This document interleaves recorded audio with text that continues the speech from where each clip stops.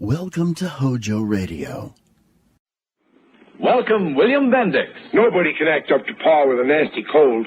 I check my cold distress the fast way, with 4-way cold tablets.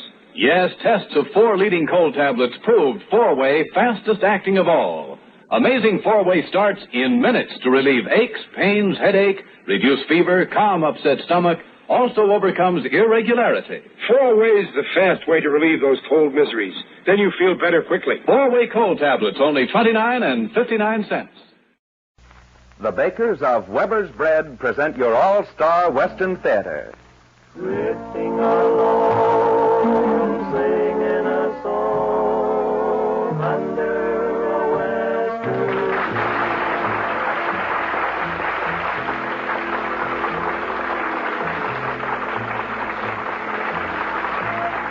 From Hollywood comes your all-star Western Theater, starring America's great Western singers, Foy Willing and the Riders of the Purple Sage. Our guest today is one of Hollywood's bright new stars, Miss Jean Rogers, with a story of the West written especially for her. My name is Cottonseed Clark, and here are the Riders of the Purple Sage.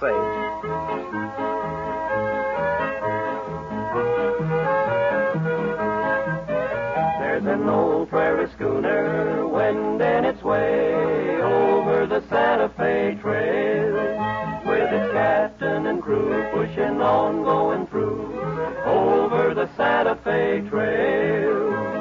Anchors away at each break of day. Old Captain Kidd never did it that way. There's an old prairie schooner wending its way over the Santa Fe Trail. Pioneering 49ers sailed away in mighty liners over the sagebrush sea. Sailed away to far-off lands, to the rolling, burning sands, out on the lone prairie.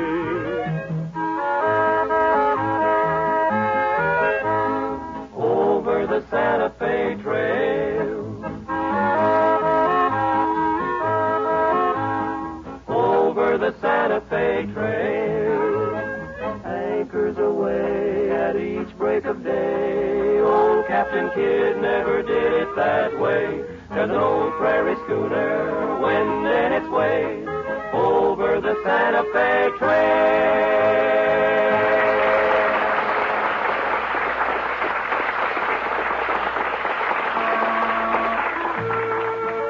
We hear a lot about the romantic cowboys of the Old West, but little is said about the cowgirls who lived on the great cattle ranges. Yes, sir, the women had a lot to do with the winning of the Old West. While the men were installing law and order on the great frontiers, their women folk were making homes out of rough shacks and ranch buildings. Those women knew the value of good food for their men folks, just as do the women of today. That's why Weber's Bread is so popular, because Weber's Bread is good food, good bread. When a modern housewife buys a loaf of Weber's Bread, she knows she can depend on its goodness and quality. She knows that every single member of her entire family will enjoy the longer-lasting freshness and flavor of Weber's Bread. Buy a loaf of Weber's Bread tomorrow. You'll like it.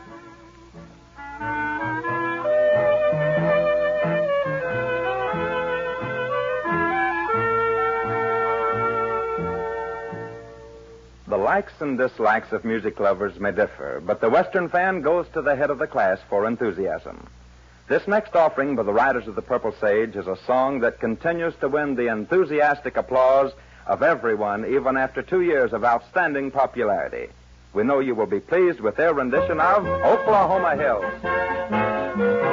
Way down yonder in the Indian Nation, I rode my pony on a reservation in the Oklahoma Hills where I was born. Way down yonder in the Indian Nation, a cowboy's life is my occupation in the Oklahoma Hills where I was born. Many months have come and gone since I wandered from my home in the Oklahoma Hills where I was born. But a page of life has turned and a lesson I have learned. In the Oklahoma Hills I still belong. Way down yonder in the Indian Nation, I rode my pony on a reservation in the Oklahoma Hills where I was born. Way down yonder in the Indian Nation, a cowboy's life is my occupation in the Oklahoma Hills where I was born. Now as I sit here today, many miles I am away from the place I rode my pony through the draw. where the oak and blackjack trees kiss the playful prairie breeze, in the Oklahoma hills where I was born. Way down yonder in the Indian Nation, I rode my pony on a reservation in the Oklahoma hills where I was born. Way down yonder in the Indian Nation, a cowboy's life is my occupation in the Oklahoma hills where I was born.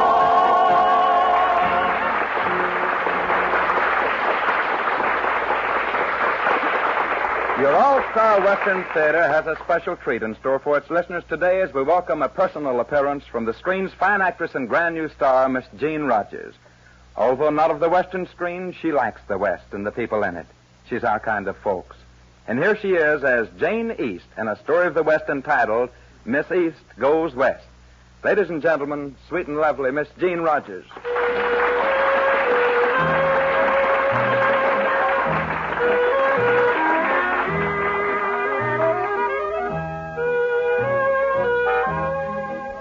At the turn of the century, before fast automobiles, streamlined trains, and airplanes reduced the size of our continent from a neighborly point of view, people were quick to form opinions of others by the state or section of the country from which they came. In each instance where such opinions were formed, the populace of the person's own locale had an extremely high rating. Jane East anxiously wondered just how she would be accepted as her train slowly churned its way across the nation from her Boston home to a newly inherited world known as the Bar J.E. Ranch near the small cattle town of Star City, Texas. Excuse me, ma'am. Is this seat taken? No, it's quite all right. Oh, thank you, ma'am. You going far? Quite a distance. I'm going to Texas. Well, now, that's mighty nice. I'm going there, too. I'm a rancher down there. I suppose that's what you'd say I am. Well, that's about the last thing I figured you for.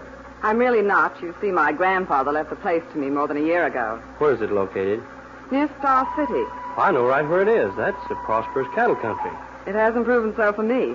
The ranch has been losing money the past year, so I'm going out to investigate. Well, who runs the spread for you? A cousin of mine. He's been a rancher all of his life. Well, I reckon I've heard everything now. An Easterner going out west to operate a ranch. What's your cousins and all the hands going to think about the idea? I don't know. That's what I'm wondering. What they're going to think about the idea.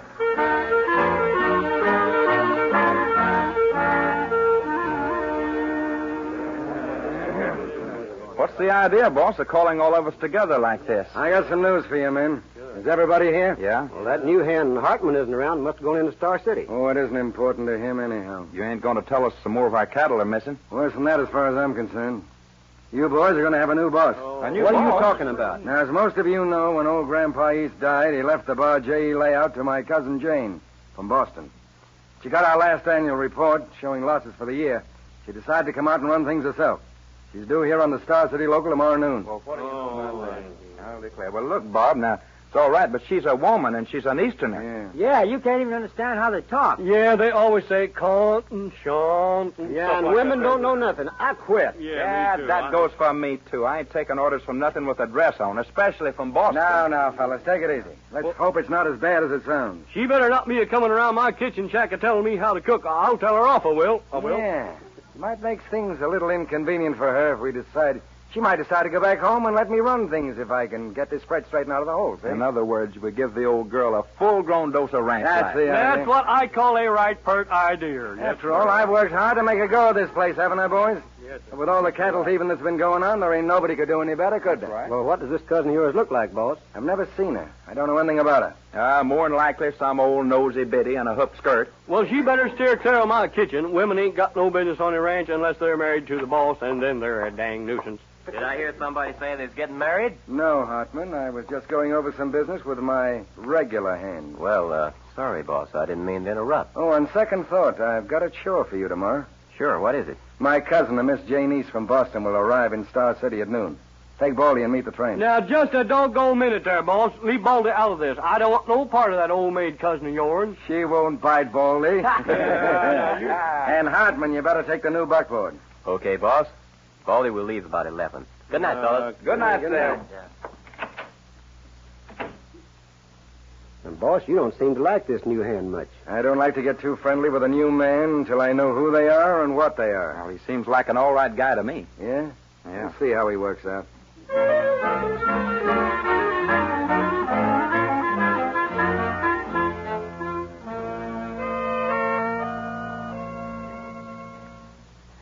Baldy. The local ought to be coming around the bend most any minute now. Oh, you can't tell about them trains. Sometimes they're on time, the next time they're late. I don't care if this one never shows up. Oh, come on, Baldy. Maybe Miss Jane won't be as bad as you think. If she wears a skirt, it ain't good, and I ought to know. I've been married 4 times. I know what you mean. But here's hoping everything will work out all right between the two of you. Well, now, that's right nice of you to sympathize with me like that. I've been wanting to ask you, Baldy. Why is it the boss don't seem to like me? Oh, Barton ain't much on strangers. After he gets to know you better, I think everything will be all right. Well, I can't see what being a stranger has to do with it, as long as I do my work. Well, there's been so much rustling going on the past year that he don't put much trust into nobody. Mm-hmm. Hi, Baldy. Meeting the train? Hi, Scotty. Yeah, meeting a darn fool old woman from Boston. Yeah, laugh, you. Here she comes, Baldy. I was afraid of that. I'll tell you, Bill. I think I'll just wait in the buggy. You meet her by yourself. Oh, no, you don't. I'm not too keen on women folks myself. Yeah, I'm glad to hear you say that. I'm going to learn to like you. I wonder what the old gal looks like. Oh, she's probably got 3 chins and 2 stomachs. Got what? 3 chins and 2 stomachs. Oh, I see. Well, we'll soon know. She'll be getting off the train most any minute now. Gosh, you know, these trains just scare me to death. Do you see her yet, Bill? Well, I don't see anybody getting off but old man Jenkins and that pretty young woman there. What's old man Jenkins doing with her? Well, I don't believe he's with her. They just got off together. Say, that pretty gal is heading this way. Oh, I beg your pardon, but could you gentlemen direct me to the Bar J.E. Ranch? Yes, ma'am. It's about 5 miles west of here on the... What did you say? I want to know where the Bar J.E. Ranch is. Well, you couldn't be Miss Jane East, could you? I couldn't, I am. Yoo-hoo, I'll bust my britches. Is something wrong? There sure is. I mean, well, you see, Miss Jane, we're from the Bar J.E., and we came to meet you. My name is Bill Hartman. I'm glad to know you, Mr. Hartman. And my name is Loudermilk. Most folks just call me Baldy. Well, how do you do, Baldy? Just fine, thank you, ma'am. How do you do? The buckboard is over here, Miss Jane. We'll take you right out. Thank you. I'll take your bags, Miss Jane. I don't want you to worry about nothing now. Hot and ziggity doggone, this sure ain't what we expected.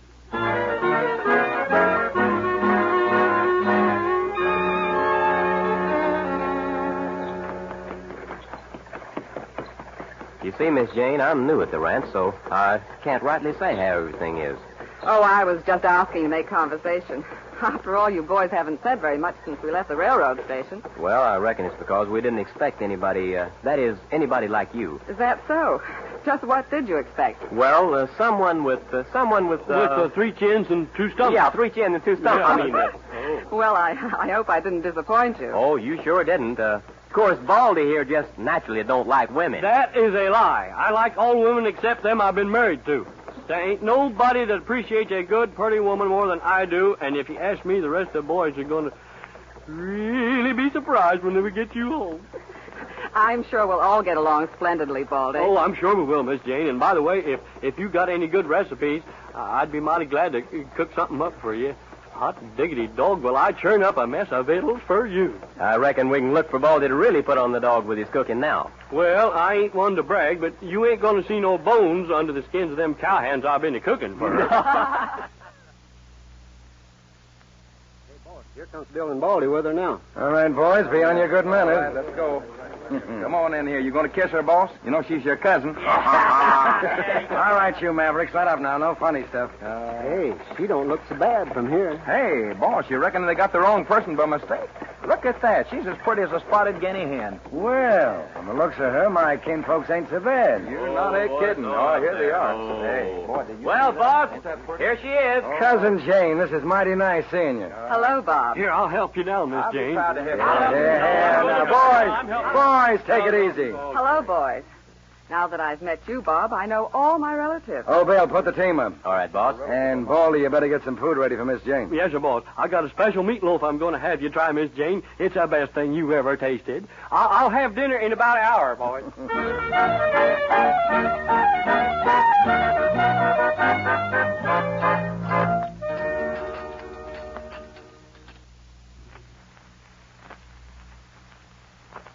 Baldy was right about the food. The soup's the best he ever made. It's delicious. He's awfully nice, too. Here he comes with that meatloaf. Well, Baldy, it looks like I hit the nail on the head when I said we're going to put on the dog with your cooking. Well, I'm afraid this is going to taste more like I cooked up the dog. Something went wrong. He's just modest, Jane. Here you are, dear. Help yourself. Thank you. Baldy's all right, and I think he's a good cook, too. Oh, now, you don't have to say that, Miss Jane. Well, I mean it. Say, this meatloaf isn't half bad. Hey, it tastes all right to me. Jim, where have you been? You're generally the first one at the table. Been looking for spots. You know, that fool dog's been missing more than an hour now. Oh!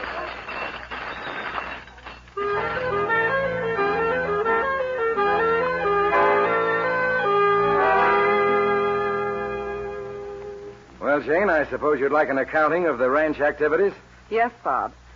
You know that if we continue at a loss as we have done in the past, then something is going to have to be done about it. Perhaps you have the answer. But operating at a profit is mighty hard when cattle thieves hit a herd as hard as they've hit ours. But it's been going on for so long. Isn't there some way to put a stop to it? Yeah, it's easier said than done. Hasn't anything been done to combat the rustlers? We've done everything we can. After all, I put my men against those killers. They wouldn't stand a chance. Besides, it happens that I value the lives of those boys more than I value your cattle.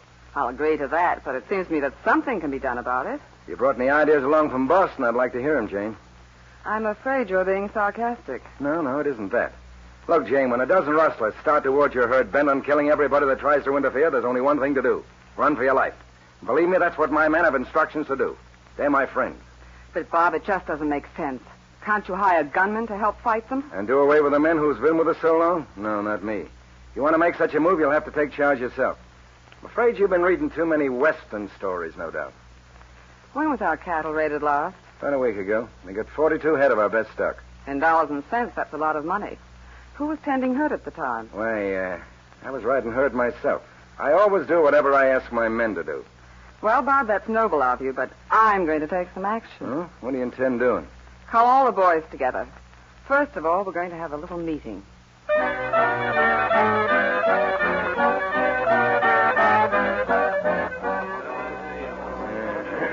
Now, boys, I've called you together to tell you that I'm going to hire another crew of men to tend herds.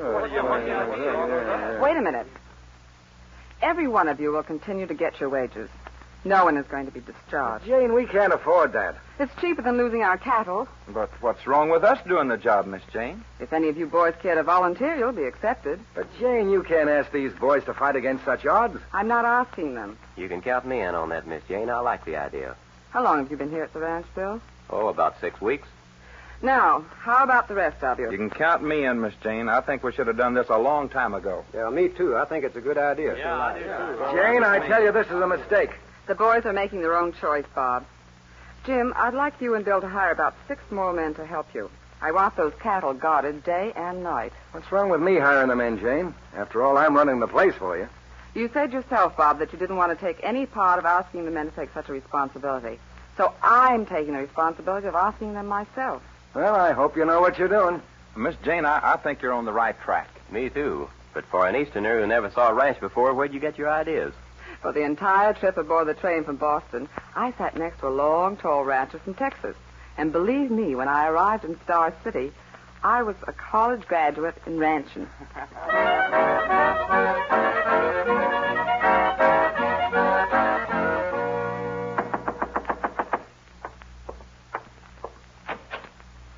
Why, hello, Bill. Howdy, Miss Jane. What brings you here at this hour of the night? I'd like to talk with you for a few minutes. Sure. Come on in. Thank you. Sit down. What's on your mind? Miss Jane, you've been here almost 6 weeks now.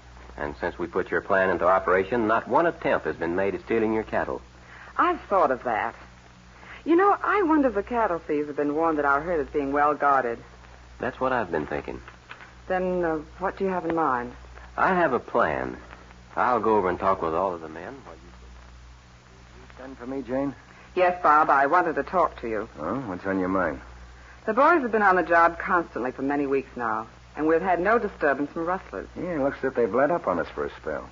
I was thinking, since a large part of our stock is in the pens ready for shipment, suppose we have a couple of men guard the herd in the north section and let the other boys go to town.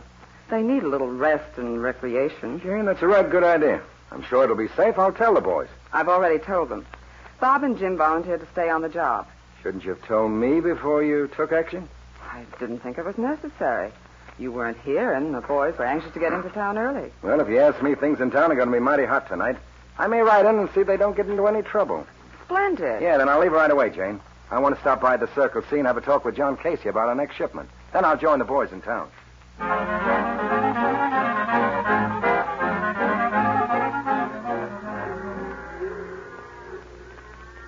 You men have your orders, so I'd suggest that you ride in behind those rocks there and just wait. But, Bill, what makes you think this herd's going to be hip tonight? Just a fool notion, but a good one. The boss had to go into town on business, so Miss Jane put me in charge. And it all sounds kind of crazy to me, hiding behind rocks when we're supposed to be in town having a good time. It may be, but it won't hurt to try. Now, it's coming dark, and you men may have a long wait. So move on back there where you won't be seen. The way these cattle are bunched up in this notch, it'll be a cinch to trap anyone that makes a play for them. Jim and me will stay out in the open here. Okay, Bill. I hope it works. Come on, boys. Let's get going.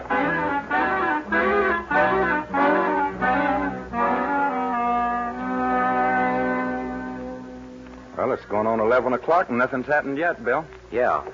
We might be barking up the wrong tree. You ride over and see how the boys are doing. All right, I'll be right back. Jim, wait. Here comes someone. Yeah, I see him. Back behind this brush, quick. All right.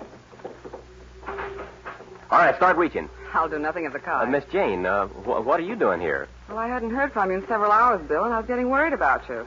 Wasn't you worried about me, too, Miss Jane? Well, yes, I mean that I was worried about all of you. Oh. Miss Jane, you better ride back to the ranch. If something does happen, this is no place for you. I'll be all right. Where are the boys hiding? Behind those rocks over there. If rustlers do show up, they'll come right past them, and we'll have them trapped in this notch. Hey, Bill, look. Beyond that herd, there by the edge of the thicket. Well, company has come. That's them. Miss Jane, move back in the thicket there. You're in danger out here. I'll do no such thing. I said get behind it, and I mean it. Now Well, you get can't going. tell me. Come on, get. Of all the nerve. Now, don't make a move, Jim. They'll get as close to us as possible before they make their play. Well, they've already passed the rocks. Good. That puts them between us and the other men. If they know they're trapped, they'll give in. Shall I give the boys a signal now? Wait just a minute. Now, fire your gun. Okay, come on. Come on, Jim. We've got them where we want them. Let's go. Come on, I'm right with you. Come on. All right, reach, all of you. Get them up. Now, pull off those bandanas. Come on, every one of you. Come on, pull them off. Pull them off. You two, partner, off with it. We want to see what you look like, too. All right. Come on, off with it. Let's go. It's the boss, Barton. Well, Hey. what do you know? Well, boss, looks like this is your bad night. All right, Hartman. I give up. We had to find you out the hard way, Bob. You mean you suspected this, Jane? For quite a while now. When your grandfather left the bar J.E. to Miss Jane instead of you figured you'd steal what you didn't inherit. I might have known you had a hand in this, Hartman. I haven't trusted you since the day I hired you. You're a fine one to speak of trust. All right, boys, take him into town and lock him up until morning. Okay, boss. Tell the sheriff I'll be by and take him to headquarters. Good. And what do you mean by headquarters? This. Well, bust my buttons, Bill. You're a ranger. That's right. I've been working toward this rustling band for a long time. And when I hired out as a hand on the bar J.E., I hit the nail right on the head.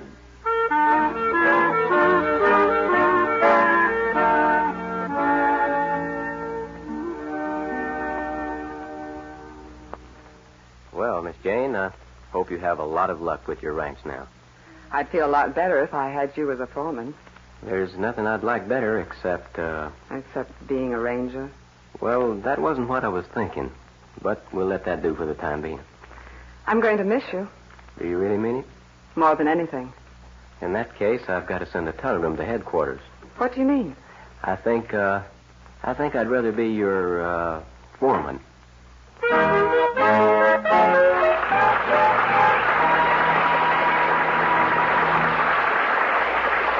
Thank you, Miss Jean Rogers, for your appearance on the All-Star Western Theater. Friends and neighbors, our guest star and the Riders of the Purple Sage will return in a moment. Way out west, where men were men and women were pretty handy with shooting irons, too, is one way of adding a new twist to an old saying. If anyone doesn't believe that statement, they'd better look up the record of the famous Annie Oakley, for one. Young women of the West knew how to handle horses and guns and could run a cattle ranch as well as the next. They stood behind their men folks, just as do the modern women of today. Yes, today, mothers and wives and sweethearts make sure that hungry appetites are satisfied by using Weber's bread for every meal, breakfast, lunch, dinner, or in-between snacks. You, too, will find that Weber's firm, even texture and delicious flavor will satisfy your men folks' appetite. So buy a loaf of Weber's bread tomorrow.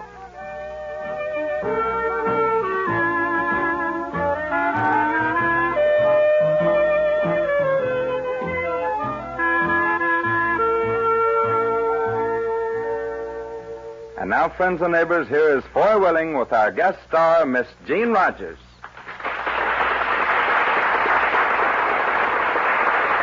Miss Rogers, we want you to know that we're all mighty happy that you took the time to visit with us today.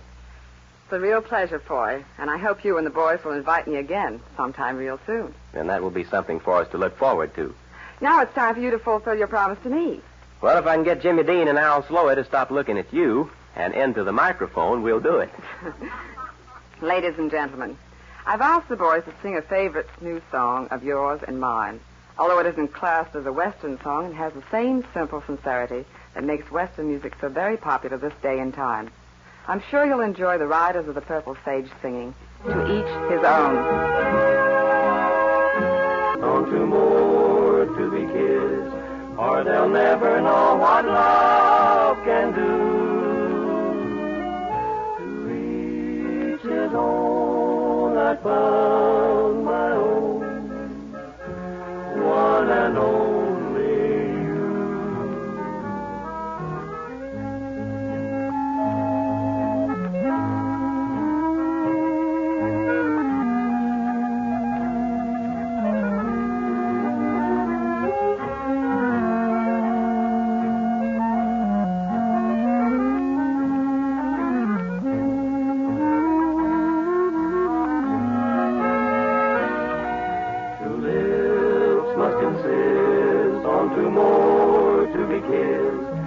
They'll never know what love can do.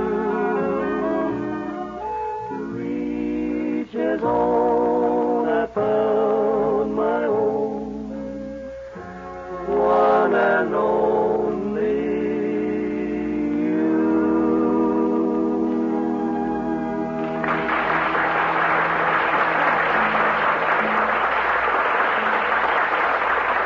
Drifting along, singing a song under a western moon. From Hollywood, you've heard your all-star Western theater, a V.M. Bear production starring Foy Willing and the Riders of the Purple Sage. Our guest star for today has been that popular star of the screen, Miss Jean Rogers. My name is Cottonseed Clark. Miss Rogers has been currently starred in the Paramount production Hot Cargo with William Gargan and Philip Reed and Republic's Gay Blades. The Riders of the Purple Sage may be seen in Republic's all-color Western, Out California Way.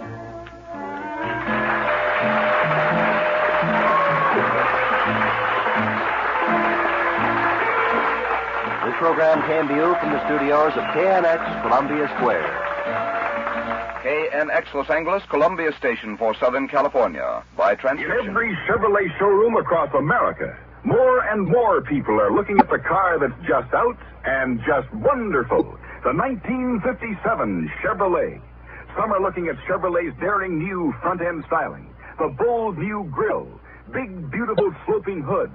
Some are looking at Chevy's handsome new rear end with high-fashion fenders and fresh new design. Everyone's enthused about the new color-fashioned interiors and the sleek command post instrument panel.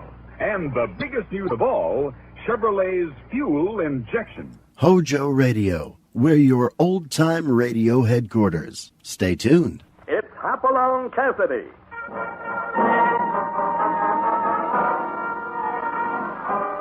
With action and suspense out of the Old West comes the most famous hero of them all, Hopalong Cassidy, starring William Boyd.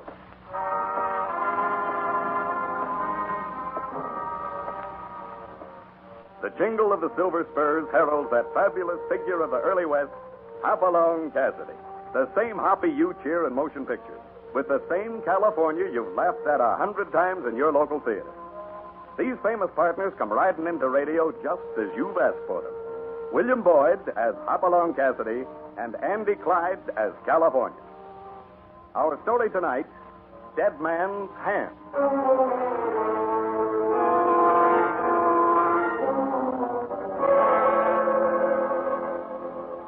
With winter coming on and the snow beginning to crawl down the distant mountains, there are 100 things to be done around the Bar 20 ranch. But Hopalong Cassidy knows that some of those things will have to wait, for he and California are going to have another job to do. Oh, it might be an easy job, like just giving a friend a helping hand. Then again, it might mean tangling with a treacherous gang who put gold nuggets above human life. Hoppy, how in tarnation am I going to get my work done with you snaking me in off in the range like a lamed-up dog? No, I wouldn't have sent that rider out after you without a pretty good reason, California. Well, my ears are up. Let's have her. You remember Kit Kirby? Well, remember Kit. Why, he was one of the best hands we ever had. He's in trouble. Listen to this letter I got this morning. Dear Hoppy, I'm writing you because I think you're the only friend I got left. Gold is where you find it, they say. And my partner Joe and I found it after 3 years in these godforsaken mountains. Our first samples assayed $500 to the ton. Gee, Willikins, that's a rich strike. Sure is. We thought we were lucky until the day Joe left with the second batch of samples, and I found him 10 hours later in Whitewater Pass with a bullet in his back. So I'm alone now. But that's not why I'm writing you. My wife Sally is alone, too, in Indian Spring. And she needs help, Hoppy. Your kind of help. That's all I can say now. Wish me luck, pal. Kit Kirby. Sounds like the boy has got himself in trouble. Yeah, I believe Kit's in real trouble. More than this letter tells. Because, you see, I know Kit's handwriting. And this letter is a bad imitation. You mean it ain't? Someone wants us to come to Indian Spring, California. And they want it badly enough to forge this letter.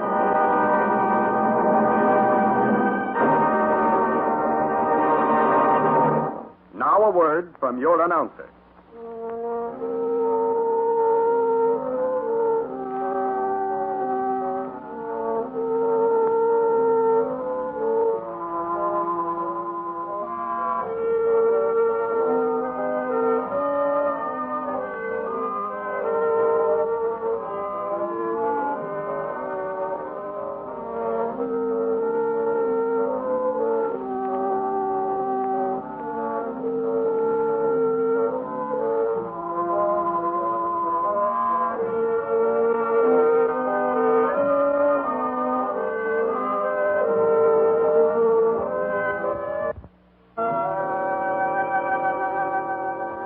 Now back to Hopalong Cassidy.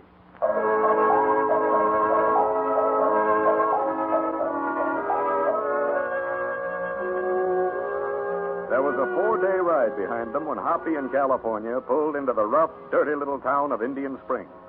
And as they walked into the town's rickety hotel, past a poker game to the bar, Hoppy knew that only gold would bring Kit Kirby to a place like this.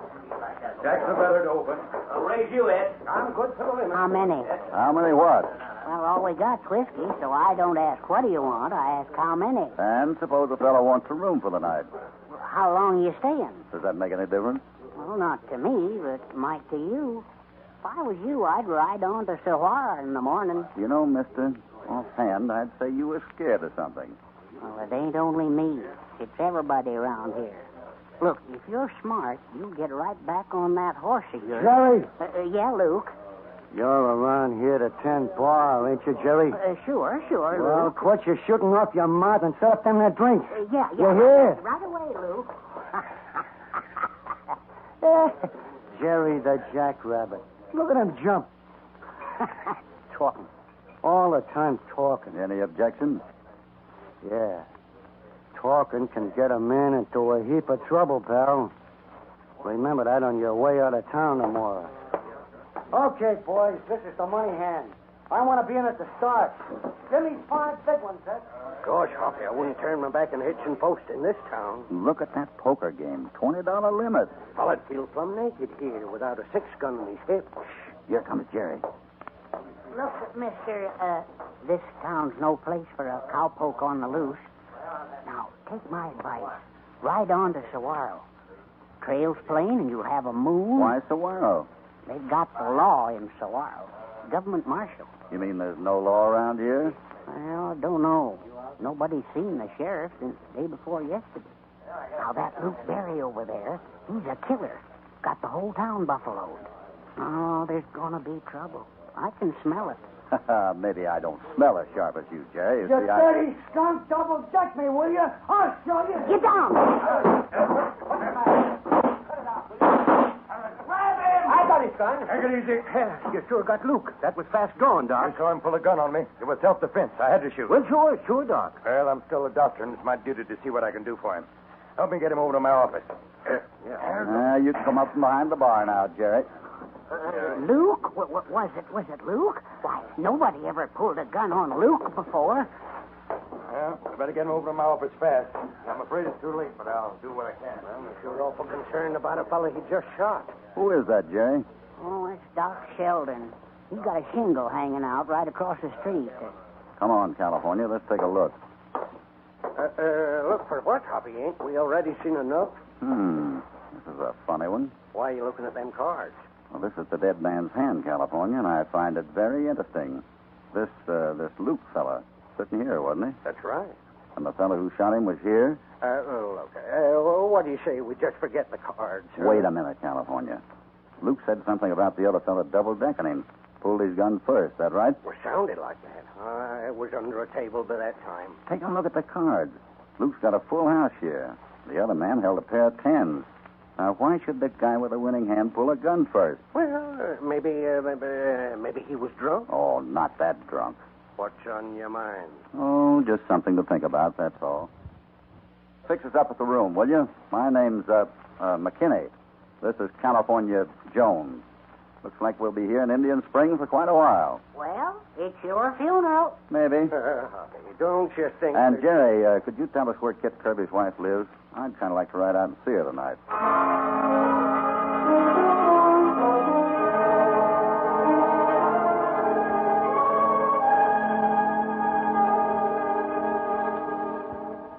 I'm so glad to see you, Mr. Cassidy. Kit is very close to me, Mrs. Kirby. Oh, we do need help.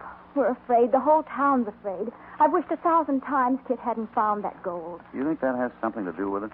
Well, it has everything to do with it. The night Joe brought in the first sample, someone broke into the assay office and stole the reports. That's how news of the strike got out. Joe went to Sheriff Underwood, but I guess someone else got there first. How's that? Well, the sheriff seemed afraid to do anything. Then Mr. Sykes at Wells Fargo called a protest meeting. He was attacked on the street the next night. He left town after he got a note threatening his family. Well, didn't anyone do anything about it? The editor of the weekly paper tried to. He wrote up the story together with what he knew about the gold strike, but the paper never came out. Well, why not? His office burned to the ground last week, presses and all. That bartender fellow knew what he was talking about. When was Kit's partner shot on the trail? Just before the fire. That's when I knew it was more than I could handle, Mr. Cassidy. Sheriff Underwood promised me he'd do something, but... Yeah, but he left town in a hurry, too. You got any idea who's behind this, Mrs. Kirby? Oh, I thought it was Luke Barry until this afternoon. You heard about the shooting? Yes. I want to give you something, Mr. Cassidy.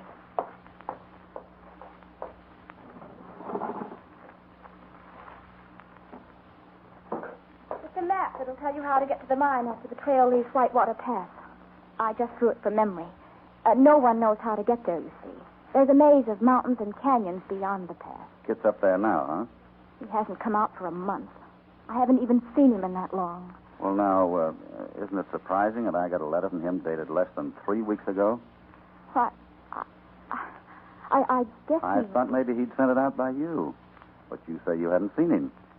You know, Mrs. Kirby, it's awfully hard to help when you just know half the story. All right. I'll tell you. I did write that letter. But it was only because Kit needs help so desperately.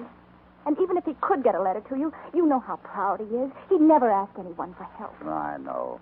He's got more spirit than Topper. That's saying a lot, because Topper's a mighty fine bit of horseflesh. It was wrong of me to sign Kit's name to that letter, I know. But you do understand why I did it. Yes, I do, Mrs. Kirby, but just don't make a practice of it, or somebody else might not understand. Now about Kit. He's afraid he might get the same reception as his partner if he starts down the trail. So he's just sitting tight, huh? Yes, but he has to come out, Mr. Cassidy. It's snowing up there already, and he's almost out of supplies. What about the gold?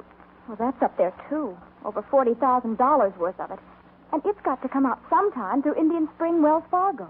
Tell me, is there anyone in town you know you can trust? Just Doc Sheldon. He's one of Kit's best friends. Oh, I see him coming up the walk now. He'll be Mrs. Kirby, we'll be in the next room. Don't tell him we're here. But he's... Please. Oh, all right. Come on, California. Right behind you.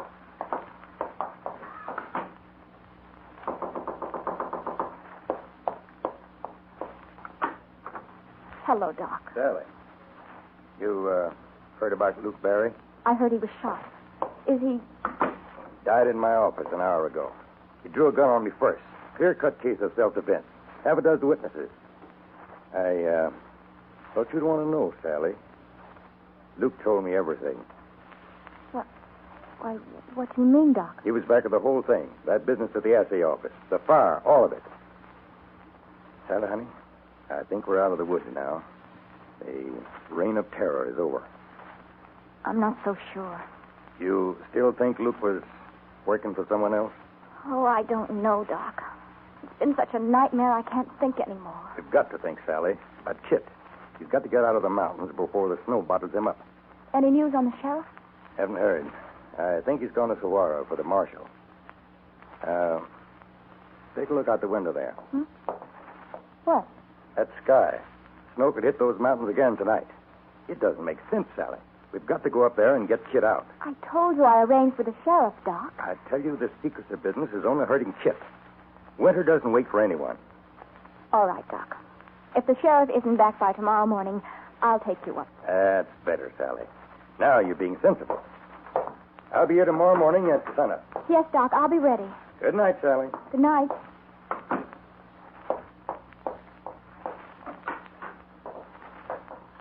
You say you can trust him? Oh, I think so. I hope so. You mean I shouldn't have promised to guide him up there? No, that's what's all right. But stall him as long as you can tomorrow morning. Come on, California. Where are we going, Hoppy? Best place I know at the moment. To bed.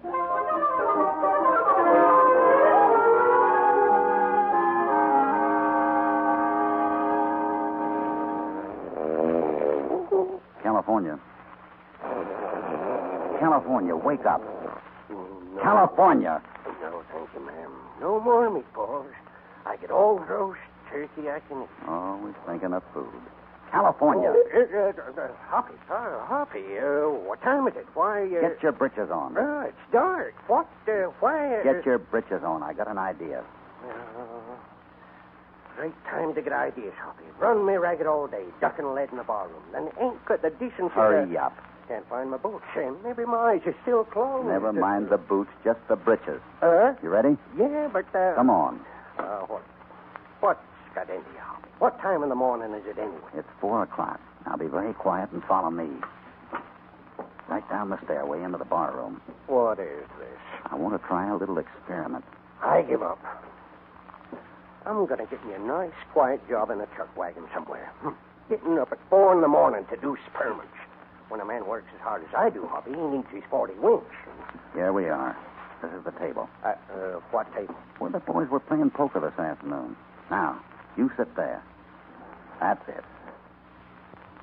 And I'll sit here facing you with the bar at my back. Now, you're Luke Barry and you're holding the high hand. But for some reason or other, you tell me I'm double-decking and drawing me. What kind Wait a minute. Oh, I'm a long-suffering critter. Why, Go ahead. Go on, Hoppy. I'm Luke Barry. You shoot once and miss. Then we trade shots. You miss again. I don't. Then I fire 2 more and it's over. Now we can go back to bed?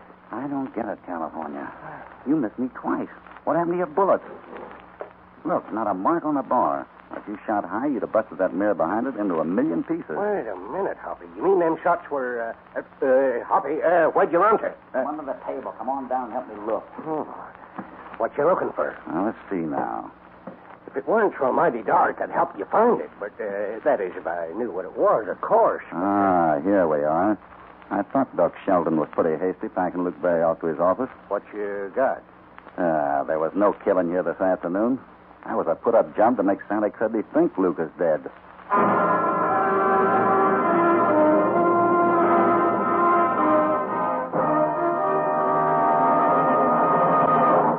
Before we continue with the exciting story, Dead Man Panned, here is a word from your announcer.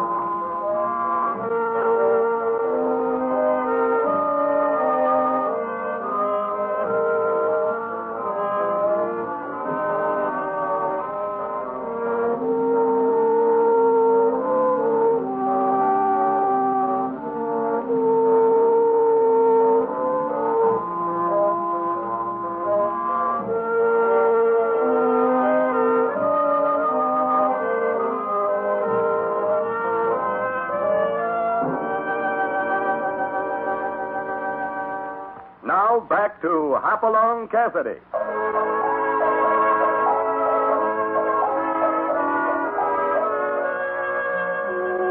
Hoppy and California have been in a lot of strange places at some very odd hours. At the moment, they are under a poker table in the Indian Spring Barroom. It's 4 o'clock in the morning, and they are just sitting and thinking, trying to make sense out of the discovery that the shooting of Luke Berry was staged, and undoubtedly for Sally Kirby's benefit. This piece of wadding is what I found under the table, California. A piece of wadding from a blank cartridge. Blank cartridges? What do you know about that, Hoppy? Doc Sheldon knew Mrs. Kirby'd take him up to the mine if she thought Luke was out of the way. Shh, quiet. It's the dead man and Doc. Yeah, Luke Berry is just about as dead as I thought. You better saddle up now. Right over that bluff over Whitewater Pass. Be a long way. We can't afford to be spotted. What we plan, still murder, you know. Best protection you got is staying dead. Gonna hate to miss my funeral in the morning. Now, what are the plans? What about Kirby? We ought to hit the pass on the way down about 3 in the afternoon. Mrs. Kirby will be first, then Kirby. Remember that. Number 2 is Kirby. I'll bring up the rear after the pack mules. You won't be able to tell who's who at that distance, so draw your bead on number 2. And don't miss. I didn't miss before, did I? He talked after you left him. I didn't like that. Yeah, don't worry. Kirby won't talk. And remember, I got to get out of this clean. Everything depends on that when the boss files for Kirby's claim. I'll see you in 6 weeks in Santa Fe. All right. And remember, I want you on your way to Whitewater Pass before sunup. Understand? Suppose you leave that to me. Why, them dirty double-crossing skunks. Let's go after them, Hoppy. Not so fast, California. But, Hoppy, they'll get Kirby as he comes down that trail. Well, if we grab these two right now, the boss they mentioned in Santa Fe will send somebody else after Kit. The only way to settle this right is to find out who's behind it all. So we'll just have to play along. Well, let's check in my instincts. But, doggone, Hoppy, you always seem to know best. It gets downright monotonous. You trying to flatter me? Come on. It's almost daybreak, and we got to hurry up and spruce up a bit. Huh? Well, don't folks always dress up to go to a funeral? Funeral? Hoppy, you mean... Yes, sir. Luke Berry's last rites. And I have a hunch we're going to find it mighty interesting.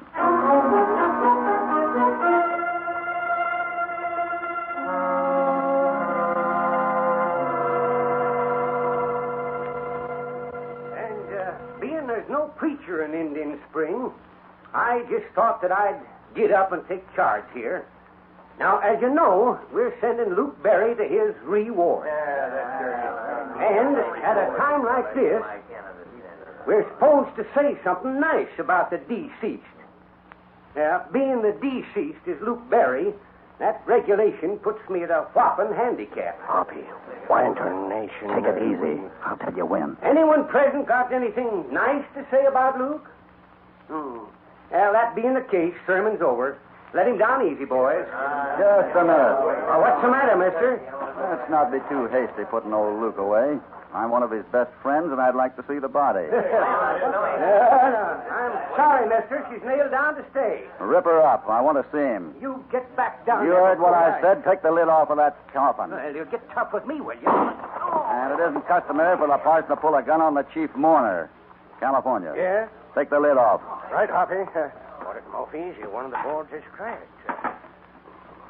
Hey, listen, stop it, will you? I'd shut up if I were you. Here she comes. There. Who's in it? I don't know. Never seen him. Good Lord. Why, it's Sheriff Underwood. Oh, my goodness. Just a minute, folks. Just a minute. I know I'm a stranger to all of you, but I'd like to say something. Well, speak up, mister. Yeah, what do you got to offer there? Since I rode into this town yesterday, I've seen nothing but fear. All of you are shaking in your boots. Now, you're only as strong as you want to be. If you want to lie down and keep taking it, there's plenty of rats who will keep walking on you. It's up to you. How much longer are you going to take it? Well, what have you got to offer? Okay, mister, we're listening. All right, you got a jail in town. I saw it. Put the parson here inside it, and I'll have another one for you by nightfall. Come on, California. We got a job to do and do fast. It's all right.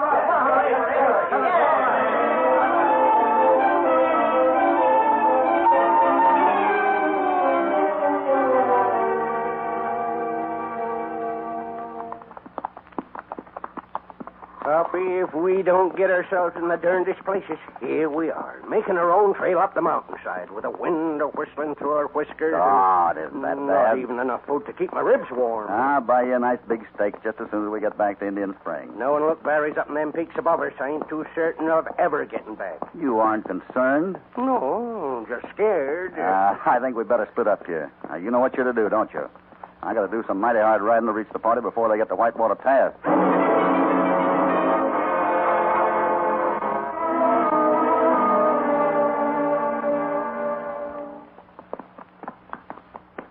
We were so afraid that you might get snowed in, Kit. It's been a long week up there, Sally. Seems good to be headed down this trail. There's nothing to be afraid of now, Kit. Luke Barry is dead. Oh, is that someone coming up? Well, it's Mr. Cassidy. Hello there. Hopalong! Say, what are you doing here? Oh, Topper needed a little exercise. How are you, kid? Oh, golly, it's good to see you, Hoppy. Hey, wait till you hear about my gold strike. We've had a fine trip, Mr. Cassidy. Doc Sheldon's been keeping a sharp lookout. Oh, have you two met? Mr. Cassidy's an old friend of Kit's, Doc. No, we haven't met. Howdy, Doc. Guess maybe I'll ride back to the end of the line and join you, if you don't mind. Maybe I can help you watch for any danger. No, I don't know what... Mrs. Kirby, when we round this next bend, we'll be in Whitewater Pass. Can you make your horse stumble and not hurt yourself? I don't understand. Please don't ask questions. Just do as I say. All right. Now I'll go back there behind the dock, and we'll be on our way. All right, get on!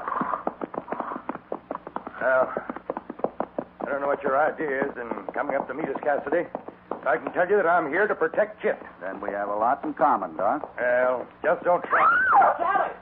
Sally, are you all right? Oh, yes, Kit, my horse just stumbled. What's the matter up there? Sally, if your horse is tired, why don't you come back here with me and let Kit lead the way? All right, Mr. Cassidy. Why, what's the That's matter a with... good idea. There. Now we'll ride through Whitewater Pass this way. Kit first, Doc second. Now, wait. Sally third, and I'll bring up the rear. All right, let's get going. But Cassidy, I don't think we should ride this way.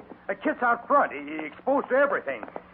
I'll change places with him. I wouldn't if I were you, Doc. I have my gun handy in case of any emergency. Cassidy, I can't ride here. I'm sick, I tell you. Mountain sickness. And there's nothing like a good ride to cure mountain sickness, Doc. Especially in number 2 spot. Wouldn't be surprised if you never got sick again. After today. Hoppy, that was a shot. What do you know? Someone's out shooting coyotes. Oh, what can we do? Leave this to me, Sally. Keep your places in line. Cassidy, please. Who's your boss in Santa Fe, Doc? There's no one. He's running the whole play up here, isn't he? After Kit's mine. Bound to get it no matter who he has to kill first. I tell you, I don't know, Cassidy. Listen, Luke Barrett's up there. He's shooting at me because I'm riding second. Sure, you put him there, and he's going to keep shooting till you talk. Luke Barry, but I thought he was dead. Too bad, Doc. That was a good hat. Look at her float down the gorge. Stop him. I'll talk, Cassidy. I'll talk. Luke, stop. Stop shooting at me.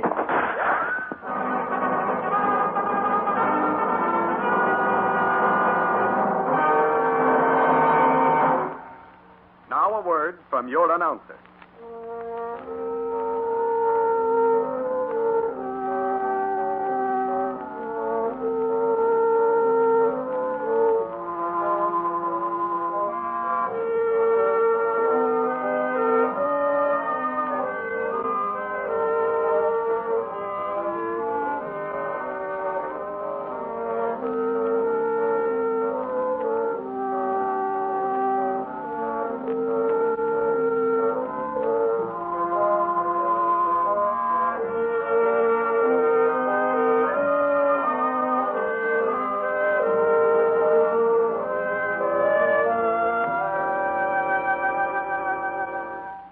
Now back to Hopalong Cassidy. I'll take charge of the prisoners for a while, Hoppy. You won't have any trouble with the doc. Yeah. And it's surprising how a tap in the head will tame a fellow like Luke Barry here. So you were in on this too, California. It all came so suddenly, I don't even know what happened. Well, you see, kids, California and I knew that Luke would be up on that peak above Whitewater Pass. So when I rode up the trail to meet you, California kind of sneaked up on Luke and took over the job. Like taking candy from a baby. Then it wasn't Luke shooting at us at all. It was... That's right, it was California. But the doc thought it was Luke. And he had instructed Luke to kill whoever was in number 2 position. Why, that's where I had been riding. Oh, Kit. And with the bullets whizzing past him, the doc, you sang like a bird. And now we know about the whole crooked mining outfit in Santa Fe. Good old Doc. He just needed a little persuasion. That's right. Say, by the way, there's something I forgot to compliment you on, California. Yeah? I'm blushing already. What is it? That shooting in Whitewater Pass. Brother, when you shoot to miss, you sure don't leave much room to spare. Miss? Did you tell me to miss him? Lordy, Hoppy, I was trying all the time to hit him.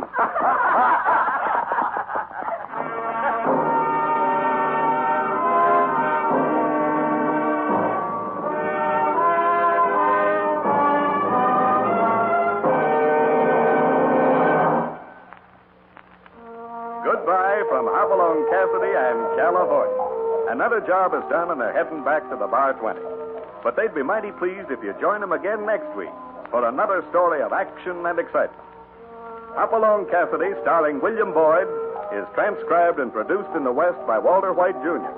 Dead Man's Hand was written by Harold Swanson. All stories are based upon the characters created by Clarence E. Mulford. This is a Commodore production.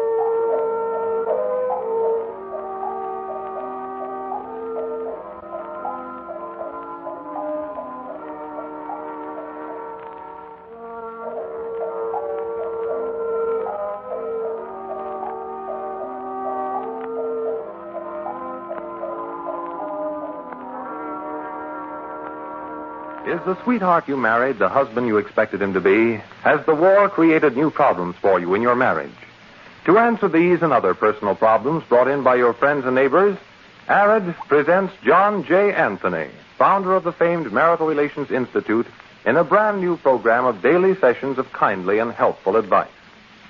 Just as Mr. Anthony, by examples in this studio, is helping thousands of men and women solve their personal problems, ARID, too, is helping thousands to solve the important personal problem of underarm perspiration.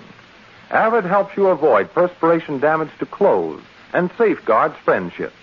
Use ARID every day. It helps stop perspiration safely, and at the same time, ARID is a most effective deodorant.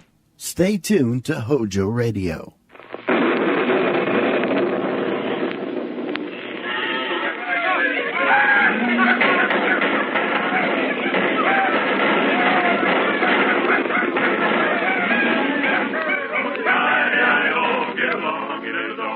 Your misfortune and none of my own. Hi-hi-oh, get along, you little doggies. You know that the prairie will be your new home.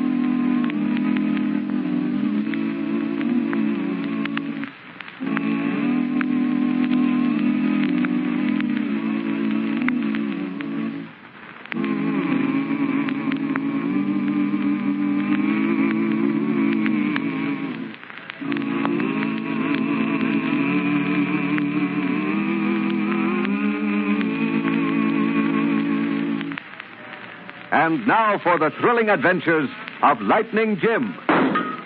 How do you like that, Pop? That's shooting them, Billy. Try it again. Twice, by the great horn-toad kid, you got that tin can twice. And the second time it was in the air, too. Am I getting better, Pop? Am I honest? Sure, kid. For a button your age, just going on 14, there ain't no kid anyplace can shoot better than you. Gee, but I ain't going to stop practicing. Not till I can shoot as good as you can, Pop. For you're the best shot in Marlowe's gang. You're probably the best shot in the whole world. No, kid. I know at least one gent who's better than me. Lightning Jim. You mean the badge toter? Yes, Billy. He's a United States Marshal and a fine man. They don't make him any finer than he is, Billy. Yeah, but, Pop, I can't rightly figure this thing. You and Marlowe and Butch and Wicker, you're out again the law. Well, how's come you think so much of this law dog like Lightning Jim? Listen, kid. My being with Marlowe is a long story. Someday I'll tell you all about it. But do you remember what I've always told you ever since I started teaching you to shoot? Sure, Pop. Go ahead. Say it for me. Well, we ain't going to be with Marlowe forever. You're going to make enough money to get out of the country. To South America, that's where. The both of us in South America. Go on, kid. And then I'm going to get sent to school like all the other kids. Gonna learn things. Like your ma wanted you to. Going to learn from books.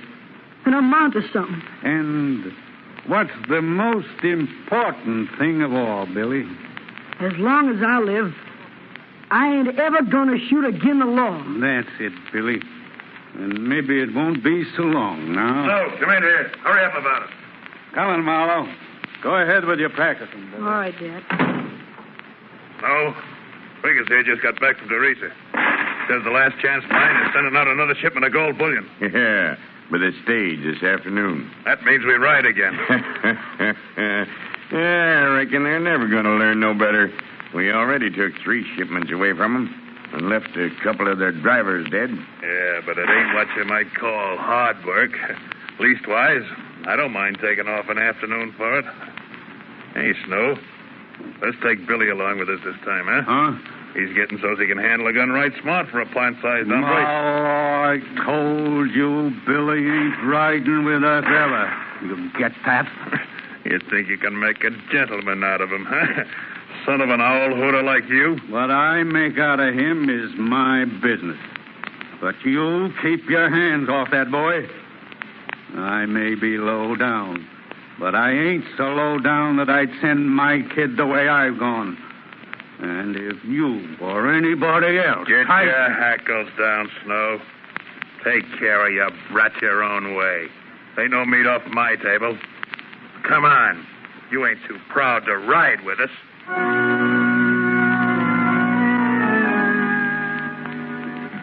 Many and varied were the assignments given to the marshals of the Old West, but danger accompanied all of them. Whenever outlaws preyed upon decent citizens, then came the United States Marshals to do whatever was necessary to stamp out banditry and make of the West a safe place for the building of homes and schools and churches, for the growth of a new nation.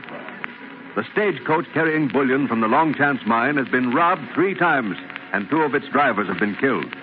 So United States Marshal Lightning Jim Whipple and his deputy Whitey Lawson have been sent to take over the job of protecting the stage, and are even now riding as passengers in the big old Concord along the trail between Dorisa and Temple, the nearest railroad stop.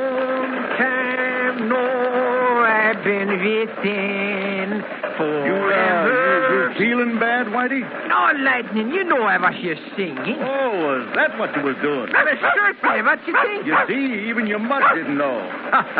I bet he thought we was being attacked by Indians. The mutt, you call him. Well, I'll have you know this ain't no mutt. Why, this is the best dog in the whole country. Well, I'm willing to bet he's pretty seasick right now, where this old coach is bouncing along.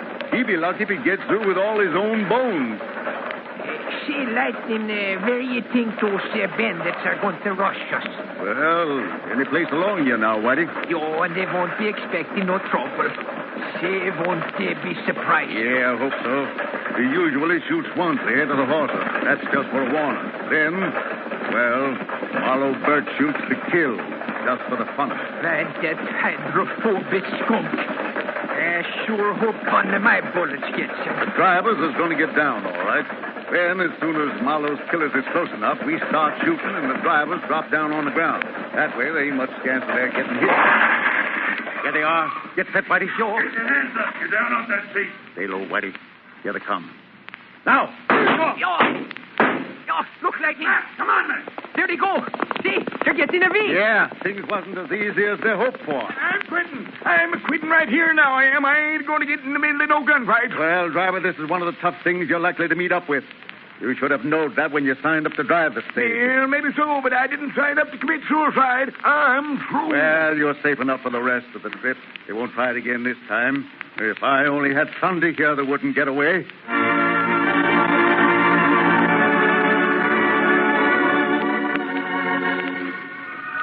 Meanwhile, Marlowe, Snow, Wickers, and Butcher are riding swiftly ahead, knowing that they can outdistance the heavily loaded stagecoach. Waiting for us. Trying to get us in a trap. Snow, you could have got that big buzzard if you tried. There won't no use in shooting just to be killing, Marlowe. We never could have got that gold this time. You could have got that big baboon.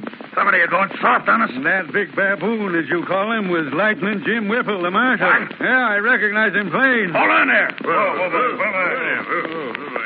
Come on, Marlowe. This ain't no safe place to stop.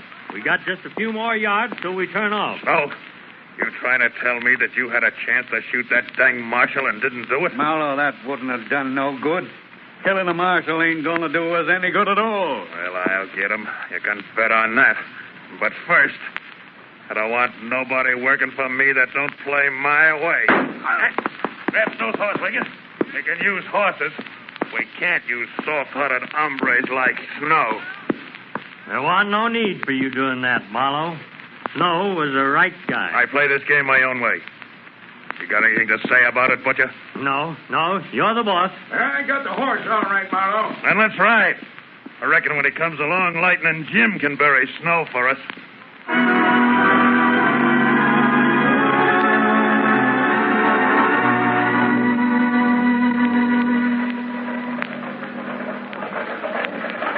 Why, that name Marlowe fits him, too.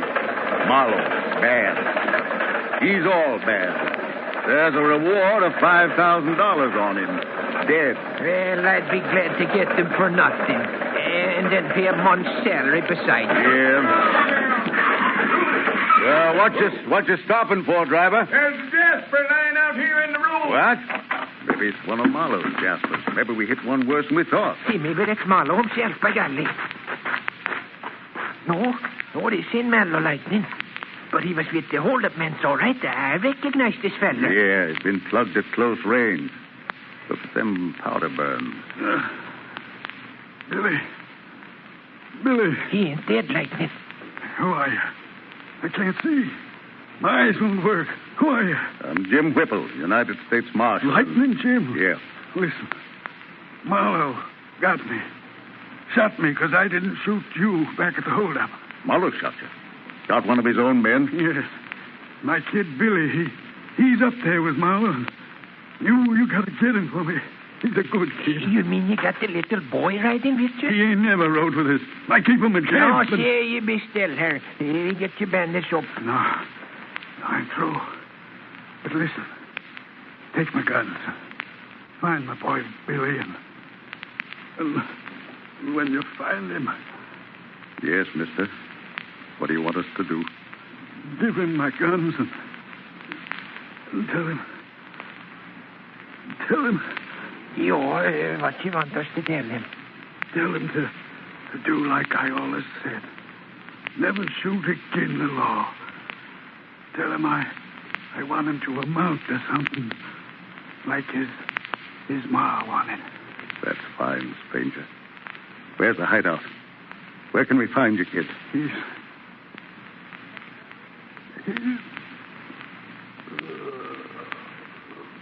Lightning. He's dead. Yeah. They didn't tell us where we could find Billy. Well, then I reckon we got to find Marlowe. Of course, that's where the kid is. Yeah, but what will Marlowe do with him now, Whitey? Before we get to him, I tell you, Marlowe ain't got a heart. There ain't nothing too bad for him to do.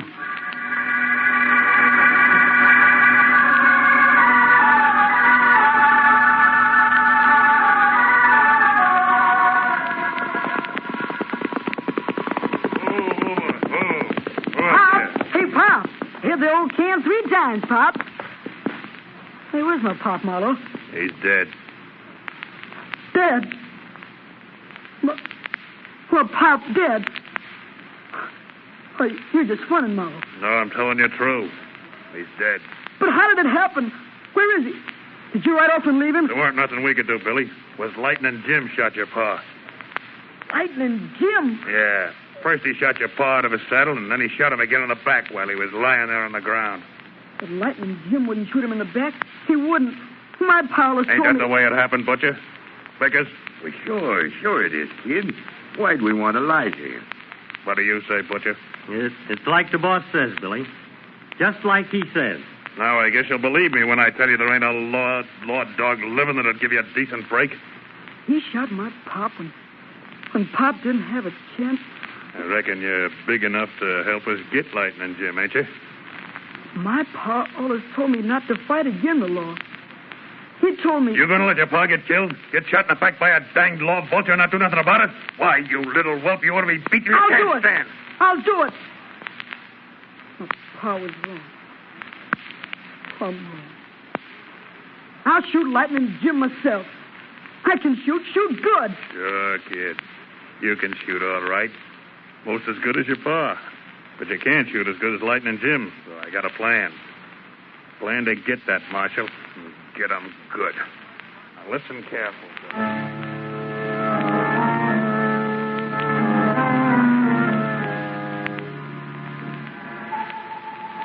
What is Marlowe's plan? Will Billy be drawn into Marlowe's vicious scheme before Lightning Jim and Whitey can find him and deliver his father's dying message? Well, listen for part 2 of the adventures of Lightning Jim, which follows immediately.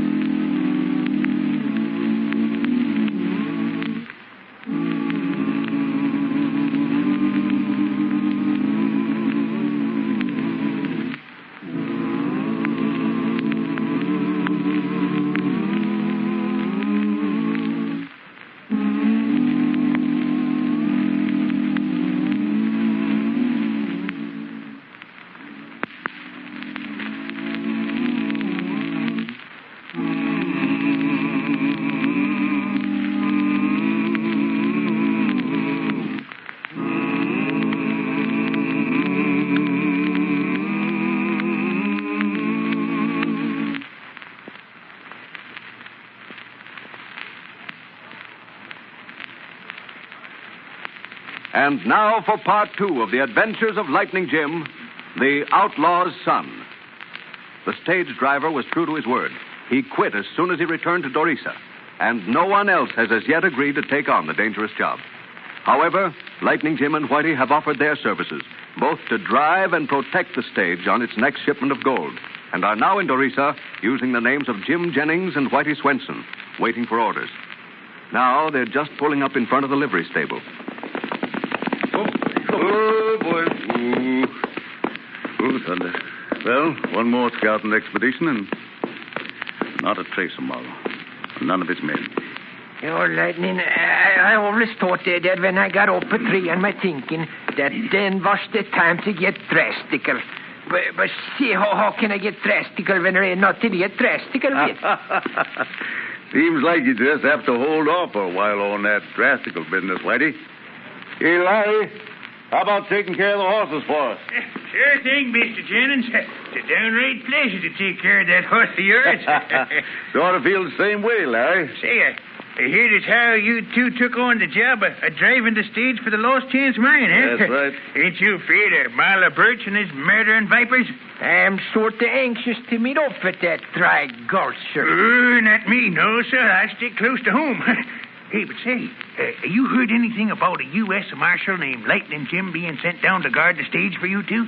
Lightning Jim? No, can't say as I have. Who's he? Ah, suffering snakes. You've been keeping your head in the rain barrel all your life. Why, Lightning Jim is the greatest marshal in these here United States. Well, this young'un here's been hanging around all afternoon trying to find Lightning Jim, but he ain't seen him as yet. Well, what do you want to find a marshal for, young fella? Oh, you see, I want to... I'd like to... Well, I was thinking... You go right down and spit it out, Button. Well, I want to be a marshal, too. That's why I come down here looking for Lightning Jim. I heard he was in town, and... Well, You didn't go and run away from home now, did you, son? No, I didn't run away from home. I ain't got no home. You ain't got no home? Well, say, no, a fine-looking boy like you had ought to have a good home. Yeah. Tell us about yourself, son. What's your name? Oh, it's Billy. Billy? Now, say now. Say, maybe we've been looking for you, too. You've been looking for me? Well, what for? Why, tell us about yourself, Billy. Where you coming from? Who was your pa? My pa, he died a couple of years ago. And my ma, she just died last week. And I ain't got no more family. And I've been walking for 2 days now. Most 100 miles, I guess, to get here. 'Cause I want to be a marshal like Lightning Jim. And I want to find him quick. You've been walking for 2 days. Boy, I bet you're hungry and tired, too. Say, you come along with us right now. Yes, Billy, you come along. We get some food in us and a little sleep. And tomorrow, well, maybe so we can find Lightning Jim for you. Walk on ahead, son. All right. See, Lightning, why don't we tell him who we really are? No, Whitey, not one word. This boy's lying. I can tell that by the way he spoke. Just like he learned it by heart. I don't know why he's lying, but I'm going to find out.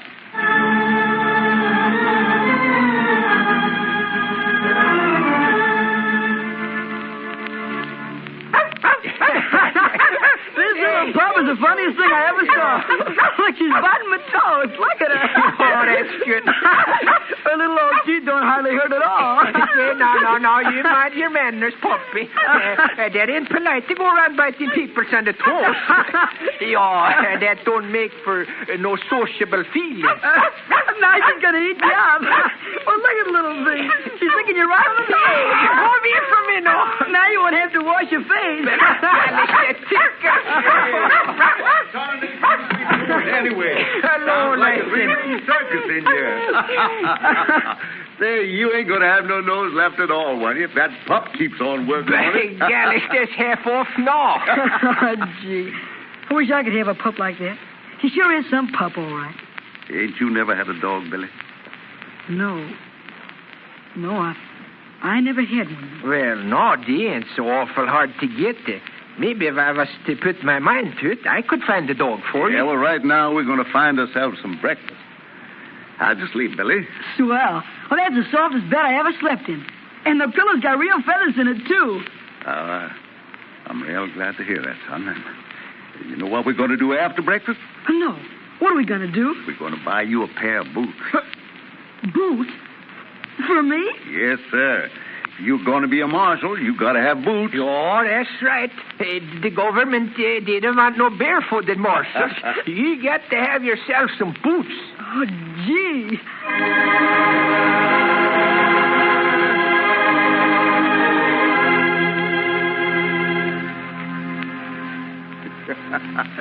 Well, how'll it feel, son? Gosh, they feel swell. And look at him shine. Yes, I sir. can most see my face in them. Oh, are you sure they fit you all right? Swell. I can wiggle my toes on the inside, but they don't rub up and down at all. And 6 pairs of stock. Just like yours, Whitey. Red with yellow stripes. Someday Whitey's going to take his boots off in public and folks is going to think war's been declared. Say, no, there ain't nothing wrong with my socks. They suit my personality, that's what. Hey, Jim. Yeah? You and Whitey come in here a minute. Sure, Burnett. Be right with you. Reckon we got another job on our hands? Yeah, that's about it. You wait, ya, Billy. We won't be long. Maybe I better go back to the hotel and take care of the dog for you, Whitey. Yeah, that's a good idea. Take her out for a walk if you want to. Gee.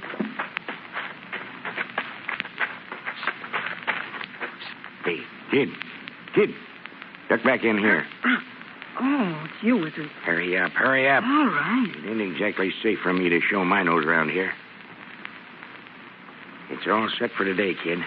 We didn't figure on its being this soon, but they're sending out another load of bullion this afternoon. This afternoon? Yeah. Well, then Mr. Jennings and Whitey will be going along. They drive the stagecoach. I wouldn't want nothing to happen to them. They're swell. Jennings? You mean that big galoot you was just talking to? Yeah. The little one's Whitey. And he's got a pup, and they bought me new boots and... Jennings, eh? Why, they've been stringing you for a fool, kid. That big guy is Lightning Jim himself. And the little guy's his sweet deputy, Whitey Larson. No, that can't be. But they're both swell. Jennings bought boots for me, and Whitey bought the socks, and... You act plumb loco, kid. That big guy is Lightning Jim, and the other one's his deputy. They've been fooling you. Then they lied to me. They said they was just stagecoach drivers, and... Yeah, you can't never trust no law badges. Don't you know that? They lied to me. And the big one shot my pop. And I ate with them. and I'll slip with him, and I'll let him buy me boots. I'll throw these boots in the mud, in the socks. I won't have them, I tell you. I won't have them. Listen and stop that yelping. Here's a gun. Take it and stick it inside your shirt. Now, you know what to do? Yeah. As soon as the stagecoach is loaded, you sneak inside and don't let nobody see you. You won't be looking for no stowaways, and you can get inside easy. Then, when the trouble starts... Then I come out and shoot him. Yeah. But they don't seem like the kind of guys that would shoot my pop in the back. Maybe you're too much of a sissy for this job. I ain't neither. I'll do it all right. You bet your life I'll do it.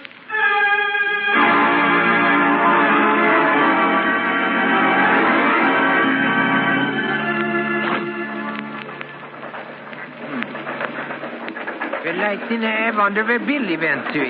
He wished I couldn't find him no place when we was getting ready to leave. I want to tell the little fella goodbye. Most like he's parading around in his new boots, Whitey.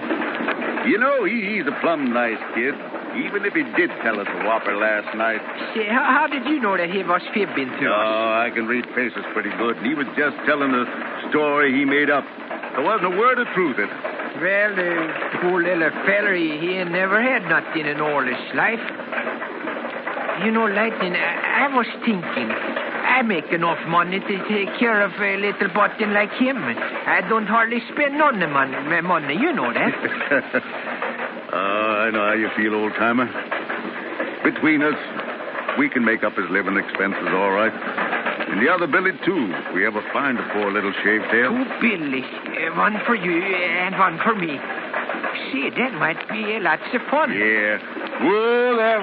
Whoa, boy. Whoa. See, what you stopping out here for? I want you to get on the inside, Whitey.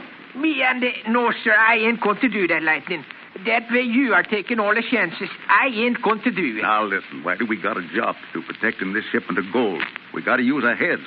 As long as you're inside, you got a better chance to defend both of them. Well, that can be you, yes, as well. Now, listen, go on, Whitey. These is orders. You get on the inside. Well, all right. But I can handle these horses just as well as you can, Lightning. Billy, see, what are you doing on the stagecoach here? What? Billy, what's he doing? After you got loaded up. You didn't see me at all. But, Billy, you shouldn't have done this. Is it this. true that you're Lightning Jim, the marshal? Did you lie to me last night? Why, yes, I am Lightning Jim. Take What's that, the... dirty backbiting, stopping you. Drafted infant. No, look what you invented on. You shot Lightning. Give me that gun. I hope I killed him. I hope I killed him dead. Well, you didn't, son. You only got me in the shoulder. Listen, now, before I shake your teeth loose, you tell me what you shot Lightning for. Who put you up to this? He shot my pop. He shot him off his horse, and then he shot him in the back when he was laying on the ground. Mallow told me so. Mallow? You mean that your papa... Billy, did your pa ride with Mallow, and did he get killed 3 days ago? Yes, and you shot him. You shot him in the back. No, he didn't, Billy. No, you got to believe us. We fought the 4 men off. They got away, and then later we found your pa. Someone shot him close up. Billy, your pa told us that Mallow had shot him. Shot him because he wouldn't kill me, just to be killing. And he gave me his guns to give to you, son. That is, if we could find you. His gun? Yeah. My pop's gun? Yeah, and he told us to tell you never to fight against the law. That's what he always told me. Always. I knew you was both all right. You was swell to me, but Mallow said, he told me, he made me promise it. No, never mind, son. It was just a misunderstanding, that's all. Now, don't cry. Whitey, help me get this shoulder tied up. All right, then. See, maybe we better go back. Go back? No, I can use the other hand, all right, and you got 2 hands, ain't you? Yeah, and I can shoot. Shoot good as a grown man. Oh, please. Please let me fight with you. For my pop's sake. No, Billy. You're too young to stain your hands with blood, even if it did kill your pa. You get down on the bottom of the coach and stay there. Now, you understand? All right.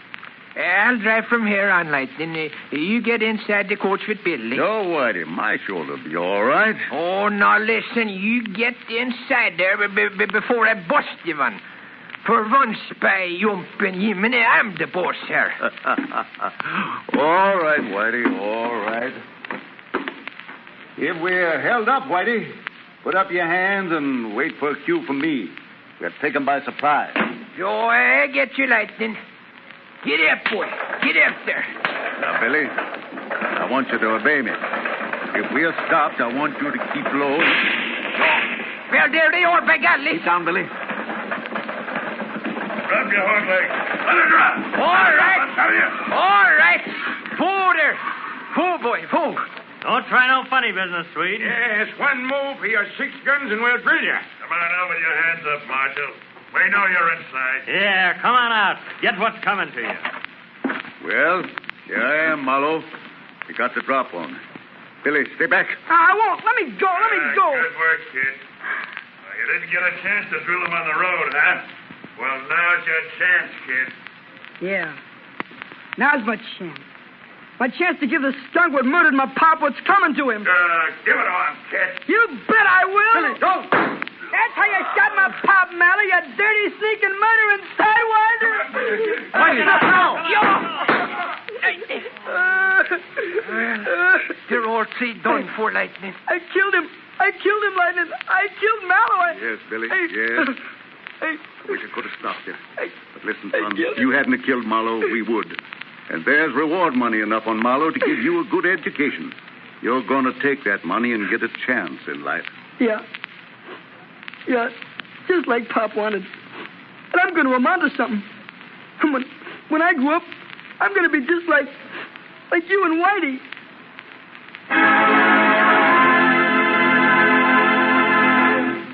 And so ends another thrilling chapter in the lives of Lightning Jim Whipple and Whitey Lawson, courageous U.S. Marshals of the Old West.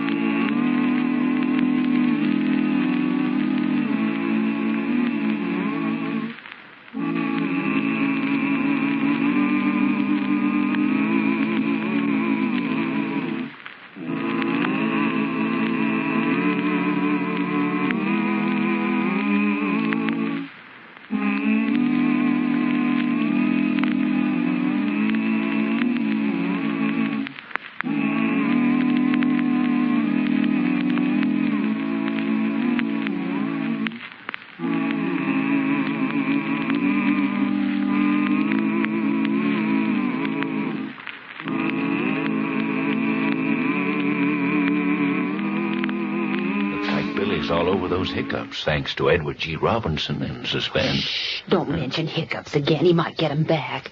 Let's switch his mind to something else. Well, you know how he is about anything Autolite makes. Mm-hmm. Let's listen to Frank Martin. That'll do the trick. Friends, money can't buy better electrical equipment for your car than Autolite. And here's why. In the first place, Autolite is the world's largest independent manufacturer of automotive electrical equipment. Original factory equipment for many of the finest cars and trucks in America. In its 26 nationwide plants, Autolite manufactures distributors, generators, starting motors, spark plugs, batteries, wire, not to mention such things as bumpers, die castings, horns, instruments and gauges, lights, ornamental plastics, and over 400 other products. What's more, Autolite service stations all over the country are staffed with trained men and specialized machines to give your car the best possible electrical service. So, friends, when your car's electrical equipment needs attention, drive into your nearest Autolite service station or the dealer who sells your make of car and ask for original factory parts and service. Remember, Autolite service stations are listed in your classified telephone directory under Automotive Electrical Equipment. HOJO Radio. We're your old-time radio headquarters. Stay tuned. Program is rebroadcast by the Armed Forces Radio Service to our fighting men overseas.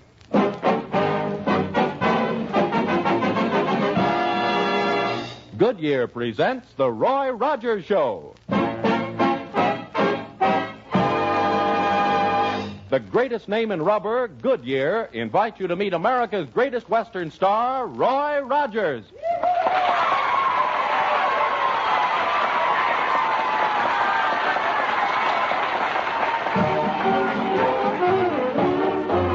The other night, dear, as I lay sleeping, I dreamed I held you in my arms. When I awoke, dear, I was mistaken.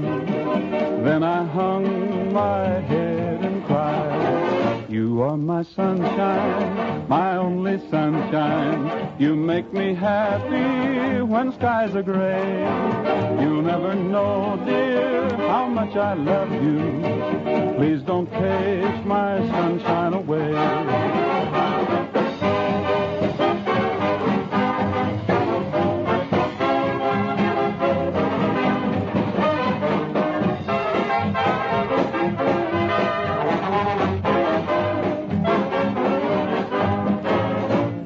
My sunshine, my only sunshine. You make me happy when skies are gray. You'll never know, dear, how much I love you. Please don't take my sunshine away.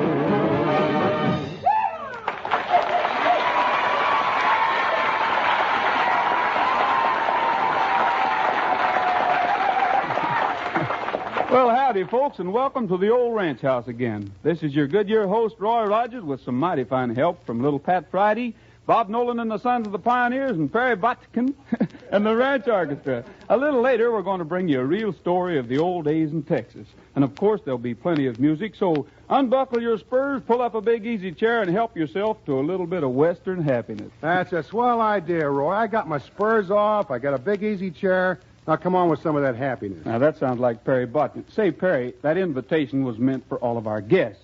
You're supposed to be working. I get awful tired of working all the time. I want to own a ranch and just sit around and keep my guests happy. That's a nice idea. Maybe I can sort of help you find a good ranch, Perry. Oh, I got one all picked out. 20 acres of beautiful rolling hillside. Well, gee, that's fine. When can we go see it? Just as soon as it stops rolling. Now, wait a minute, Perry. I don't know whether you could run a ranch like that or not. Do you think you could live on just 20 acres? Now, just a minute. I'm not that big. No, I mean, you have to raise enough stuff to live on, you know. What are you going to do when winter comes? Oh, that's easy. I got a big pile of acorns in a hollow tree. Say, Perry, I think you better forget about the ranch for a while and get your orchestra ready to play, huh?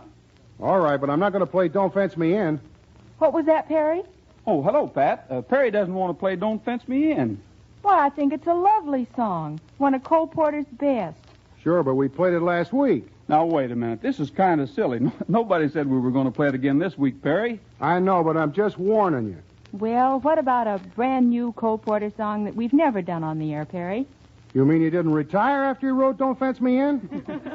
Of course not, Perry. Cole Porter keeps writing big and better songs all the time. And I'll bet I know the new one that Pat's talking about. It's called Every Time We Say Goodbye. Am I right, Pat? Absolutely right, Roy. Well, shucks. Perry, will you play that one? Yeah, well, Pat'll sing it. That's just what we're figuring on. Here's Pat Friday and Cole Porter's newest song, Every Time We Say Goodbye. There's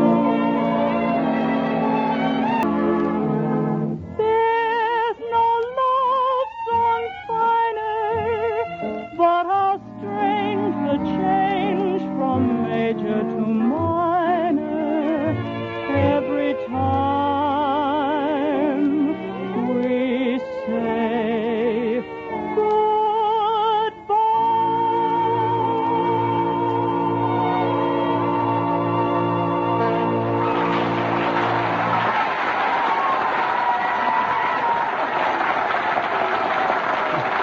Well, gee whiz, thank you very much, Pat. Folks, you know, these are days when plain, honest talk can do a lot to give us people here at home the kind of advice we need. Well, when it comes to advice on what civilian car owners must do to get the country through a serious tire shortage, I guess it's a good idea to rely on the leading tire maker. Wouldn't you say so, Vern? That's certainly so, Roy. You see, only a tire expert can tell you the best time to have your old tires recapped for longer life. For the added service they must give you these tire-scarce days. Your tires shouldn't be recapped too soon because that means wasted rubber. And yet you shouldn't wait too long till they've worn over thin because then they can't be recapped at all. So remember that Goodyear dealers service more tires than any other dealers. And experience like that counts for a lot when it's a question of recapping. Make your Goodyear dealer station your tire service headquarters. Depend on him for the help you need. Your Goodyear dealer will inspect your tires for the danger signs that mean time to recap. He'll tell you the right time, the best time to have that done. And when it is done, have it done the Goodyear way, with Goodyear materials by a Goodyear-trained recap specialist. Yes, for all tire service, rely on the man who's backed up by the greatest name in the rubber industry, Goodyear. Never has Goodyear leadership meant more to you than in the tire service your Goodyear dealer can give you today.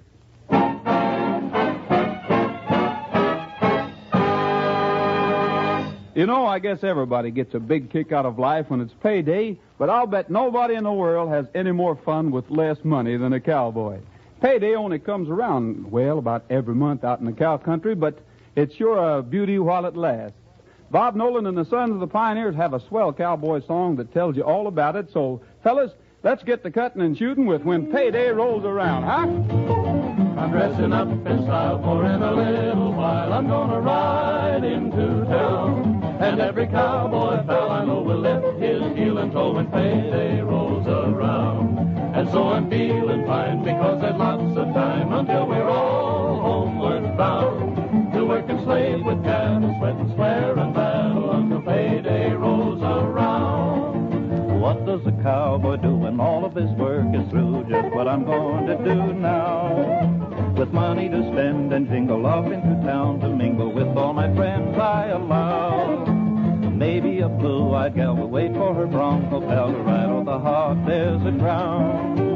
True heart and golden hair, know that I'll soon be there when payday rolls around. I'm dressing up in style, for in a little while I'm gonna ride. Oh, yes,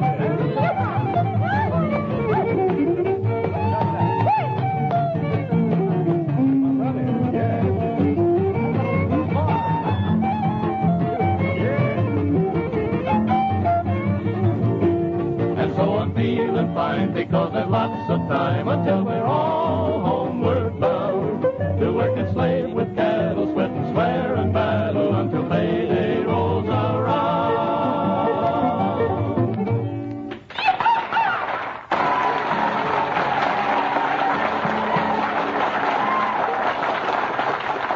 See them tumbling down.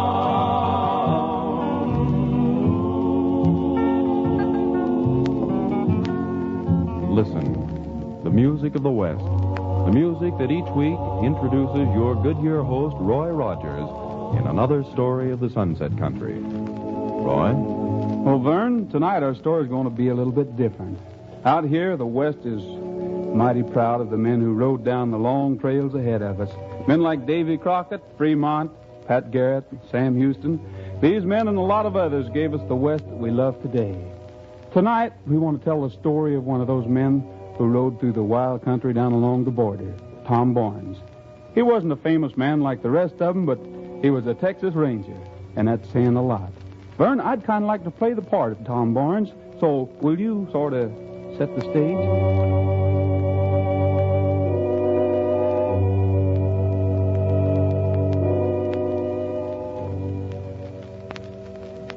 Texas is a mighty big state, and through the years it's seen a great many acts of heroism.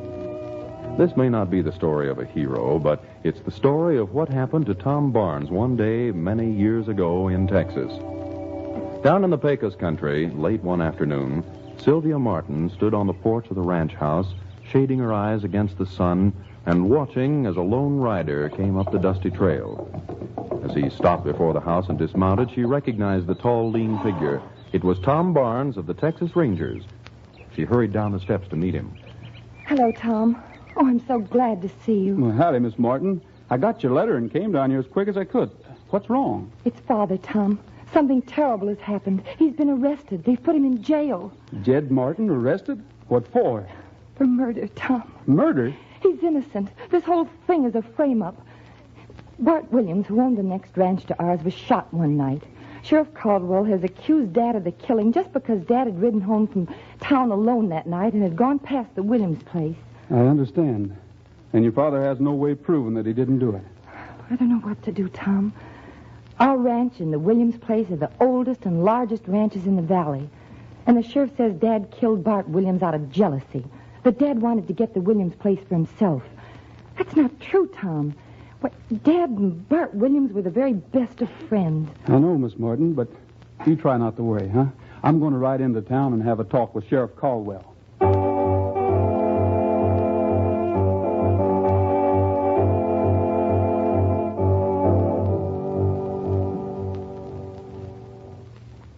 Tom Barnes of the Texas Rangers, huh? What's on your mind, Barnes? Sylvia Martin tells me you're holding her father for the killing of Bart Williams. That's right. The law's the law. Jed Martin shot Williams, and he's going to swing for it. You're dealing out your justice pretty sudden, aren't you, Caldwell? How about giving him a trial? Case like this don't need a trial. I'm sheriff here, and when a man's guilty, I give him what's coming to him. And quick. I can see that. You know, Sheriff, the Rangers have been keeping their eye on this county down here for quite a while. What do you mean, Barnes? I mean that I have a few ideas of my own. Some pretty strange things have been happening around here lately. I don't like the way you say that, Ranger. Take my advice, young fella, and get out of here. A lot of folks in this town don't care much for Rangers. Funny thing, Caldwell, when Bob Davis was killed by his horse a while back, his widow sold their ranch. Larry Matson drowned in the river, and his sister sold their ranch. There have been a couple of other cases like that, too. It's sort of a coincidence that Davises and Matsons and other ranches were all bought up by the same syndicate. What are you driving at, Barnes? Nothing, except that I think I know who really killed Bart Williams. And, Sheriff, I'm going to ride over to the county seat tonight, and I'm going to bring back the proof. Good night, Sheriff. Pleasant dreams.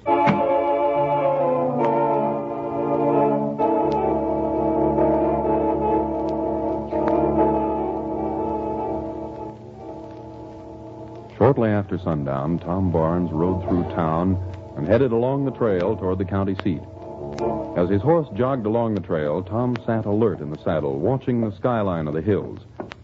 He was waiting for something which he believed and which he was hoping would happen. And then it happened. From the hillside came spurts of flame and rifle shots. Without a second's hesitation, Tom Barnes wheeled his horse around and headed back toward town. And next morning, he called on Sheriff Caldwell. What do you want, Barnes? I thought you'd be interested to know, Sheriff, that you've got some gunmen around here. It's your own fault you got shot at last night, Barnes. You shouldn't have gone out alone. I didn't know you knew I was out by myself last night. What? I didn't, but you said that... I said nothing of the kind. What's more, Sheriff, you were the only one who knew I was gone last night. Why, Barnes, I'll blast you to... Reach for the sky, Caldwell. The Rangers have been waiting to get the man who's working for that syndicate. My men were waiting outside of town last night, and they picked up your gang after the shooting. Now, Sheriff, I have the pleasure of arresting you for the murder of Bart Williams. You'll never get away with it. My men will... Your men will do nothing. Listen. Hear that? Those are horses and men riding into town, Caldwell. Some of them are your men. But they won't be able to help you any because they're riding in the custody of the Texas Rangers. Ride, Ranger, ride. Texas knows you're true, Ranger. You'll watch words I do, Ranger. There's courage in the beat of your faithful Mustang's beat. Ride, Ranger, ride. Ride, Ranger, ride. From Red River to the sea, you have written history. Ride, Ranger, ride. You're a loyal Texas son, and she needs you, everyone. Ride, Ranger, ride. Ride, Ranger, ride. You have conquered every foe since 100 years ago. Ride, Ranger, ride. For all Rangers who are gone, you are pledged to carry on. Ride, Ranger, ride. Ride, Ranger,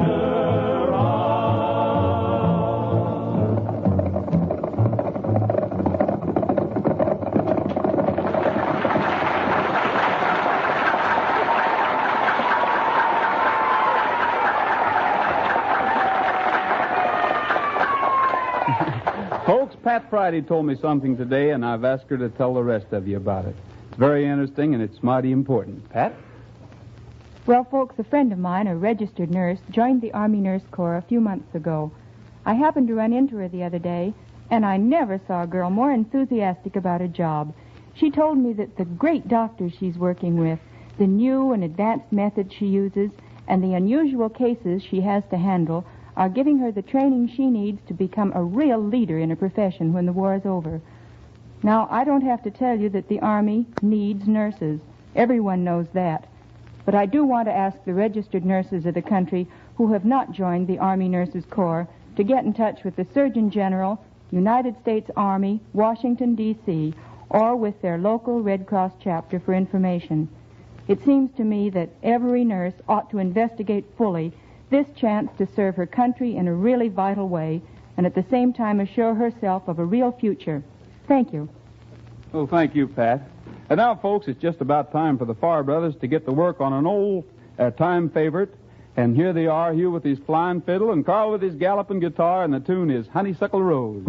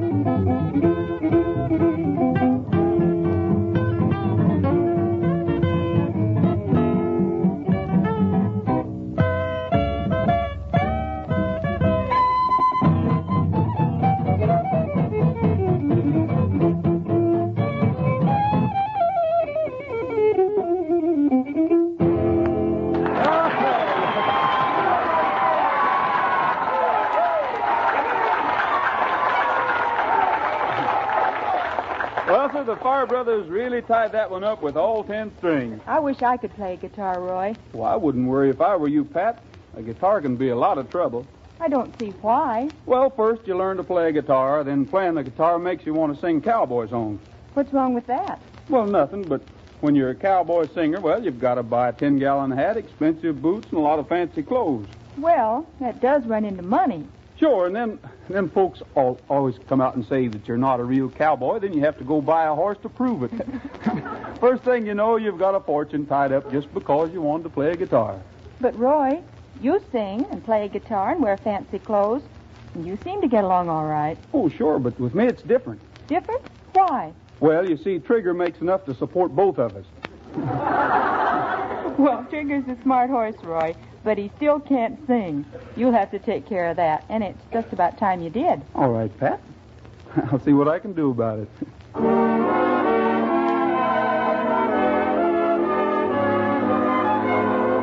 Here's the king of the cowboys, Roy Rogers, singing Tears on My Pillow.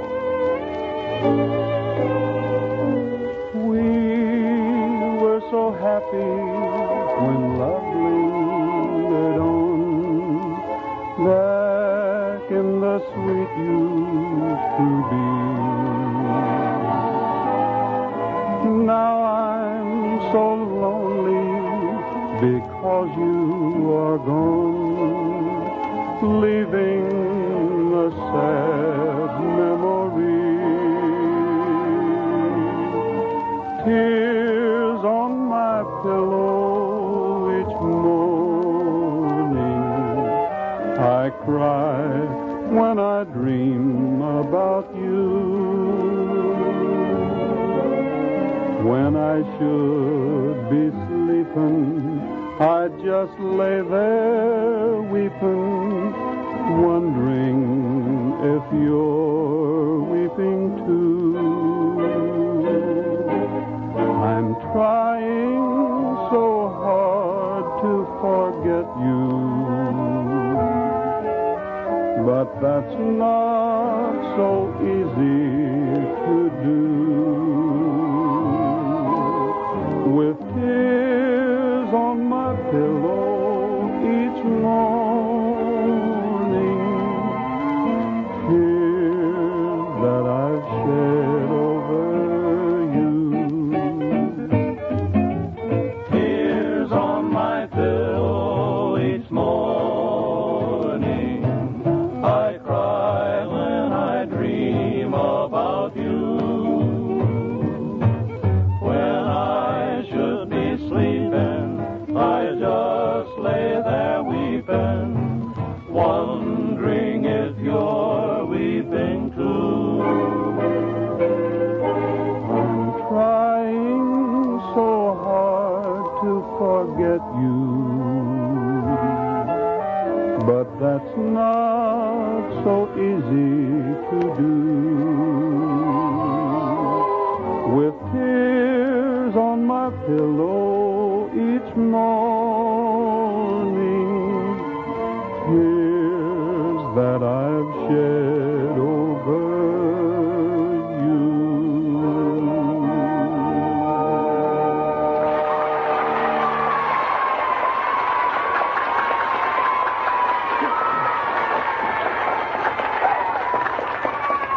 Friends, when you're taking your family out for a ride in your automobile, well, you play safe, don't you? You know you've got a mighty precious cargo along, so you don't try to pass other cars on a hill or take any unnecessary chances. But if you have a blowout or sudden tire failure, something that can send your car lurching all over the road, how can you play safe then? You can't. Then it's too late. But with lifeguards in your tires, it's different. You don't have to worry. Because the lifeguard made by Goodyear replaces the conventional inner tube and is blowout protection. It's an inner tire within a tube, a two-ply safety tire. And even if your tire and tube blow out, that inner lifeguard remains inflated and supports your car so that it keeps on going smoothly till you can bring it to a safe, sure stop. Yes, along with safety glass, the all-steel body, and four-wheel brakes, the lifeguard is one of the four great safety factors of American motoring. Right now, because of wartime conditions, Goodyear is not producing lifeguards, but Goodyear hopes to be turning them out again soon, so that those of you who haven't the protection of lifeguards now can get them before too long. Until then, remember, there's one device that makes any blowout harmless: the lifeguard, Goodyear's modern safety successor to the inner tube.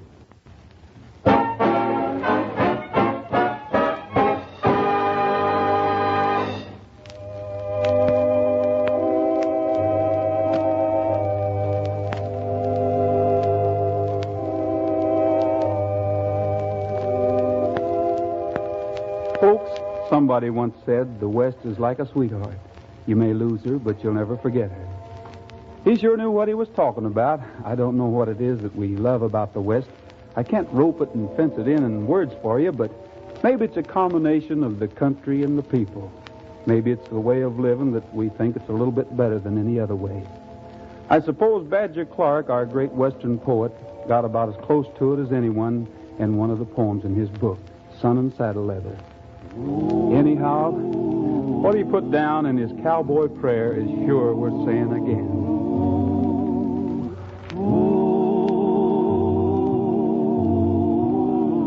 Oh, Lord, I've never lived where churches grow. I love creation better as it stood the day you finished it so long ago and looked upon your work and called it good.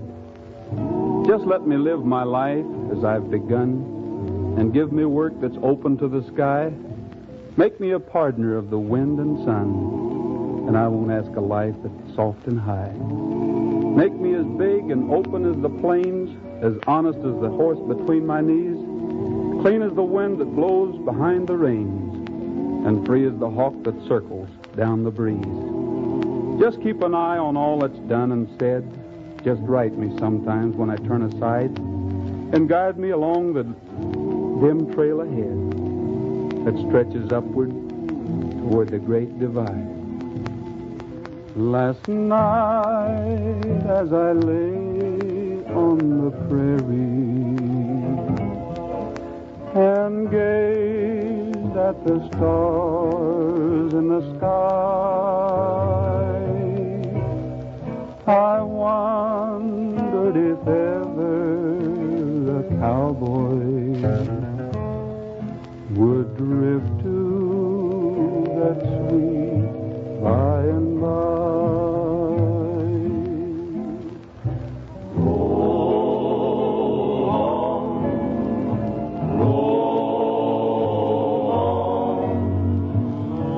Well, it looks like it's time to bed down another Goodyear get-together out here at the ranch. Why don't you just saddle up and come riding over next week at the same time? Miss Pat Friday, Bob Nolan and the Sons of the Pioneers, and Perry Botkin and the Ranch Orchestra have all promised to be here, and we'll sure be mighty proud to have you. So until next week at the same time, this is Roy Rogers saying for the whole gang, goodbye, good luck, and may the good Lord take a liking to you. Don't forget, smiles are made out of the sunshine and a frown from a rainy day. You'll be more than repaid if you remember that a smile goes a long, long way. When trouble troubles you, just turn on the sun and watch how fast your cares and worries starting to run. Don't forget, smiles are made out of the sunshine, and the smile goes a long, long way. Don't forget, smiles are made. Roy Rogers and Bob Nolan and the Sons of the Pioneers appeared through the courtesy of Republic Pictures. This is Vern Smith saying goodnight for Goodyear, the greatest name in rubber, and reminding you that more people ride on Goodyear tires than on any other kind. Be with us next Tuesday, same time, same station, when Goodyear will bring you another get-together at the ranch with Roy Rogers, the king of the cowboys.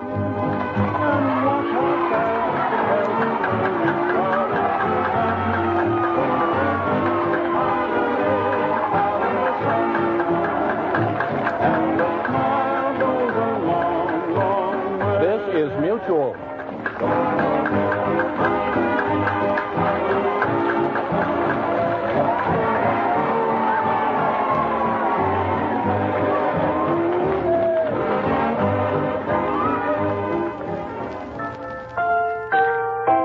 Say, want a brand new breakfast idea? Then get the Betty Crocker cereal tray, the Betty Crocker cereal tray.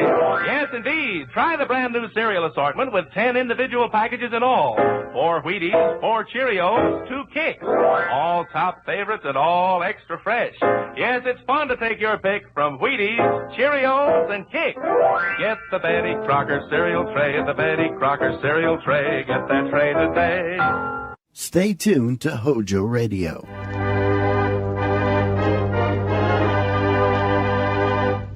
Romance of the Ranchos.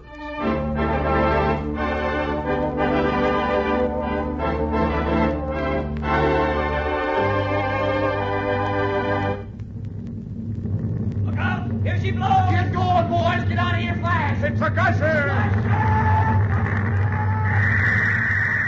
Look at it! A mile high! Took the tide and caught right on that area. What a sky's black with oil! Millions of barrels of oil! Millions of barrels of oil, liquid gold. Beneath the surface of the earth of Southern California lie huge lakes of precious petroleum.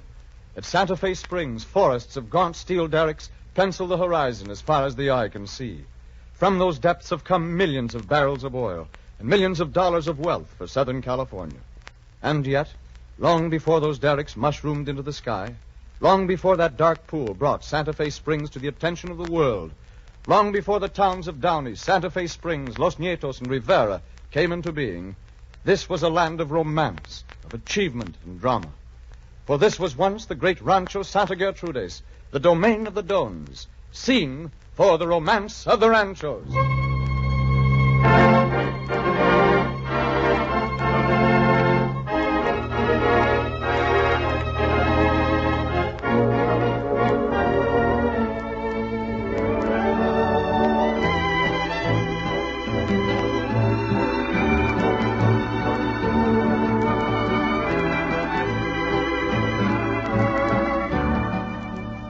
the Title Insurance and Trust Company of Los Angeles presents The Romance of the Ranchos, a weekly dramatization of the march of events in the Southland from the romantic days of the Ranchos to the streamlined age of today. Tonight, our wandering vaquero Frank Graham uncovers another fascinating story of events and people who helped to build Southern California.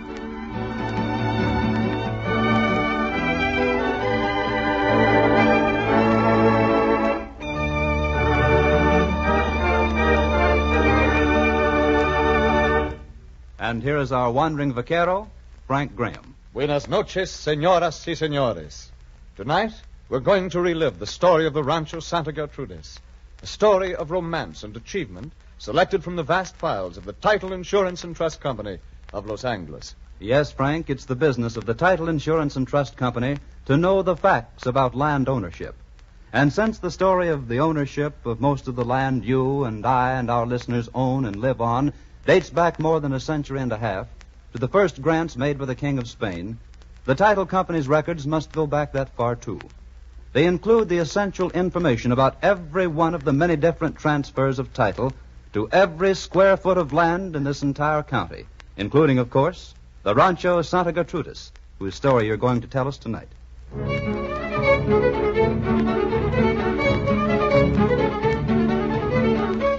Our story of the Rancho Santa Gertrudis takes us back through time to the year 1859.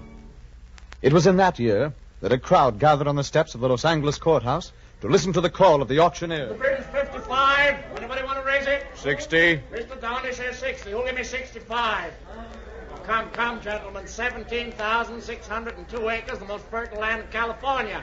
Why, it's worth twice as much. Maybe so, Sheriff, but I bid 60. Anybody want to raise that? The bid is 60. Nobody wants to raise it. It's going for 60. Sold. Mr. John G. Downey and Mr. James P. McFarland for $60,000. Well, you got a real bargain there, Miss Downey. Yeah, perhaps you're right, Sheriff. What's it figure to? Oh, roughly about $3.40 an acre, I guess. That's not cheap. Oh, it's the best farming land around here. You got water from the San Gabriel River. Yeah. Poor Carpenter didn't find it so profitable. Look, see those people walking down the street? You mean the ones all in black? Yes. They're in mourning. They're friends of Carpenter. And they're on their way to his funeral.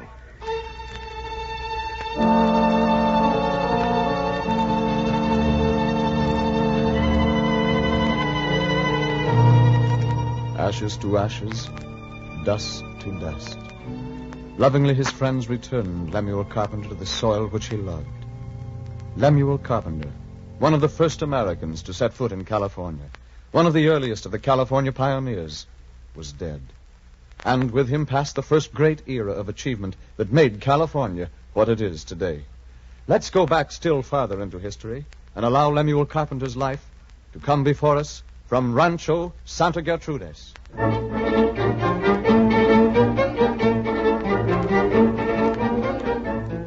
Great rancho of Los Nietos, granted to Manuel Nieto in 1784, had been partitioned among his children after his death.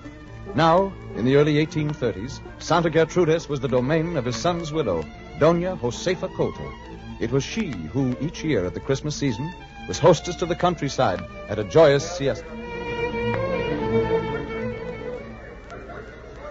Ah, Maria, it is so good to hear them having a good time. Laughing, singing, dancing. See, fiesta time is so wonderful. If we could only be as happy always. Dear Josefa, that is no way to talk. What will your guests think of your long face? Come, be gay. My little Maria, do you think my sister should have a child as lovely as you? Ay, you're a great tonic for this old heart of mine. I am glad, dear Josefa, for you must be happier and gayer, and I shall help you to be. If I could only have you near me all of the time, my child. That, too, might be arranged. Huh? You are not going back to Santa Barbara? See, but I would not, if you could find a suitable husband for me here. Uh-huh, you little fox. Thinking of that already, eh? You are too young and far too beautiful for any man. You sound like Mamacita when you say that. I am not too young, and what good is my beauty if it does not get me a husband? I suppose you have your eyes on some caballero? No, not exactly. Not exactly, huh? Come. What do you mean by that? Well, Don Juan Temple has a young Americano staying with him. He's very handsome. Americano? Yes, I have heard of him. So, you have met him? No, but I saw him riding one day. So, and? See. Just like that. You love him? Goodness, I do not know. Well, you shall have a better chance to know very soon. Here is Don Juan now, and with him... The Americano? Si. Oh, Tia Josefa, I'm frightened. Frightened? But I thought you wanted to meet him. Si, but not yet, not now. Stop acting like a schoolgirl. Of course you shall meet him and charm him with your beauty. If you are to have a husband, you are a woman now. Act like one. Now stop blushing. Here he comes. Doña Josefa, Señorita Maria, buenas noches. It is a pleasure to be here. We are happy to have our good neighbors, Don Juan, and their friends. Si. May I present Senor Lemuel Carpenter, who has just arrived from New Mexico. Doña Josefa Cota. It's a pleasure, ma'am. He is charming, eh, Maria? You are a welcome guest in my home, Senor Carpenter. And this is my niece, Maria de Los Angeles de Dominguez. Senor Carpenter. Buenas noches, senor. I'm mighty glad to know you, miss. I've seen you riding. Eh? You too? I beg pardon, ma'am? I say, you enjoy riding too, senor? Oh, of course. Well, you two will have much in common. You should get on well together. Very well, I'm sure. I should like nothing better. Might I presume to... Oh, that is... Well, I'd be mighty happy if you'd allow Senorita Maria to join me in the dancing, Doña Josefa. That is, if she would do me the honor of accepting.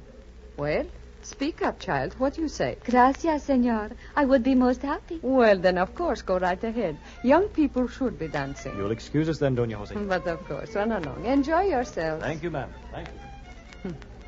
He's a nice young man. Very fine young fellow. You think he will stay? No, I cannot say. That depends. I think he will stay. Perhaps Tia Josefa can arrange it. You are always the matchmaker, senora. Well, you have my wish for success. I would feel safer with Senor Carpenter here. He's the kind of strong man we need. You have news? Si. Juan Perez is building a house on Arroyo Hondo. On Arroyo Hondo? Si. Not 500 varas from your land. But that means he still claims title to my land. Si, he does not give up easily. We must do something. We must drive him off. What can we do, amiga mia? He's building on mission land. He has perfect right. We can only watch and wait and try to protect what is ours. Si. I suppose you are right. That is why I'm glad Senor Carpenter's come. Fine, strong man on our side would be a protection. See, perhaps he can help.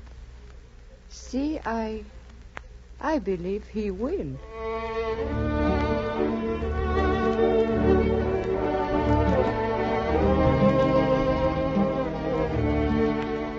The romance of young Carpenter and Maria de Los Angeles progressed slowly, urged on by interested bystanders, especially Doña Josefa. But time passed quickly, and presently the day arrived when Maria was to start home to Santa Barbara. That morning she sat alone in the garden. Senorita Maria. Senorita Maria. Oh, Senor Carpenter. Senorita, I've been looking for you. I wanted to see you before you left. I am here. Oh, you've been crying. See, I have been crying. Oh, but you mustn't. Is it not my privilege to cry if I wish? Of course, but... Did not you ever see a girl cry before? Yes, but... But am I so different from other girls? I know. I mean... Oh, yes, of course you are. Oh. Don't be offended. I can understand your crying. Naturally, you hate to leave this beautiful place where you... Oh, you men are so stupid. I beg your pardon? I am not different from other girls. Why must you men always think that? Senorita, I've never seen you like this before. And it's time you did. Now you know that I can be hateful and mean and human, too. And now that you see, you are free to go. Without hasta la vista? Hasta la vista. Go ahead, laugh. I am a stupid, silly girl. You have had your joke. Now go away. Maria. See? Stop crying a minute. I want to tell you, I'm glad you're human. I'm glad you can cry and get angry, because I can dare hope that you could love a nobody like me. Dare to hope? Well, what do you suppose I was crying for? If you hadn't been so blind, you could have seen. Maria, you're wonderful. I am not wonderful. I don't want to be wonderful. I just want to be taken in your arms and loved. Maria, you know I love you. But you will let me go home today, never to see you again. No. I want you to be my wife. I probably shouldn't ask. Shouldn't ask? For 2 whole months I've been waiting. Doña Josefa's been waiting. The whole valley has been waiting for you to ask. But I suppose I've been pretty stupid. Yes, you have, Lemuel. And you needn't ask me to stay and be your wife. Not unless you kiss me before another minute goes by. Oh, Maria, you are wonderful. Come here. That's better.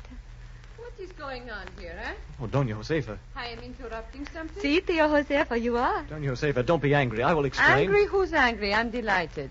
It has taken you long enough. When is the wedding to be? Well, we haven't decided. Soon, Tia Josefa. As soon as possible. Good. And now I shall have a fine, strong nephew to come live on my rancho and protect it for me.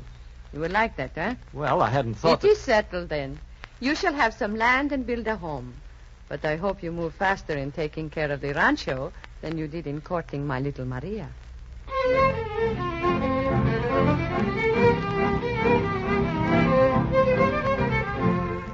The marriage took place post-haste, with the new ranchero settled on Santa Gertrudis.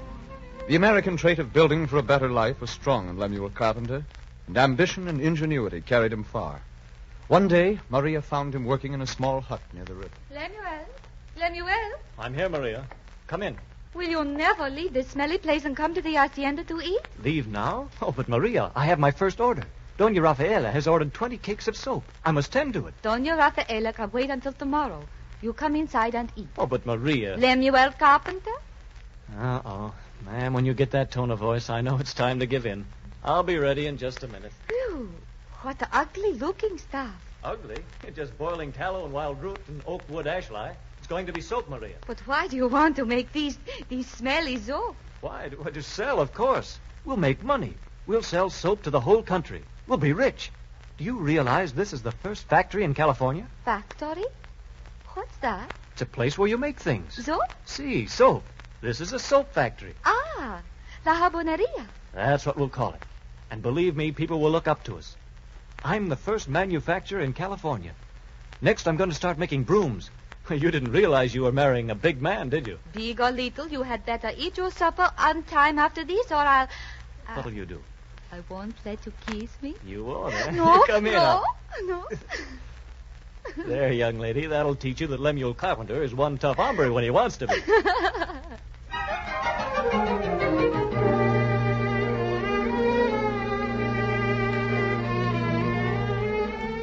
Lemuel Carpenter's fortune rose with his habaneria, and later his broom factory. But life on Santa Gertrudis was not all serene. Doña Josefa's fortune declined more and more as the years rolled on. And finally, she made appeal to the alcalde of nearby Los Angeles. Doña Josefa Cota, Si, Your Honor. you still wish to sell your land to Senor Carpenter? I see. I have been waiting for your word from the governor. Senor Carpenter's money is ready, and I need it badly. I cannot go on. Well, I am happy to give you good news, Senora. Oh? The governor has sent word for me to disregard the clause in your land which forbids you to sell the land. And I am authorized as notary to make the transfer to Senor Carpenter for you. Ay, gracias. Oh, thank you, Your Honor. Lemuel, do you hear? Santa Gertrudis will be ours. See, I hear, Maria. Dear Josefa, how can we thank you for this? Well, see, Doña Josefa, it's what we've dreamed about, owning Santa Gertrudis. We're both very happy. I hope that you will remain that way. Perhaps you will not understand when I say, I hope that this land will not cause you the sorrow it has me. I hope that it will not drag you down into poverty and misery.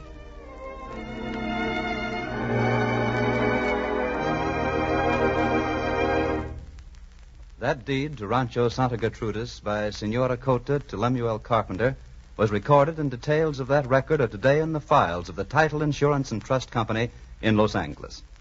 So also are filed there details of other transfers both before and after, from the first grant of Rancho Los Nietos, of which Santa Gertrudis was a part, to the last transfer of a 50-foot lot in Downey, which might have been yesterday or today.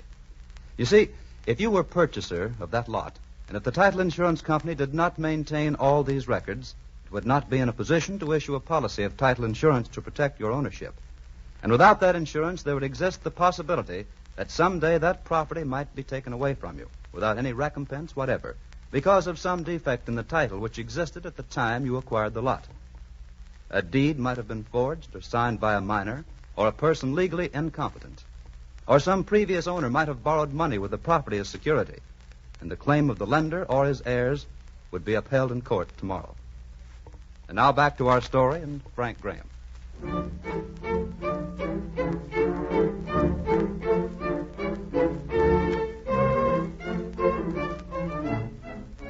Doña Josefa's warning to Carpenter began to take on new meaning in the days that followed. Drought spoiled the young rancher's crops. Competition hurt his soap and broom business.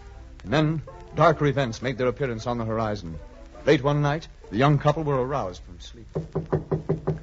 Lemuel, is that a knock at the door? Huh? Someone is knocking at the door. Oh, see. I'll go. Lemuel, be careful. It is late. Who could it be? Don't worry. It's all right. I'm coming. I'm coming.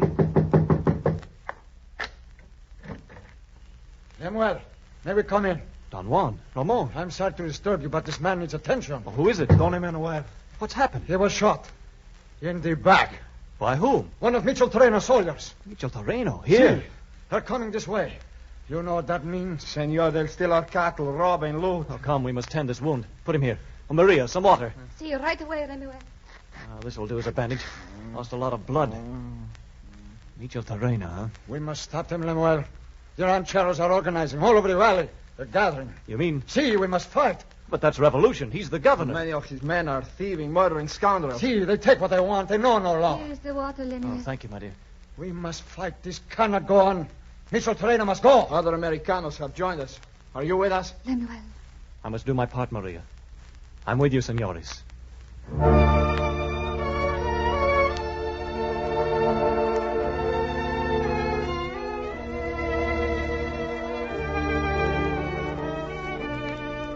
Lemuel Carpenter fought with the California Volunteers as they successfully defended their rights against the governor during those days of 1846.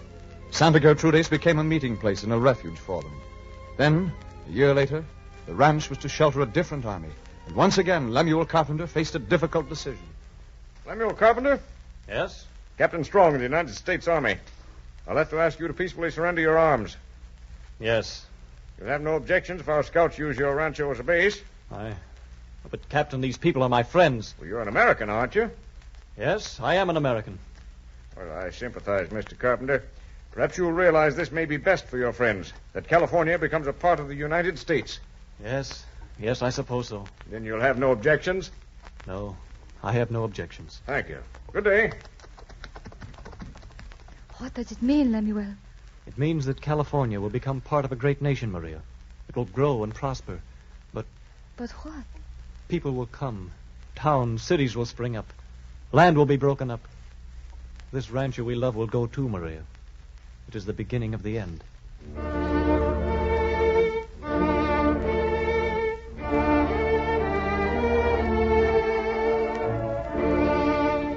The beginning of the end of Rancho Santa Gertrudis. Carpenters saw it. All through the years, it had become harder and harder to hold the land. New problems arose every day. Drought. Water was scarce. Carpenter needed more water for his parched land, so he decided to divert part of the river. One day, as he worked on the project... All right, men. More dirt over here. Carpenter! Oh, good day. What brings you here? Carpenter, you realize what you're doing? You're ruining my land. You're trying to ruin me. Well, I've come to put a stop to it. What are you talking about? I'm doing nothing of the kind. You're turning the water into your land. Turn the course of the river. What'll I do for water? My land will be ruined. Oh, you're wrong, sir. I'm not diverting the river, just part of it. I need water for irrigation. I'm just building the ditches. There'll be plenty for all of us. No, sir. Already the river is dry. My land is drying up. You're not even finished. But that's the point. When we finish the work, we won't have to divert so much of the water, and you'll have plenty. I won't listen to you. I'll have you stop, sir. But I can't... I'll have the law on you. I'll go to court. I'll have you... Oh, but look! All right, then. Go ahead. I'll fight you. I'll fight you if it takes every cent I have.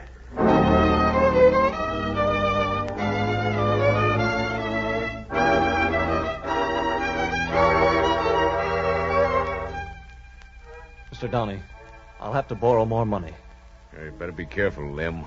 You're in pretty deep. I can't help it. My land is gone if I don't get money. Well, it may be gone anyway with this mortgage. Will you give me the money, Mr. Downey? Well, if you want it, I suppose I can, Lem, but I can't be responsible for what may happen.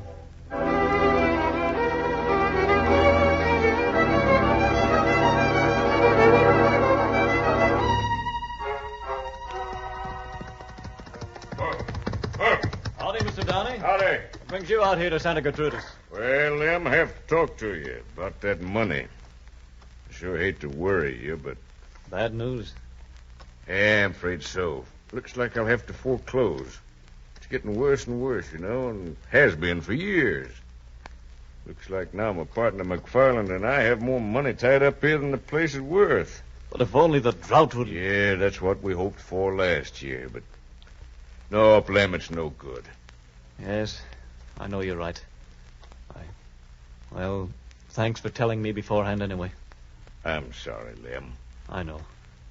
It's all right. You'll be all right. You can get a fresh start now and get out from under. And as for living here, you and your wife, well, I'm pretty sure that can be arranged. Thanks, Mr. Downey. But it wouldn't be the same. This place has meant a lot to us. I've lost it. I made a failure of my life. Oh, now, Lem, don't take it so hard. It's not your fault. How can I face Maria? How can I ever face her? Lem, come back here. Lem!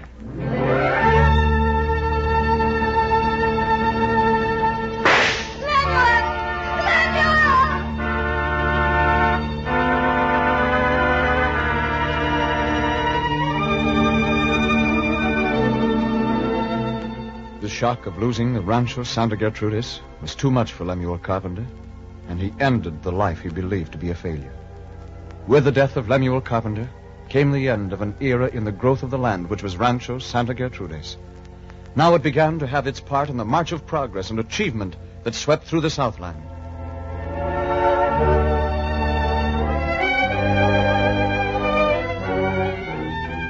Its owner, John G. Downey, took a prominent part in the great events that followed.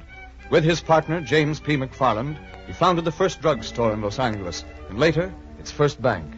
Then, as the Civil War broke over the nation, word came to Los Angeles. Governor Latham has resigned. Lieutenant Governor Downey takes office. Well, what do you know? John G. Downey is governor of California.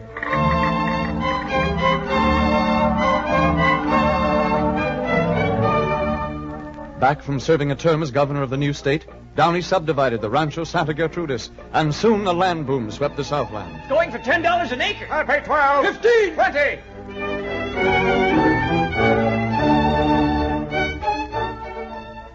Just as Lemuel Carpenter had predicted, people began to pour into Southern California. But now, the steaming iron horses multiplied their number 1,000-fold. They're coming here by the trainloads. No wonder. The railroads are cutting rates to nothing. Fare from Chicago to Los Angeles, $1. Including everything. Towns sprang up, villages expanded, fertile farmlands were cut up for town sites. Nothing was too good for the great country that was to be. The town of Downey was laid out on Rancho Santa Gertrudis, and... Over 100 families here already. Yes, and 5 stores. Why, it won't be long before Downey's the size of Los Angeles. Bigger. Well, we'll make that sleepy village look sick in no time. Yeah, maybe sooner. And so the land, which had once echoed with the fiestas of Doña Josefa and slumbered lazily under the warm southern sun, the Rancho Santa Gertrudis became the center of a thriving community. And as the years passed, it grew. But another great change was still in store for it. It was twilight one day in 1919 as 2 men walked through the orange groves near the health resort of Fulton Wells. Well, it's a great place you have here, Doctor. Great place. Oh, yes, sir. Fulton Wells is known all over the country. Why, I've had people from New York come here just take my iron sulfur bath. Mm-hmm. By the way, what are those men doing over there? Oh, they're digging for oil, they say. Oil, huh? Well, I didn't know you had any around here. No, not does anyone else, except those geologists. Well, they've been digging, scraping around here for years. Yes, sir. They first started in 1865. Some company took a lease and tried it. And they didn't find any? Nary a drop. Then the last few years, these fellas came along, they tried. Still no success. They've dug 3 wells already. You'd think they'd give it up, what? Well, that's certainly persistent. Yeah, they sure are. What's that? I don't know. Those men are running away from that well. Holy jumping Jehoshaphat, look at that! Oh, there's mud and water shooting 100 feet in the air. Mud and water? Well, man, that's oil. I knew it. I told you there was oil here. Why, we're rich. We'll all be rich. Oil.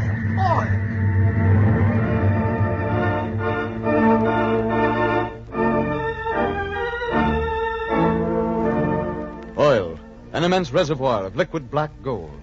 Now, Fulton Wells was no longer a mecca for those seeking its healing powers. Frantically, wells were bored, one after another brought in. Soon, 300 derricks laced the sky. Then another deeper pool was found, and within 30 days, 78 new wells were drilling. Today, the land which was once Lemuel Carpenter's Rancho Santa Gertrudis supports one of the world's great oil fields, Santa Fe Springs. And from this land have come almost 500 million barrels of petroleum, worth hundreds of millions of dollars. Such is the romance of the Ranchos.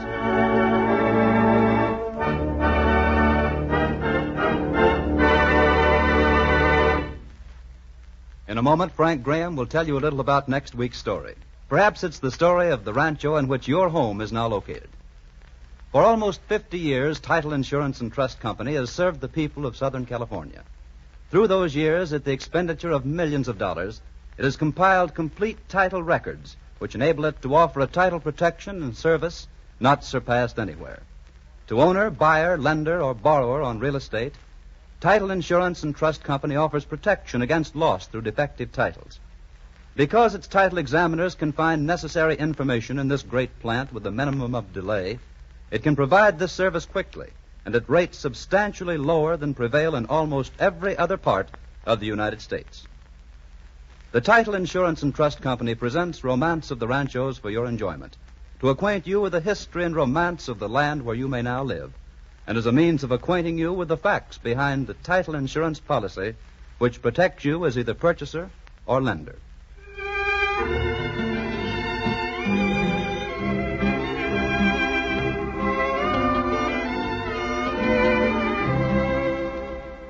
What's the story for next week, Frank? Well, one of the big events of every year in Southern California is the great Los Angeles County Fair at Pomona, now in progress. So next week, we're going to relive the fascinating story of the Pomona Valley and Rancho San Jose. Until next week, then, this is your wandering vaquero, Frank Graham, saying, Hasta la vista, señoras y señores.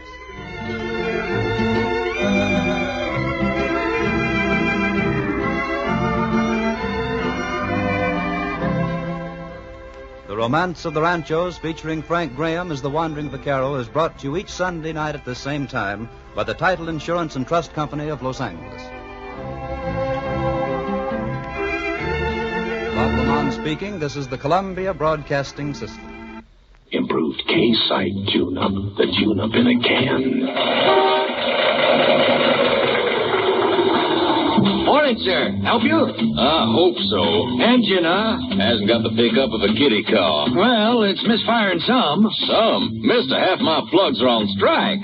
Improved K-Site tune-up. The tune-up in a can. Yeah, probably your rings are sticking, maybe your valves. When was that carburetor cleaned? Not too recently.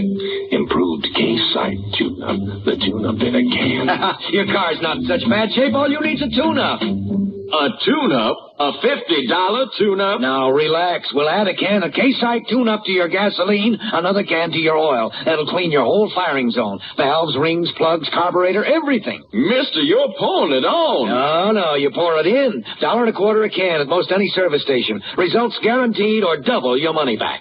Improved K-Site tune-up. The tune-up in a can. Keep it tuned right here to HOJO Radio for more classic old-time radio. Frontier Town, the saga of the Roaring West.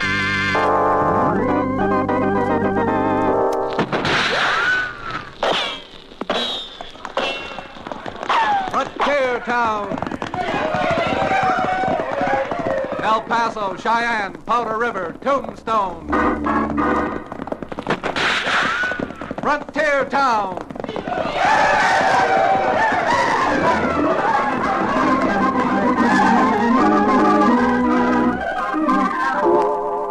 Here is the adventurous story of the early West, the tamed and the untamed. From the Pecos to Powder River, Dodge City to Poker Flat, these are the towns they fought to live in and lived to fight for. Teeming crucibles of pioneer freedom. Frontier Town!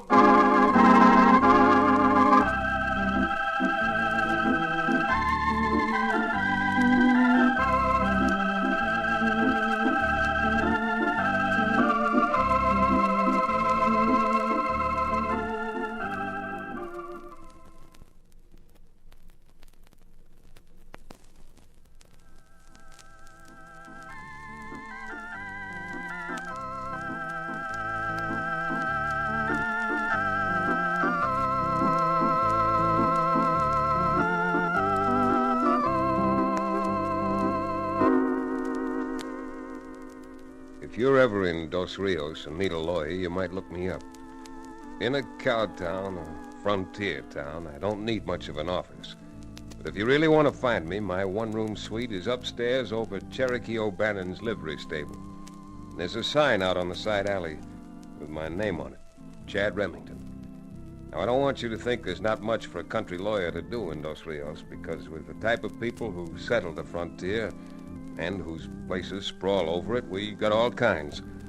The good and meek to the loud and leathery. Take just last week, for instance. Not only did I get a client, but I earned myself plenty of trouble. Came close to being shot to death.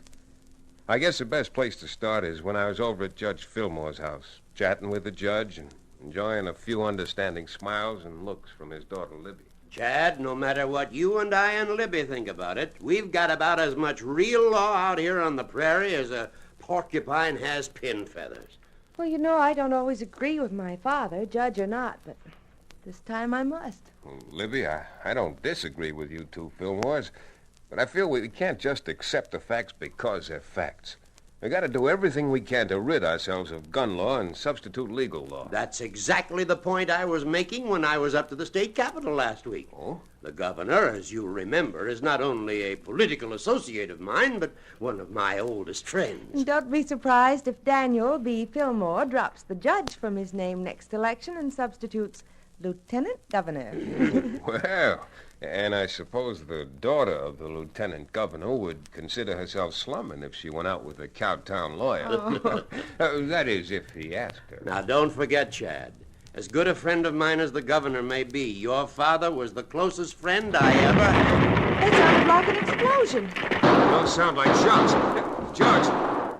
Judge, someone just held up the bank. Great day in the morning. The bank. Libby, you wait here. Come on, Chad. Let's get down there fast.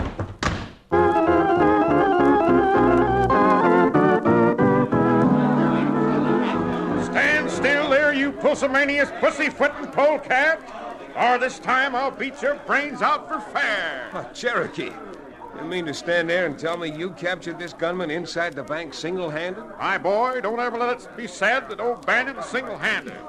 It takes just one O'Bannon to care for one row, but for a rebellion it might take two. Stand still there, you varmint. Then stop twisting my arm. Stand back, everybody. Here comes the sheriff. Out of my way now. Out of my way. Move back. Move back there. Good thing you got here, Sheriff. But there's no hurry anymore. One-man army O'Bannon caught your man for you. Well, so you thought you could get away with holding up the bank all by yourself, did you? Well, I wasn't asking just to hear myself talk. Well, maybe he's not answering on advice of counsel, Sheriff. What's your name? Smith. John Smith. Huh. Why don't you just make it John Doe? Well, Smith, whatever your name is, I'm hauling you down to the calaboose. And maybe by the time we get through with you down there, we'll find out who you are, where you came from, and your right name. So we can make it legal when we change your name to a number. Now, come on.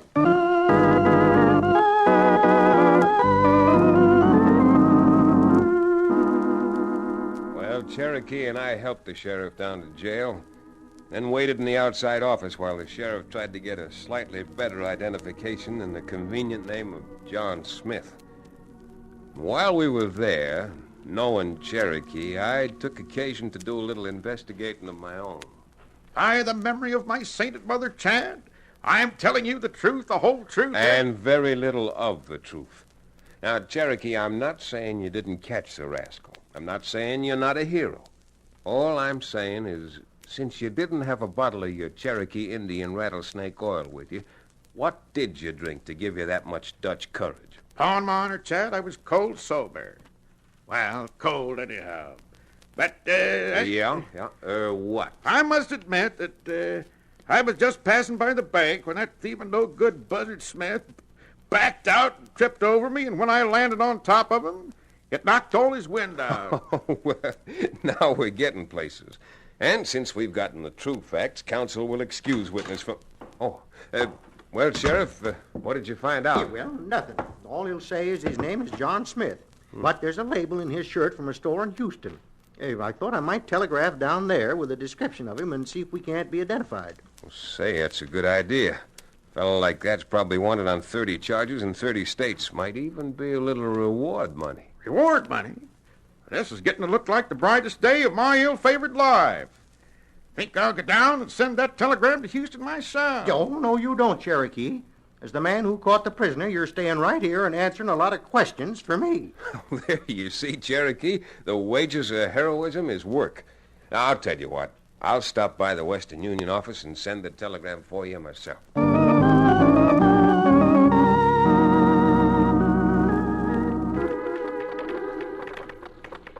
Oh, Harry, the sheriff asked me to stop by and send a telegram for him. Why, sure, Chad, sure. What's it about? The fellow tried to hold up the bank? Well, you dabbed your rope right on it.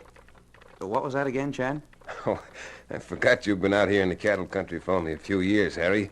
To dab your rope on something is a cowboy's way of saying you hit the bullseye. Oh, I guess I'll never get used to the way you Well, here comes my wife with my lunch. Hi there, Miss Cummings. You bring enough lunch for the two of us? Oh, hello, Mr. Remington. No, but I'll be glad to go home and get some more. Hello, darling. Hello, Martha.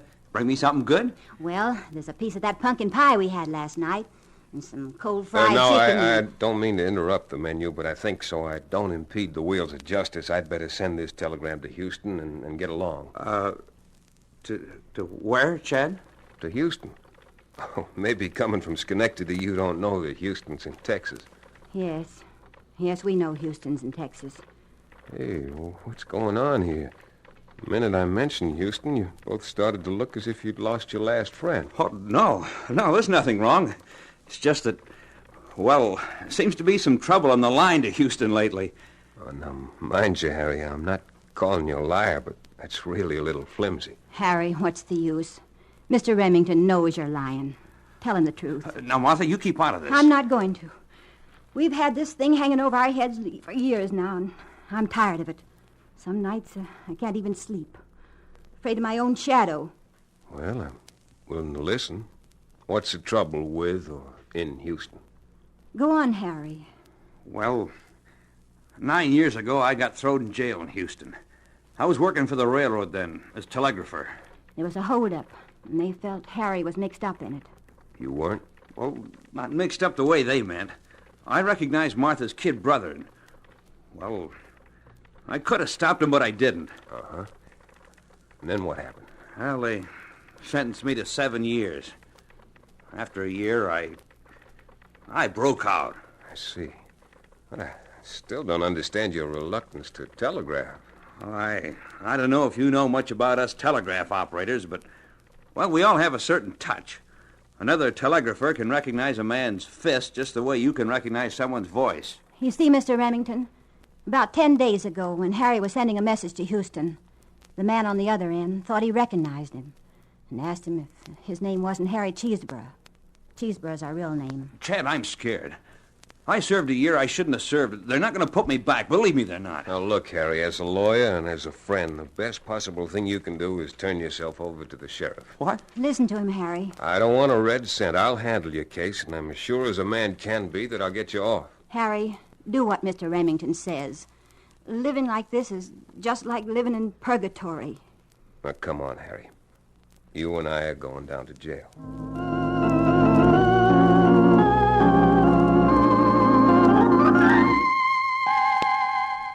Harry didn't like the idea, but once the sheriff reassured him that his chances of getting off were pretty good, he seemed to feel better. With our little jail full, the sheriff put him in the same cell he'd put the bank bandit Smith a little earlier. With my client now in jail, I went down to see the judge. Chad, I'm afraid you don't realize what you're asking me to do. Just because the governor happens to be an old friend of mine. Oh, sir, as a judge, I know you're interested in justice. And the ends of justice wouldn't be served by having that man extradited. Chad's right, Father. Why, Harry and Martha Cummings are good people. There hasn't been a Sunday they haven't been to church, and they've never done anything wrong in all their lives. I'm no judge of that. All I know is that someone did find him guilty and send him to jail. Besides, to be very frank about it, I don't especially like Chad's suggestion that I impose on a friendship. Oh, I didn't say anything about your friendship with the governor. I appealed to you as a judge and as an honest and upright citizen to have the governor quash any extradition proceedings should they ever be brought. Please, Father. Well, I'll see what I can do. But believe me, it's not entirely voluntary.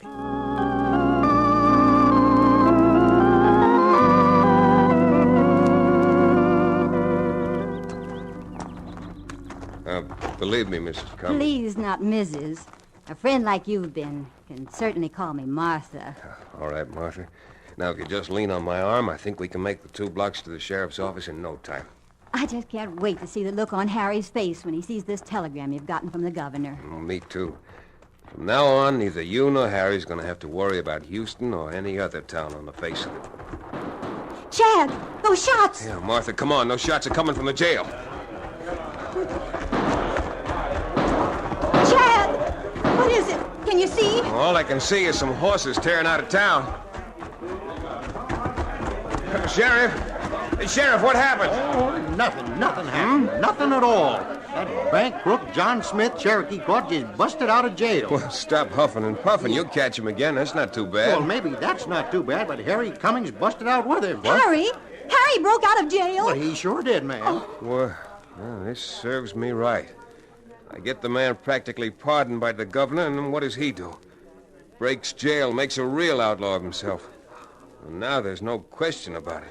Harry Cummings is actually a fugitive from justice.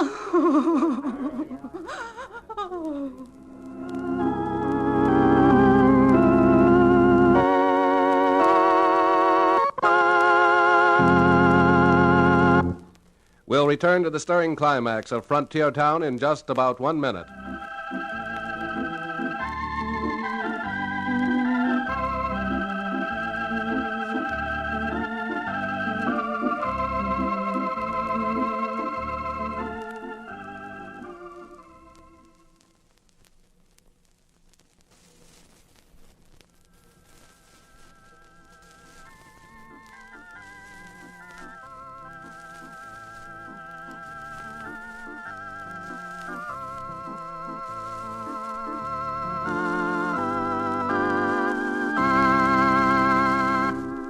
And now, Frontier Town.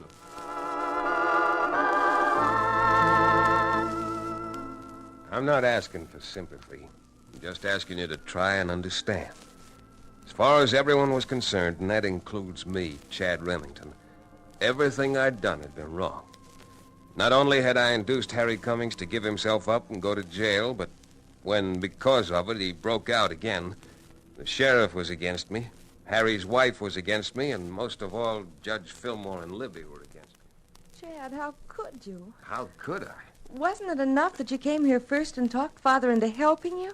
Did you have to come back now that it's too late? I'm only trying to explain to I'm you both afraid that explanations are no longer in order. In fact, I'm afraid any explanations that are due will be mine, trying to explain to the governor the meaning of this utterly ridiculous situation. I thought if anyone around us Rios would understand and have a little sympathy, it'd be you two. Oh, so now you're going to try to turn things around and blame them on Father and me. The less said about this, the better off we'll all be. In other words, without a trial, without any suitable evidence, you're going to convict a man that just yesterday you agreed was decent and honest to the best of your knowledge. Chad, I resent your tone of voice, and I certainly resent your speaking that way to my father. Just a moment, Libby. I'm quite capable of taking care of myself. Mr. Remington seems to feel that this is a courtroom, and that as the attorney for the poor, downtrodden, misunderstood defendant, he's going to make an impassioned, oratorical ballyhoo on behalf of his client. I'm not trying to do Young anything... man, you could at least have the decency to wait until I finished. Yes, sir. I was just going to add that since this is not a courtroom and since your client is not on trial here, but since this is the parlor of my home, I'd appreciate your leaving. Oh, Father. Oh, let it go, Libby. This is your father's home. I'm certain he's not going to be any happier or any more satisfied until I've proved that Harry Cummings... Harry Cheeseborough? I'll accept the correction, Your Honor. Until I've proved that Harry Cheeseborough either was forced to break jail or was completely out of his head. You're not going to prove anything standing here. You're quite right, Judge. When I've proved something, I'll be seeing you, Libby. I hope. Huh.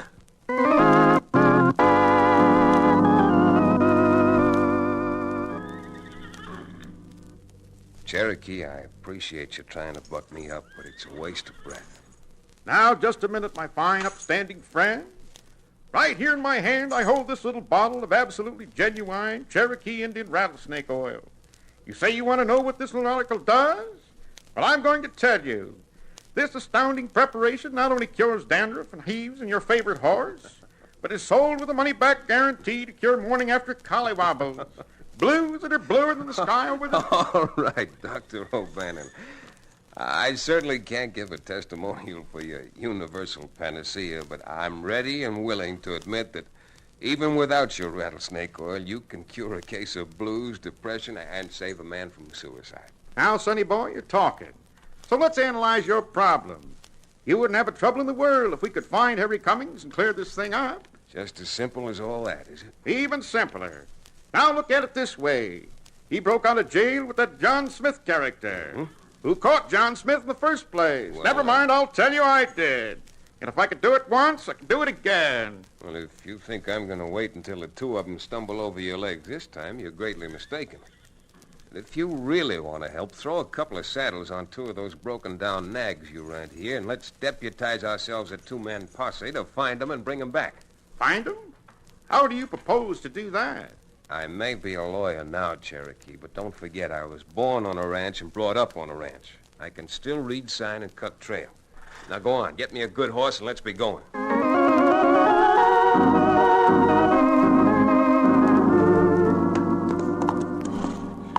Chad, if you only could find him. I just know that Harry never broke out of jail himself. Well, ma'am, he certainly broke out. Me and Chan ain't going to find him at all unless we get locomoting. If that's the word. Martha, believe me, I'll do everything a man possibly can. Don't forget, you and Harry aren't the only ones involved in this thing now. Oh, God bless you, Chad. God bless you. All right, Cherokee. Get that horse turned around and let's get going.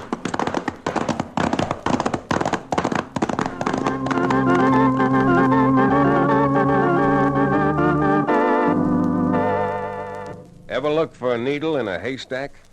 Well, that's what we were doing. To make it worse, the weather had turned as black as my mood. A cold wind had frozen the ground hard, showing about as much sign as a piece of smooth-carved granite. But with Martha Cummings on my mind and Libby Fillmore in my heart, Cherokee and I pushed stubbornly ahead. Now, I'm no man to complain, Chad, but this is one wild goose chase where I'm starting to feel like the goose. You look like a gone gosling. Well, there is a goose involved in this, all right. Several geese, in fact. Harry's, Martha's, and not the least of them my own. Knowing the fair sex like I do, I can promise you Libby will get over it. And knowing the judge like I do, I can promise you he... Oh, rein up. What in twisted-up tarnation you stopping out here for? You want to freeze to death? No, but I sure want to look at that briar bush over there. Briar bush? Hey, Cherokee, look. Look what was snagged off on that briar. Looks like a little piece of black cloth. Black alpaca cloth. And if I'm not mistaken, the same black alpaca Harry Cummings' sleeve guards are made of. Cherokee, I think we've found the trail. Now, braid my hair and call me Pocahontas. You mean to say you spotted that little patch of black cloth out here in the middle of no place? And that it means something? Sure does mean something. It means we're turning our horses and riding through that briar patch. But there ain't nothing beyond the briar. That is nothing but rocks. Nothing but rocks. And, I hope, a trail that'll lead us to that bank bandit and Harry Cummings.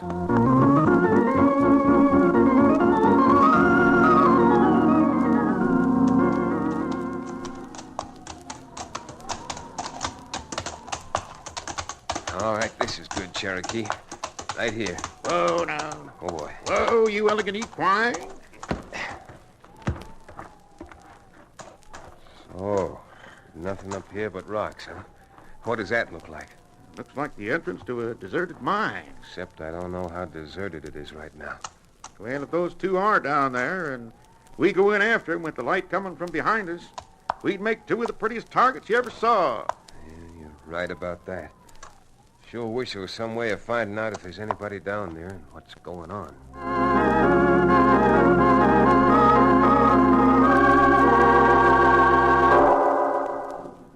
Smith, I tell you, we'll starve down here. We'd have been better off staying in jail. Why don't you dry up? I should have left you in that jail to rot. Maybe I've been better off rotting there than down here. We only had some air. You keep that up and you'll get air, all right. I'll ventilate you proper. You're just the kind who would, too. If I'd had any salt in me at all, I wouldn't let you take me with you. Why, you... No! Now, keep that trap of yours shut. Look, the air down here's so bad. Why don't you let me see if I can't dig a little hole up toward the top? Just a little one. Just enough to get some fresh air. Yeah, all right. Gotta keep you amused like you would a kid. Can I use one of your spurs to dig with? Yeah, you can use anything. Only just shut up. Here. Thanks. Well, maybe we can get some air.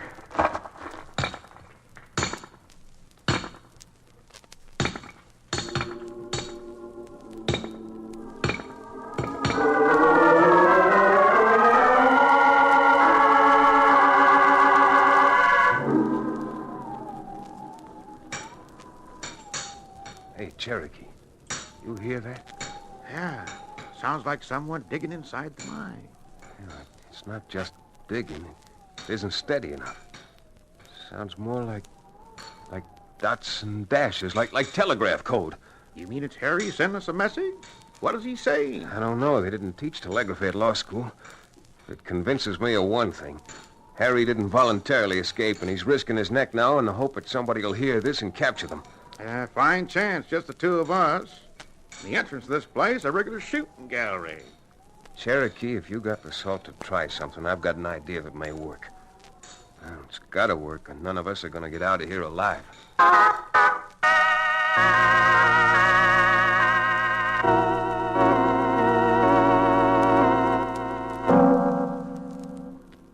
If I hadn't wanted to save Harry, it would have been easy enough.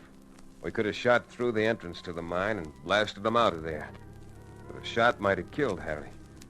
So I had Cherokee climb on top of the entrance and hang there like a possum by its tail. Then I gathered up some dry brush, trusting to the wind to carry the smoke inside, set fire. With the smoke blowing inside the place, I just waited.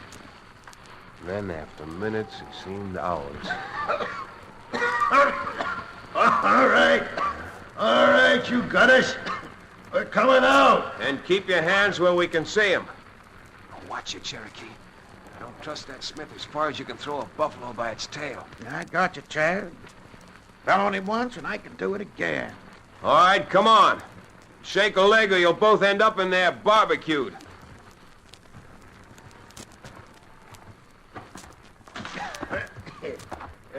All right, mister. You got us out of there, but you haven't got me yet. Oh, what a yellow-spined varmint you are, Smith. Using Harry as a shield. Don't mind me, Chad. Get him. Oh, I'm afraid, Harry, that just talks easy. Come on. If you want horses, ours are over there.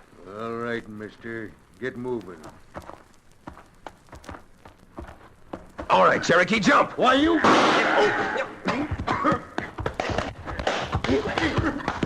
That's it, Cherokee. Now, hold on to it.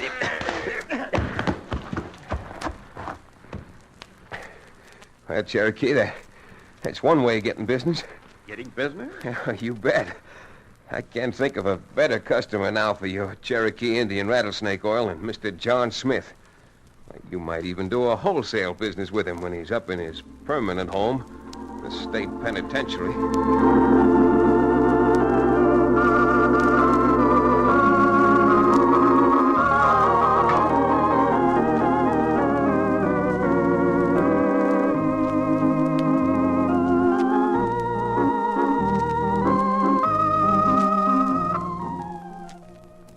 Chad, I can't ever tell you how much both Harry and I owe you. You don't owe me a thing. Anything you might owe, you owe the judge for his influence with the governor. Oh, stuff and nonsense. I'd say the real thanks are due to Cherokee. He's the man who knocked the wind out of Smith twice. Now, just a minute. Nobody could have done anything if Harry hadn't tapped out that message. So we'd know he was down there. What would you have done if your life was at stake? No, sir. I'm passing the medal right back to Chad. Libby, let's let them all stay here making their speeches. I think you and I ought to take a little walk. We have a few things to talk over. I haven't much to say, Chad, but If you think you have, I can be an awfully good listener. You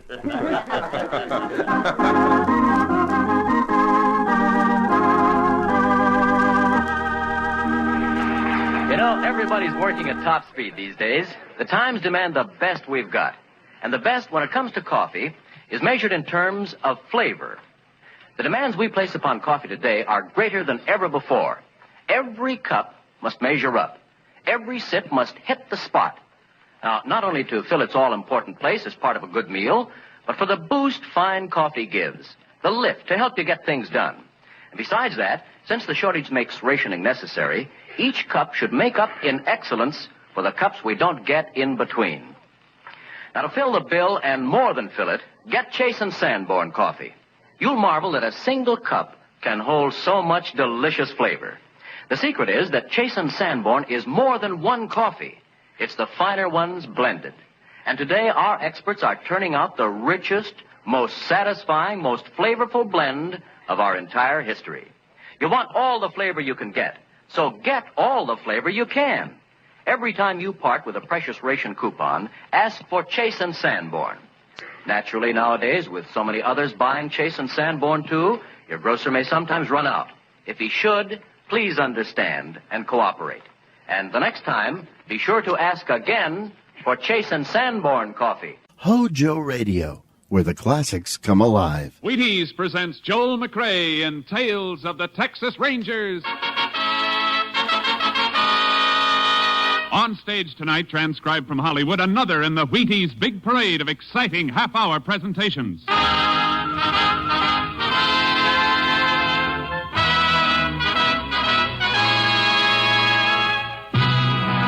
Tales of the Texas Rangers, starring Joel McRae as Ranger Pearson. Texas, more than 260,000 square miles, and 50 men who make up the most famous and oldest law enforcement body in North America.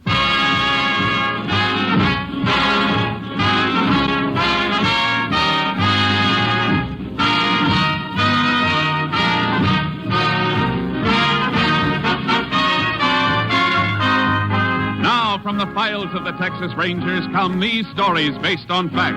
Only names, dates, and places are fictitious for obvious reasons. The events themselves are a matter of record.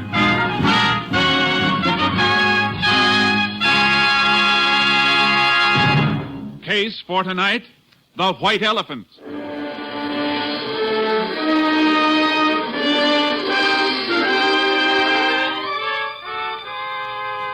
It is January 16th, 1950. The time, 6:28 p.m.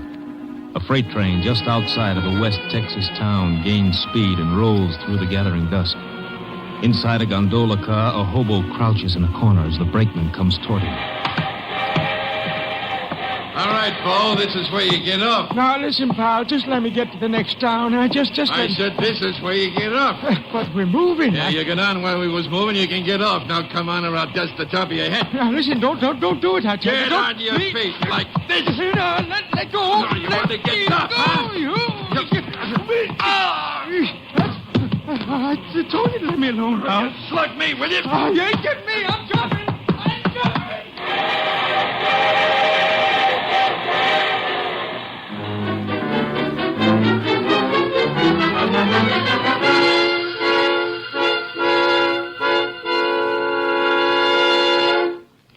Tales of the Texas Rangers will continue in just a moment. You take a nice, ripe, plump kernel of wheat, and you roll it out flat, and you toast it a little. And what have you got? A Wheatie.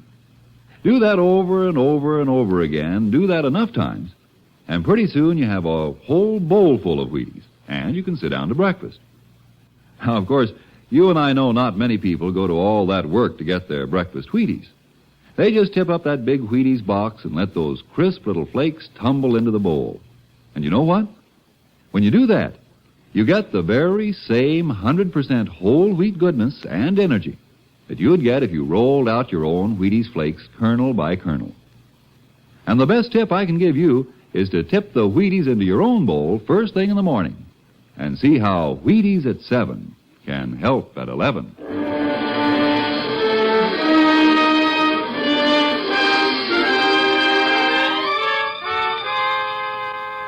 At 2:55 a.m. of the morning following the freight train incident, a rancher named Banker noticed a small coupe parked on the shoulder of the road. It bore Oklahoma license plates. Banker turned his spotlight on the car, saw a man slumped down in the driver's seat. A half hour later, Sheriff Caldwell, notified by Banker, began investigation of the murder and called in the Texas Rangers. Ranger Jace Pearson was assigned to the case. And a few hours later, Pearson, Banker, and Sheriff Caldwell stood at the scene. Pearson listened to Banker. It was just about 3 this morning when I saw it, Ranger. How come you were driving along this road that late? I've been to a Ranchos meeting in Almira's. I was going to spend the night there and changed my mind. Uh-huh. Did you take this road when you left for Almira's? Yes, sir. What time? Yesterday morning, about 7:30. And then this car came here sometime between 7:30 yesterday morning and 3 this morning. I guess so. You never saw the dead man before, huh? It was the first time I laid eyes on him. All right, Mr. Banker. You can go. You need me, I'll be home. No identification on the body at all, huh, Sheriff? Nothing in the pockets, picked clean as a whistle. Anybody else been around the car? Nope, deputy kept his eyes on it. Car's facing west, going west when it was stopped. Tire tracks on the shoulder tell that. Mm-hmm. Blood on the seat. Yep, 38 bullet done it. 38? Might be a police special. Banker got one? Banker, but... Just asking, for now. You see, You see something? Look here, Sheriff. Huh? Set of tracks leading up to the car. Ordinary shoes, not boots. Heel marks are too broad for boots. Yeah, looks like it. Look at this one. Sole print with a hole in it. Now look. The prints lead from that way, north, up to the car. A little scuffle, and the prints turn back north. Mm-hmm. In other words, Sheriff, somebody walked up to the car, stood there, then turned and went back north. Oh, and here's something else. Grease. Looks like grease. Smeared on the car door. Same side footprints are on. Grease might be from the car. Looks too stiff and heavy for that. Yeah. What about it coming from a freight train, Jace? Why? Well, there's tracks about a mile north of here. Freights use the siding to pull on when passengers got to pass. Maybe it all ties in, Sheriff. A shoe with a hole in it, grease, freight siding. Yeah, might be worth going after. Where do we start? Here at the car first. I'm going to check it over inch by inch. Meantime, you get hold of a freight schedule. I'll meet you at your office.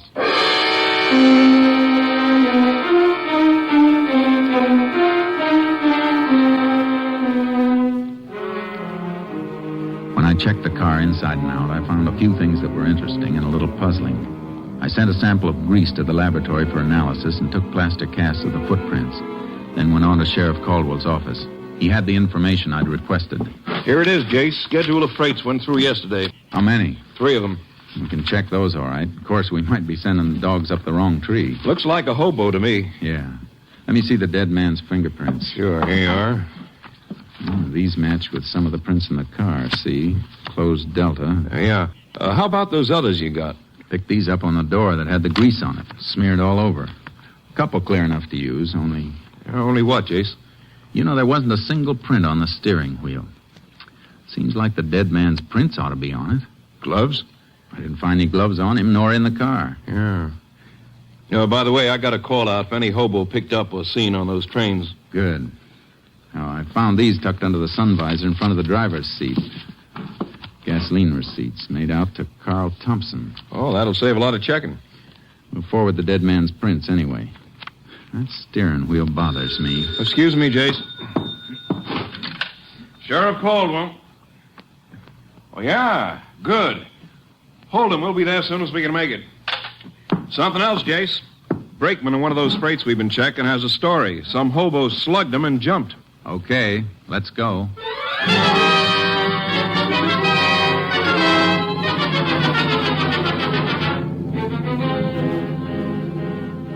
The brakeman took us to the approximate spot the hobo jumped off the freight. Sheriff Caldwell and I picked up the trail and followed it by horse. We hoped to apprehend the suspect before he could reach a town and lose himself and us. After 6 hours, we stopped.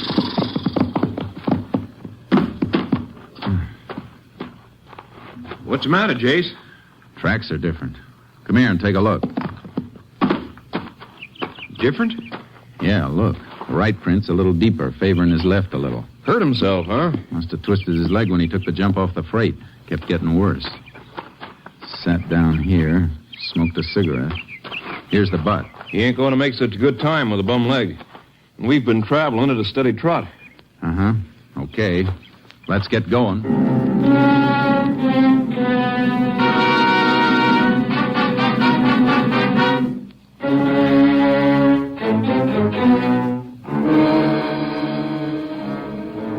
The suspect's trail showed increased favoring of his left leg.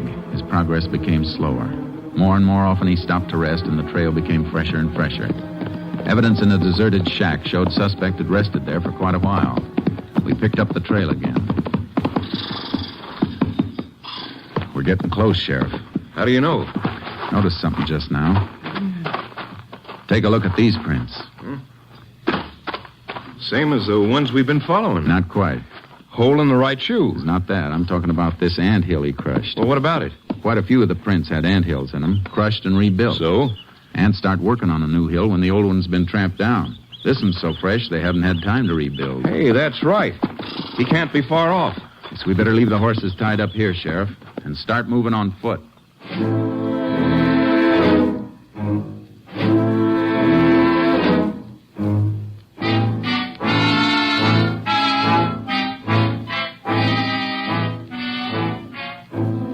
At 8:15 that evening, we found the man we were hunting. He was asleep. He gave us no trouble, and he denied anything and everything about the crime. We took him back, and I kept questioning him, but he stuck to his story. I never was there. I didn't do it. Ever own a gun? 38 police special? I told you 100 times I never owned no kind of gun. How'd you take all that skin off your arm? Dunno. Fell, maybe. You got that while you were running away. When you jumped off the freight. After you slugged the brakeman. No. Grease on your jacket. How'd it get there? Maybe off in the freight. Sure. That car we showed you. The one you said you'd never seen before. It's the truth. Is it? Hold up your right foot. What? Hold it up. Hole in the right shoe. What of it? Here's a plaster cast. Cast at the print of the scene of the murder. Take a good look.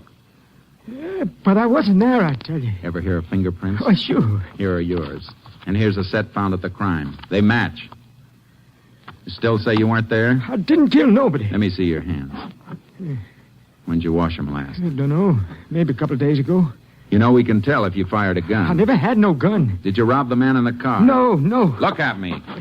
You were there, weren't you? We can prove it. Well, all right, I was there. But I didn't kill him.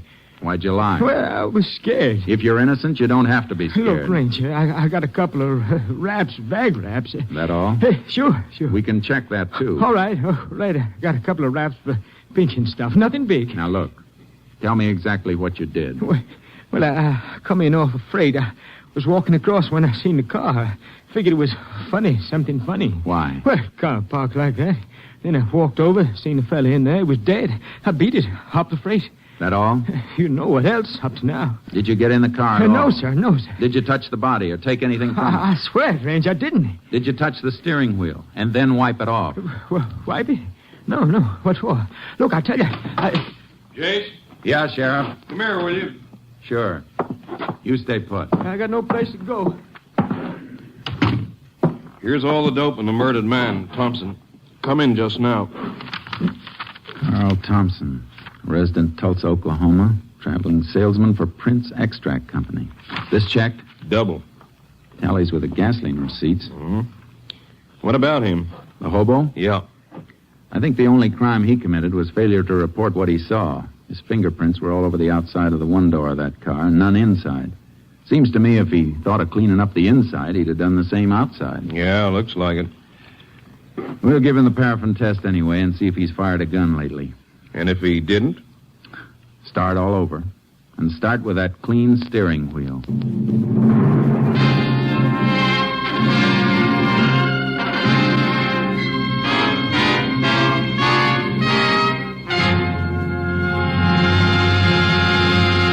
In just a moment, we continue with Tales of the Texas Rangers, starring Joel McRae as Ranger Jace Pearson. I guess nobody gets much of a taste treat out of taking their calcium and iron and phosphorus or their vitamins straight. But you simply have to have all those things to keep feeling good. And you should have them first thing in the morning, too. Because morning's the time you do most of your big day's work. That's when you really need the energy. You see, Morning is the time when you really should... Wait a minute, Frank. Why don't you just tell them this? See how Wheaties at 7 can help at 11. Why, you took the words right out of my mouth, of course. Wheaties at 7. Because Wheaties have all those vitamins and minerals. That's how Wheaties give you the zip it takes to feel eager and ready for anything all morning long. Whether you drive a truck or plow a field or if you're just plain busy with a multitude of household duties. And Wheaties do you another big favor. Wheaties wrap all those vitamins up in a wonderful, sunny, toasty, nut-like flavor that fairly hollers, give me some more. Wheaties are crisp. They're munchy. You know, fun to chew on. Taste as good going down as they make you feel when they get there. So do this, will you? Not for me, but for yourself. Hurry on down to the Wheaties tomorrow morning and just see for yourself how Wheaties at 7 can help at 11.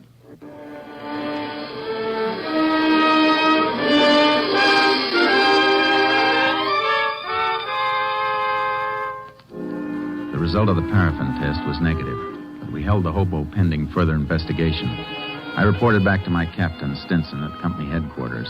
I told him I was pretty sure that the hobo's story checked out. Yeah, it looks like it.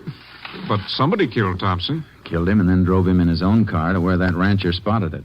There wasn't anything on Thompson, huh? No money, no papers, only these.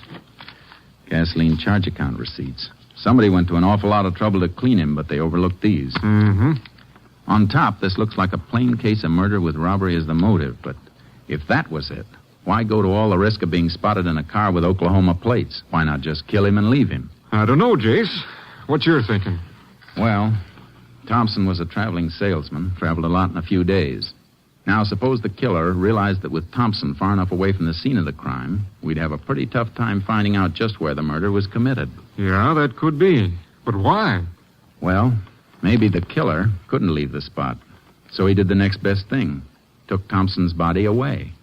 And maybe it wasn't just robbery. Well, what else? I don't know yet, but I got some more checking to do. It'll take maybe a couple of hours, and then I might have some answers.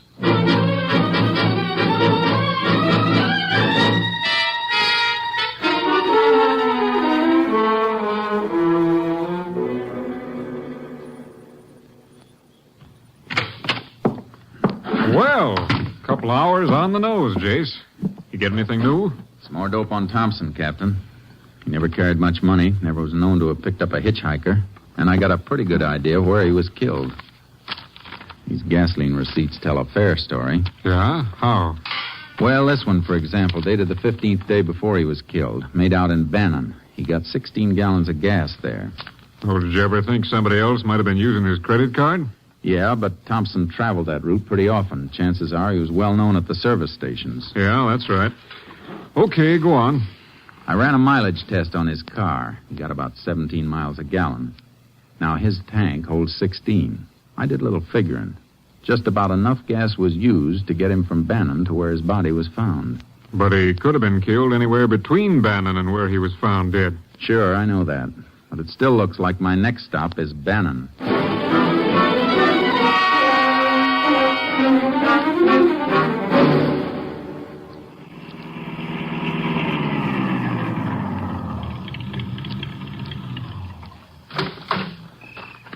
Howdy, Ranger. Howdy. How many? Whatever she'll take. Sure thing.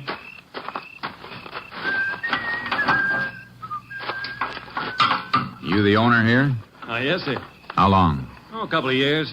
You work alone? Well, nights, yeah. Take a look at this, will you? One of my receipts. Credit card stuff.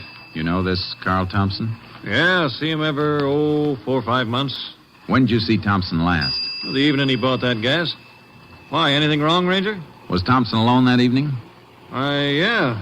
I never remember him ever having anybody along. What else do you remember about that evening? Oh, one of the worst sleet storms we ever had.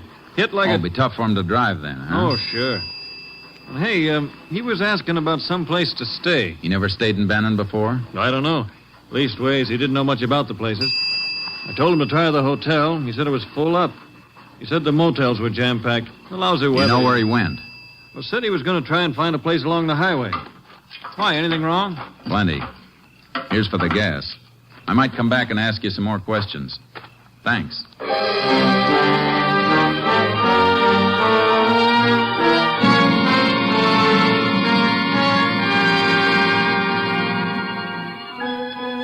I began a check of every possible place Thompson might have stayed that night, but I drew one blank after another. Then I got a lead at a motel on the outskirts of Bannon. Sure, Ranger. I remember that night. Sleet was an inch thick. We was full up here, but I sent him to a place down the highway, the Star Motel. Been closed and up for sale for quite a spell, but I heard it was opened up again.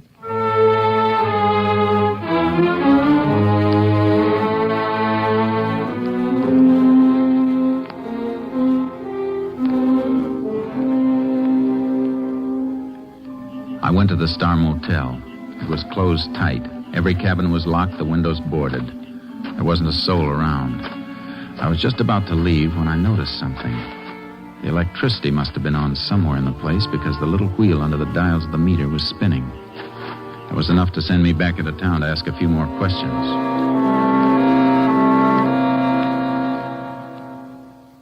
Now, let me see, Ranger.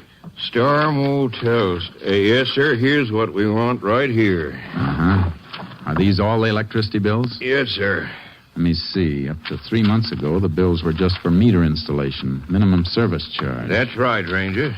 But for the last 3 months, $475, $389, $560. Kind of funny, isn't it? The place is closed, but for the last 3 months, the bills have averaged over $4 a month.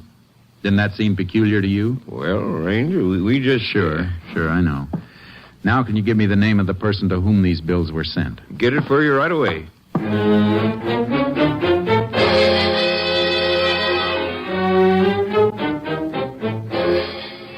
Why, yes, Ranger, Mr. Carlson's here. I believe he's on the phone right now, but if you come in... Thank you, ma'am. You Mrs. Carlson? Yes. I hope I'm not bothering you any, Miss Carlson. Not at all, Ranger. My husband's here. Oh, yeah? Yeah, I see. Well, I think that could be arranged. Yeah, sure. Tell you what, I'll come out a little later. I'll bring the client with me. Sure. Thanks for calling. Goodbye. And this is Ranger Pearson. Oh, hello. Sorry to barge in like this, Mr. Carlson, but I got a few questions. Questions? Sure, what about? You own the Star Motel, don't you? Yes, I do. Star Motel. That white elephant. White elephant? Yeah, I've been trying to get rid of it for 2 years. Why? Well, like Bessie said, it ain't been worth a hoot since the new highway went in 2 years ago. Only half the traffic that used to pass it. It hasn't been used for 2 years? Well, I guess I didn't mean exactly that. What did you mean? I tried to keep it going for a year after the highway went through, but couldn't rent enough rooms. Wasn't worth trying to save. You got the keys to it? Keys? Oh, sure. Is something wrong, Ranger? Might be, ma'am. Can you take me through the motel, Mr. Carlson? Anytime. Right now, suit you? Couldn't be better. Let's go.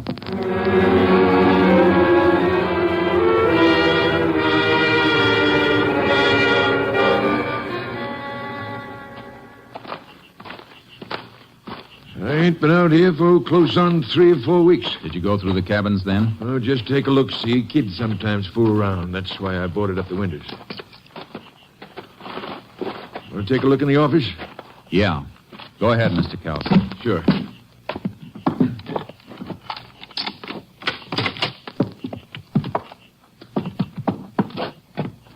Nothing in here, Ranger. Nope, there's not. Anything in particular you're looking for? Yeah. You have this floor washed lately? Oh, heck no.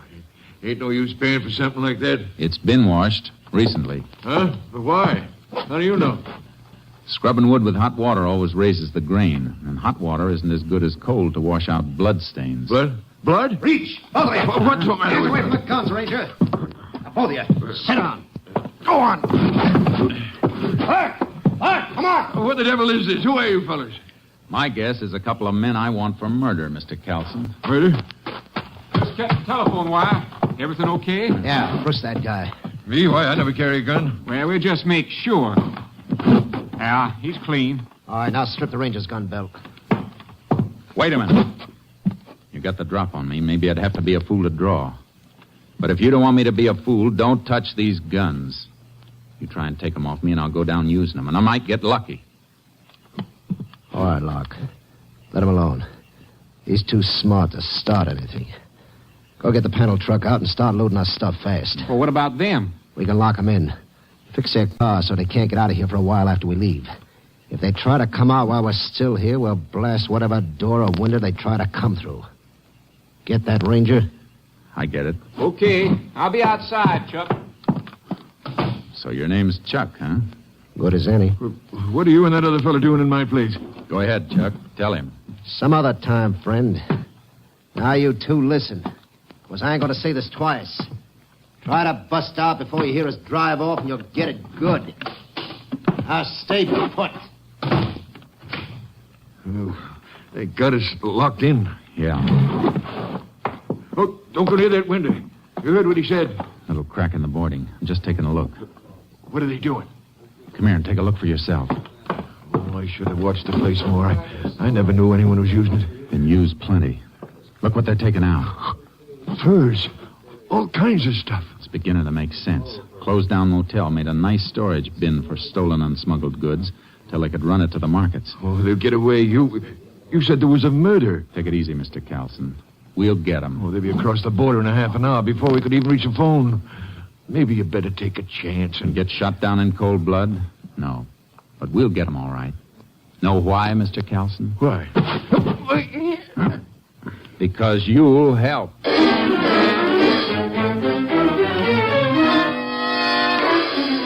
I pinned Carlson with a quick headlock and then got one arm up behind him and applied pressure so I could keep him still while I had a free hand.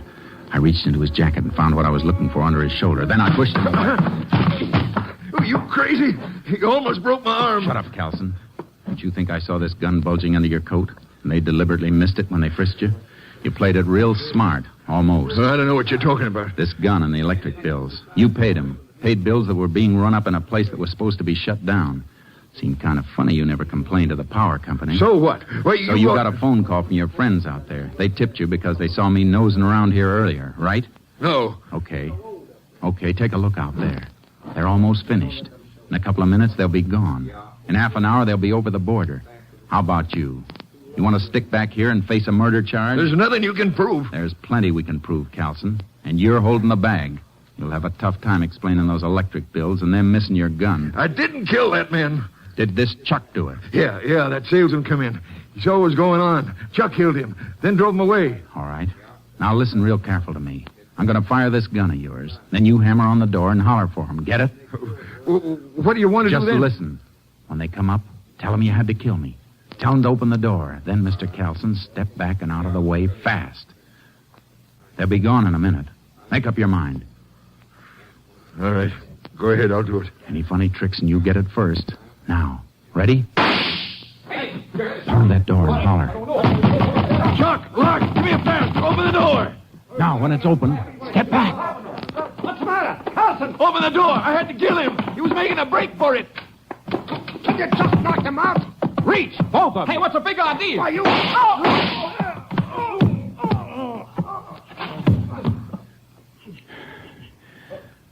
We'll come back for him later, Carlson. Meantime, let's you and me get back to town. I got you a deal for this White Elephant Motel. You can trade it for a jail cell.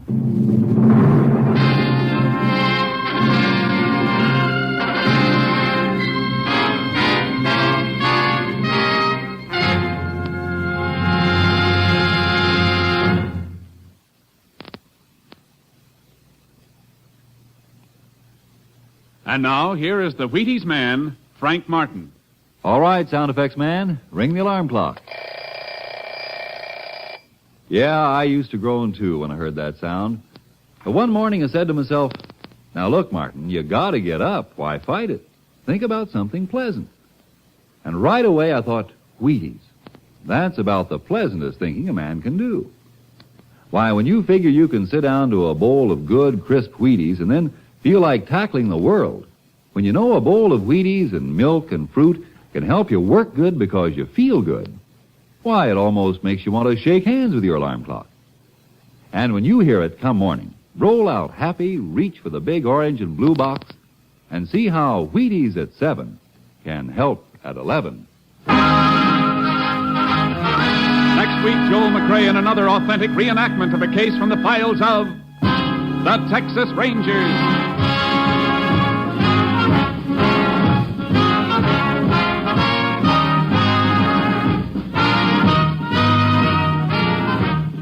Joel McCrae will soon be seen starring in the Universal International Technicolor production Saddle Tramp. Tonight's cast included Tony Barrett, Paul McVeigh, Lou Krugman, Jeff Corey, Robert Bruce, Byron Kane, and Jeanette Nolan. This story was transcribed and adapted by Russell Hughes. The program was produced and directed by Stacy Keach. And this is Hal Gibney speaking.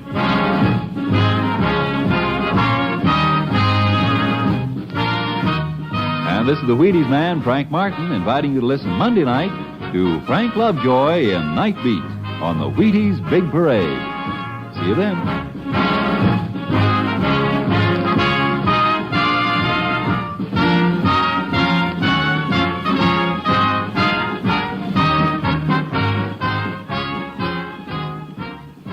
Listen tomorrow for the Summer Symphony. Now it's Basin Street time on NBC. All right, everybody. It's time to sound off for Chesterfield. Sound off! Sound off! Sound off for Chesterfield! From Maine to California, smokers are changing every day. All over America, there's a swing to Chesterfield with this great new thing. Mildness plus. No aftertaste. Mildness plus. No aftertaste. No unpleasant aftertaste in Chesterfield. That's right. Science discovered what you can prove. You better get into the smoking groove. For Chesterfield now sets the pace with no unpleasant aftertaste. Chesterfield. Chesterfield. Chesterfield. Chesterfield. Milder, milder, milder, milder. Chesterfield. That's right. The best cigarette for you. That's right. The best cigarette for you. That's right. So here's what we want you to do. Right now. Yes, here's what we want you to do. Right now. Sound off. For Chesterfield. Sound off. For Chesterfield. Try a pack of Chesterfield. Do it. Today. Stay tuned to HOJO Radio. There's a town in Montana Territory where it's against the law to carry a gun. The sheriff lives by this order, but other men can die because of it.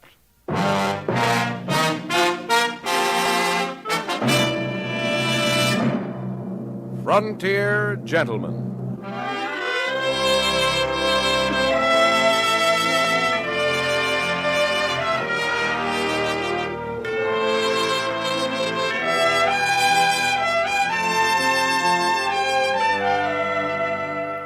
Herewith, an Englishman's account of life and death in the West. As a reporter for the London Times, he writes his colorful and unusual accounts. But as a man with a gun, he lives and becomes a part of the violent years in the new territories. Now starring John Dehner, this is the story of J.B. Kendall, Frontier Gentleman.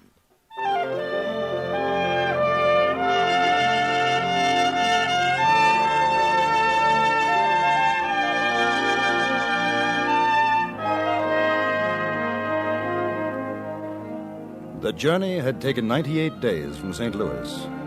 I had come by riverboat up the Missouri, the little stern-wheeler climbing, churning, scuttling over 2,000 miles of sandbar and rapid. Then into the lonely wastes of another, swifter stream, the Yellowstone, until we finally docked at South Sunday in Montana Territory. My ticket had cost $300, which left me about $50 in my pocket, and the slim hope that there would be a letter at the express office with my remittance from England.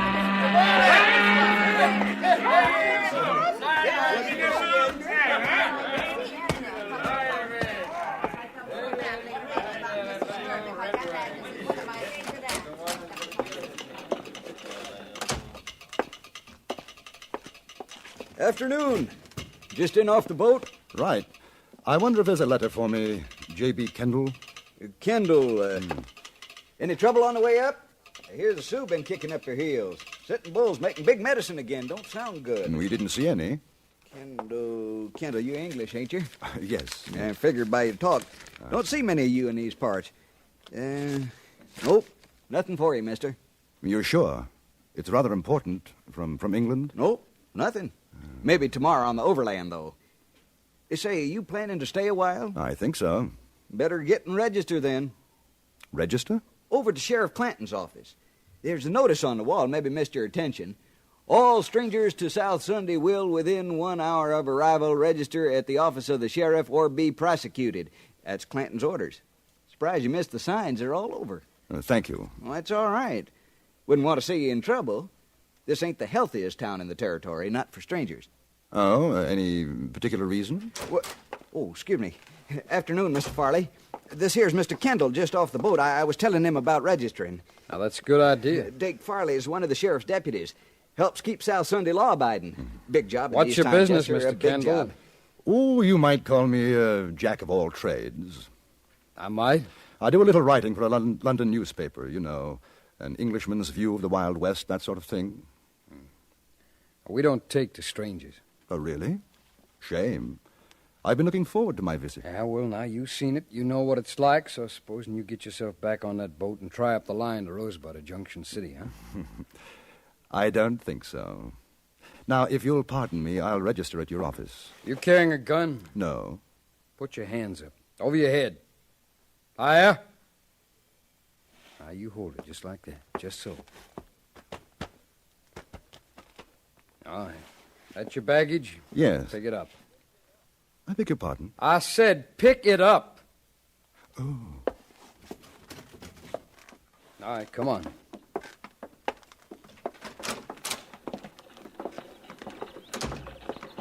Tell me, Mr. Farley, how did your town get its name?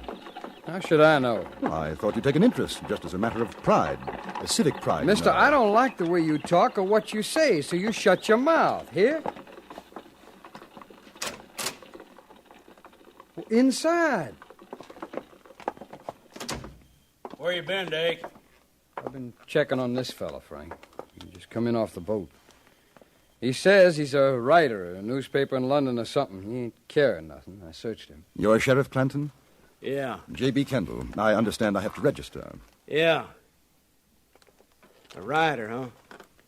You want to write about South Sunday? I might. How come? As a matter of fact, the name intrigued me. You kidding? No, not at all. I write about the West, and you're in the heart of it. From what I understand, there might be trouble brewing with the Sioux and the Cheyenne. I'd like to be here if it blows up. What's the name of your paper? The London Times. You ever hear of it, Dake? No. Mister, all kinds come to these here parts. Now, I ain't exactly calling you a liar. It's quite all right. One can't be too careful. Here, my papers. J.B. Kendall. British subject. Yeah. London Times. That's what it says. Here, you see, Dake? Yeah, that's what it says. Any other strangers get off the boat with him? No, just him. Well, you sound all right to me, Mr. Kendall. Now, just you remember, I got a set of rules here. You live by them while you're here. You'll get along. That seems fair enough. No man, except them authorized by me, carries a gun in South Sunday. That way we don't get a bunch of crazy, liquored-up miners and the like shooting up the place. It seems the usual thing for a man to be armed in most places. It ain't usual here. It's again the law. Oh, I see. You got yourself fixed up at the hotel? No, not yet. Well, then you go on over to the Empire, Mr. Kendall. You tell them Frank Clanton send you. They'll take care of you. Very good of you.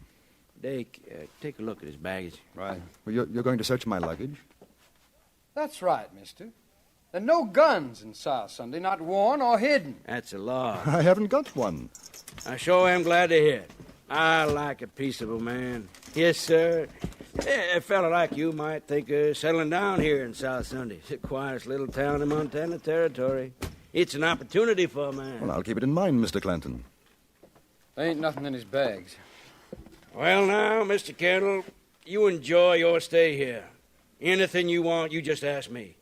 And I'd appreciate it, sir, if you put my name in your paper. Whatever you want to say is okay with me.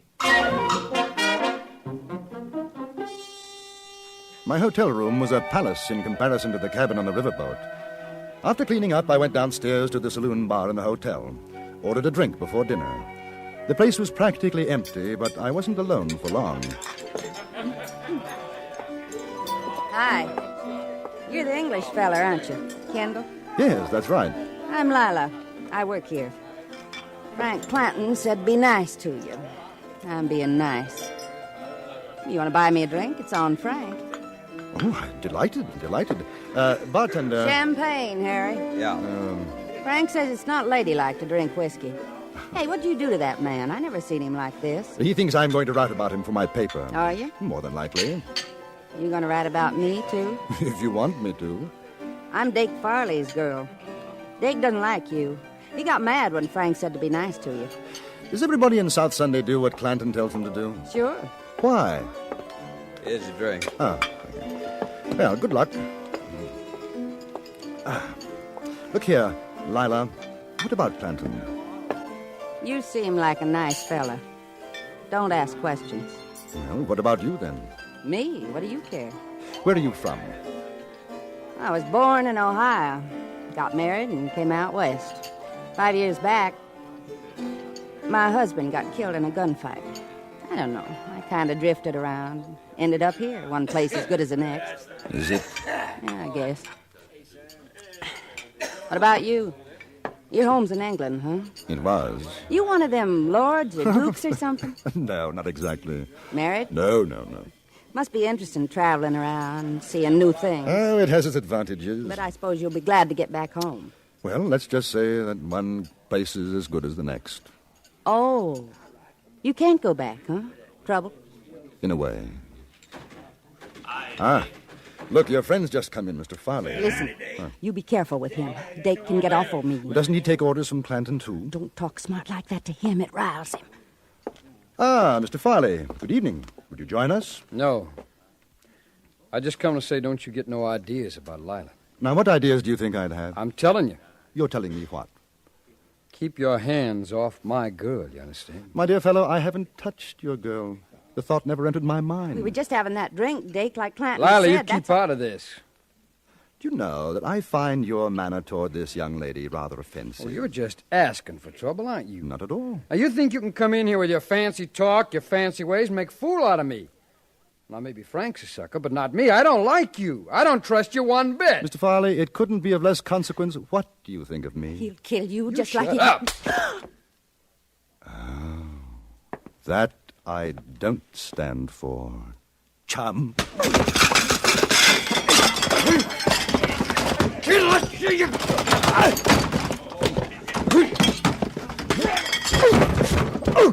Oh, my nose. My nose. Imagine it's broken. Now, if you don't mind, I'll relieve you of these. A chap of your disposition has no right running around with even one gun, let alone two. Hand up, will you? You should have killed him. What on earth for? Listen, there's two more besides Dake and Clanton. They'll get you. You won't have a chance. I think you better clear out before Mr. Farley stops bleeding.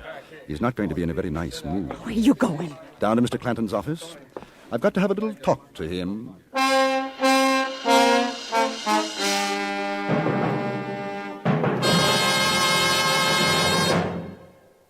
In a moment, we'll return to Frontier Gentlemen. Who gets the last word? It all depends on who's playing CBS Radio's fascinating game Tuesday evening with Dr. Bergen Evans. A regular panel member is the witty and erudite John Mason Brown. Other guests vary from week to week. This Tuesday, they'll be Gary Moore and Lael Wertenbaker. These bright people take off from language questions sent in by listeners and cover all sorts of fascinating ground before one or another of them ultimately gives you the last word on the question. Get the last word this Tuesday when it comes to you over most of these same stations. And now we return you to Anthony Ellis's production of Frontier Gentlemen.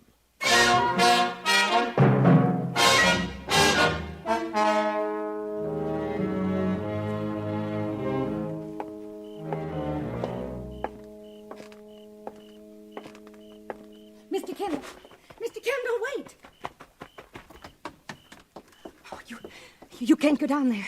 Dake went out the back. He'll have told Clanton by now. They'll be waiting. Well, that's all right. What's the matter with you? You want to die? Of course not. If you're gunning for them... Gunning for who? I'm not gunning for anybody. Then why are you going to see Frank? Well, I told you I would talk to him. Talk? Listen, you've got to get out of town. My dear girl. Don't you know who they are? Should I? You don't know what you've done. Shh. Quick, this way. She took my hand and ran back up the street. We ducked down a narrow alleyway, up a rickety flight of stairs, which was the back entrance of the Empire Hotel, then along a musty corridor, past my room, and into hers. I don't think they'll think of looking for you here. Your friend, Mr. Farley, is going to be quite upset if they do. His name's not Farley. Clanton isn't Clanton. They're the Shelton boys. Shelton? The New Mexico Shelton boys? There's 4 of them. Brothers. What are they doing in South Sunday? Hiding out from Billy the Kid.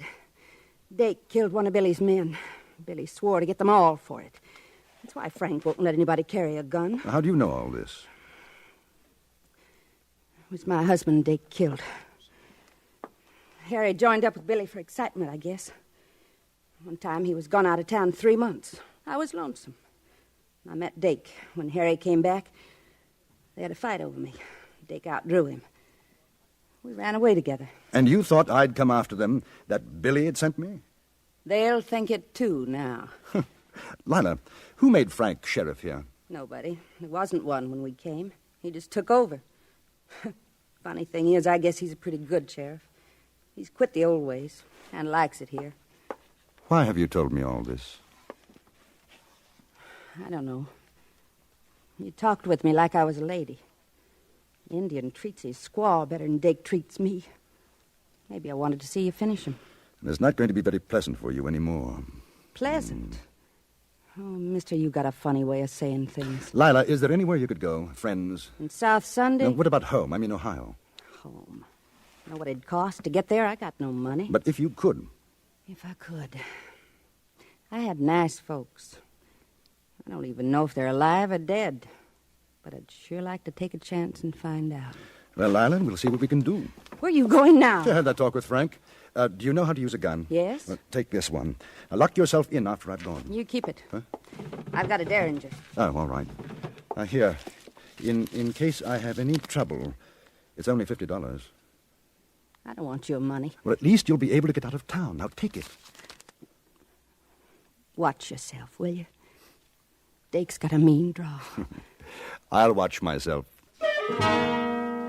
The Shelton brothers and probably 2 of their chums were out looking for me now, and I was pretty certain of that. I was looking for them, too, but the advantage was on their side. The town was strange to me. So I went to the one place where I was fairly sure I'd be safe from a surprise attack.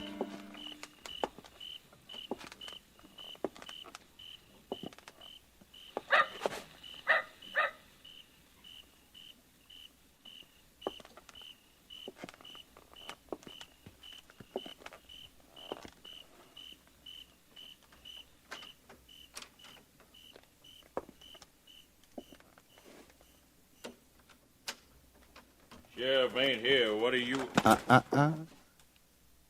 Careful. Keep your hands where they are. You're Kendall? I'm Kendall.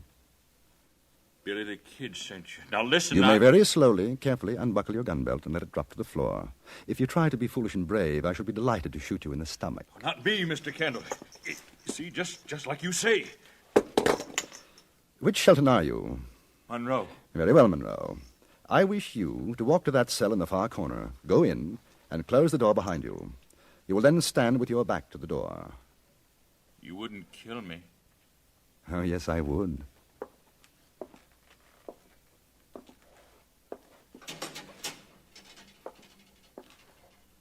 Close it, please.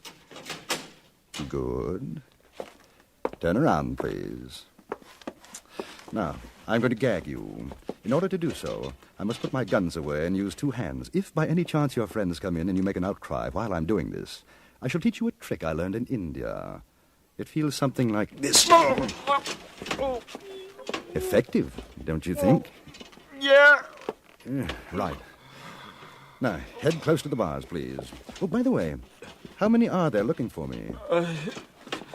2? 3. 3. There. Now, we'll make ourselves comfortable and wait for your brothers.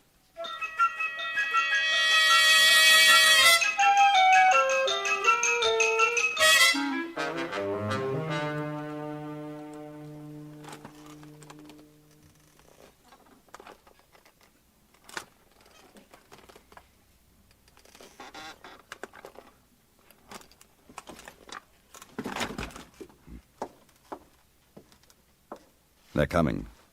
Now remember what I told you, Monroe. Not a sound. Kendall! We know you're in there. Blast. Kendall! You hear me? Is there a back door? Come out with your hands up, or we're coming in after you. Let's get that gag off. I can see I'm going to need you. What are you going to do? I'll probably have to end up killing you. Nothing personal, you understand. What do you say, Kendall? Out you come. Open the door and throw your guns out. I've got a much better idea. You open the door and throw your guns in. Monroe, are you in there? Tell him. Yeah, I'm in here, Frank. Kendall, you come on out. You couldn't get... This, but I'm afraid I don't believe you. No. Hey, Frank, he's going to shoot. You do what he says. All right. Kendall, we'll open the door. Throw in our gun. You give us your word you won't shoot? Not unless you do.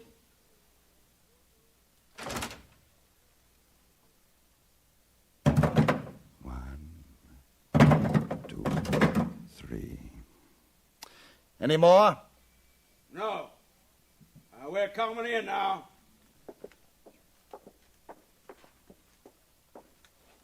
Well, a pleasant family reunion. The brothers Shelton. Keep your hands where I can see them, won't you? Now look. The kid made a mistake about what happened down south. Dake didn't mean to kill Lila's husband, did you, Dake? I drew him, that's all. Yeah, that's the way it was. Lila knows it was a fair fight. She'll tell you. Speaking of Lila, I hope she's well. Oh, she's fine. Now, we got no fight with the kid or you. Now, why don't we all go on down to the saloon and have a drink, huh? Talk it over. Oh, me and my brothers have been living a nice, quiet life up here. We don't want to make no trouble. Get him, Dake! My arm! Frank! Completely dishonorable and most unwise. Frank! Any more hidden armaments? You going to kill us? It depends. Mr. Shelton, have you got $500? Yeah, I reckon so. Lila wants to go home. That's about what it'll cost. You have the money here. Yeah, she's safe. Well, sure, she could take the boat out when it leaves in the morning. Ain't that so, Dake? Sure. Get it.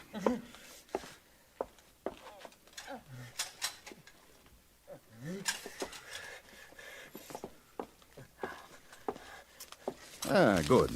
That settles the account. Now, all of you, get into the cell. Oh, incidentally, until this evening, I had no idea who you were. And I've certainly never met your friend, Billy the Kid. I thought you'd like to know. Hey, what about Dake? He's got to have a doctor or he'll bleed to death. He probably will. I'm going back to the hotel. If Lila's all right, I'll send a doctor. If she's not, we'll find an undertaker.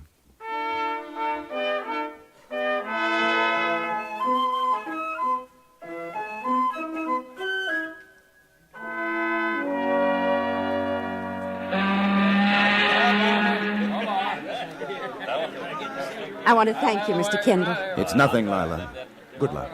You ever come Ohio way, you look me up. You hear? I'll remember that. Oh. You're a gentleman. I'll never forget you.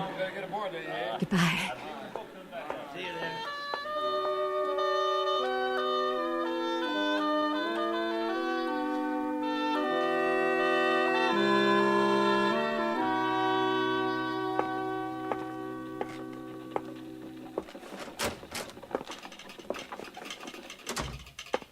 Morning, Mr. Kendall. Hear about the trouble last night? Yes. Sure must have been something. According to the sheriff, a whole gang rode in trying to shoot him up. A gang? Yep. 6 of them. Dake Farley got hit in the arm. Really? The sheriff ran him off, though. Marvelous. I'll have to mention that in my article to the London Times. Now, I wonder, has that letter from England arrived yet? Nope, I'm afraid not. Mail's already come in. Won't be any more till next week. Well, when it does come, perhaps you'll be kind enough to forward it to me. Sure. What address? In care of the Express Office. Rosebud, Montana Territory.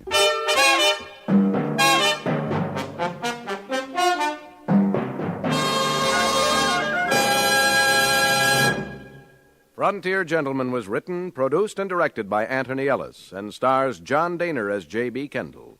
Featured in the cast were Jack Crucian, Virginia Gregg, Stacey Harris, Harry Bartell, and Barney Phillips. Music was composed and conducted by Jerry Goldsmith.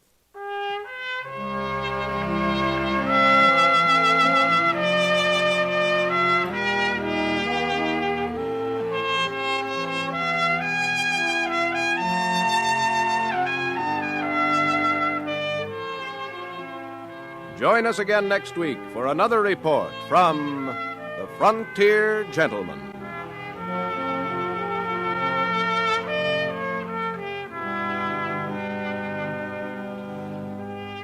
Johnny Jacobs speaking. This is the CBS Radio Network.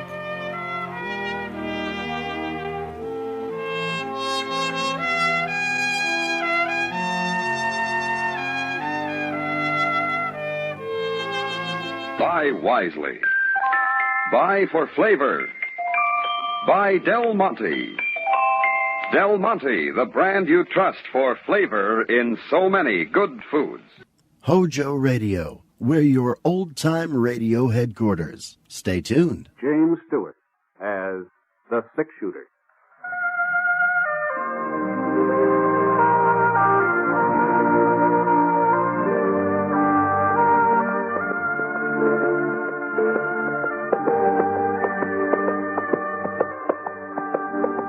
The man in the saddle is angular and long-legged. His skin is sun-dyed brown. The gun in his holster is gray steel and rainbow mother of pearl, its handle unmarked. People call them both the six-shooter. Coleman, America's leader in modern automatic home heating equipment, and the National Broadcasting Company present James Stewart as the six-shooter, a transcribed series of dramas based on the life of Britt Ponset, the Texas plainsman who wandered through the Western Territories, leaving behind a trail of still-remembered legends. Now, in just a moment, immediately following this important announcement, you'll hear Act One of The Six-Shooter. In a few years, our public schools will be as behind the times as the Little Red Schoolhouse. And it's estimated that by 1956, there will be some 7 million more children in elementary schools than there are now. More equipment will be needed. And above all, more elementary school teachers. To help assure your child a proper education, join and work with local groups and school boards. And for free information about how people in other communities are improving their schools, write to this address. National Citizens Commission for the Public Schools, 2 West 45th Street, New York 19, New York. Now, Act One of The Six-Shooter, starring James Stewart.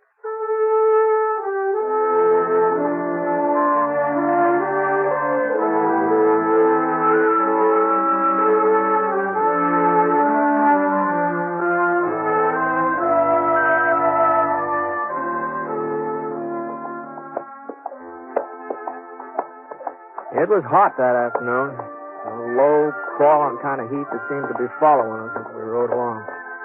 The sun hadn't come out in the morning, but about noon it pushed through the clouds. Boy, it was hot. By 4 o'clock, when it should have been cooling off, it seemed hotter than ever.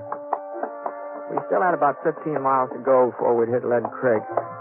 That was where I figured on getting a job helping lay track on that new spur line to Salt Lake City. I nudged Scar on the flank, and we headed down a little gully. His ears pricked up, and he jerked his head.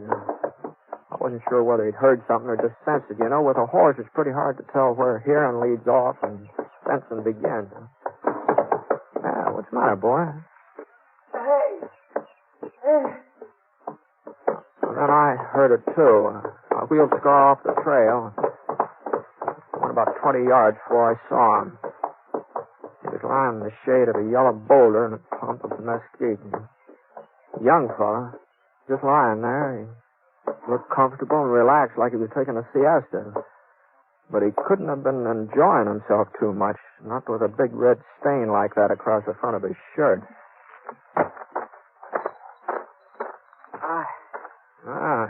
What's the trouble?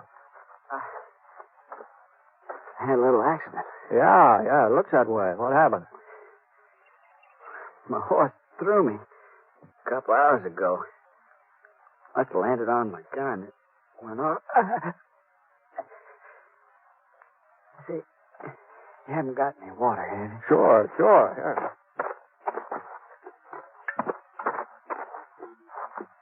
Here.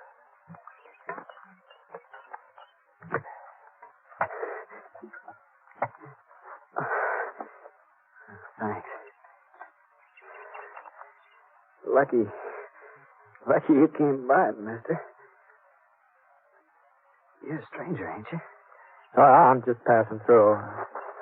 Yeah, I'm not much of a doc. Maybe I can fix a bandage for you for the time being. I already fixed one. Here's my shirt tail. Don't seem to be doing much good. Oh, yeah, let me see if I can tighten it. Hold on now. You think you can ride? I don't know. You ain't seen my pony yet. Hello, with a half moon on his flank? No, I can't say I have. Must run off. Oh, now, just don't worry about him. My horse will get us into Lead Creek. Lead Creek? Yeah, it's close to town, isn't it? Yeah, I guess it is. Yeah. All right, now, let me give you a hand here. Ooh. It ain't no use, mister. No, you gotta try. Now, just lean your weight on me. I'll never make it. Okay. That's it. There's a cabin past a mile or so west. I might be able to ride that far. Oh, that'd be better than staying here. Yeah. Now, I'm gonna lift your feet up. Now, that'll hurt plenty, but once you're in the saddle, you'll be all right. Now, here we go. There we are. I'll take it real slow. I'll walk alongside. There you are.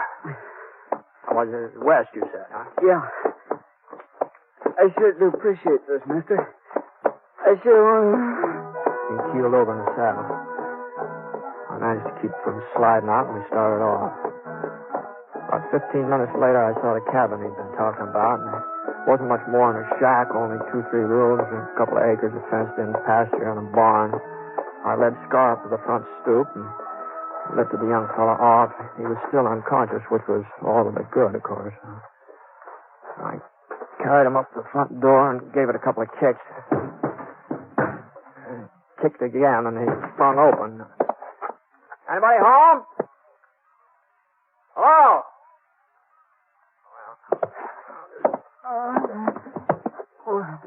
Yeah, now you just lay there. I'll try and get some rest. I'll look around. Where? He passed out again. I covered him with a blanket lying across the foot of the cot there.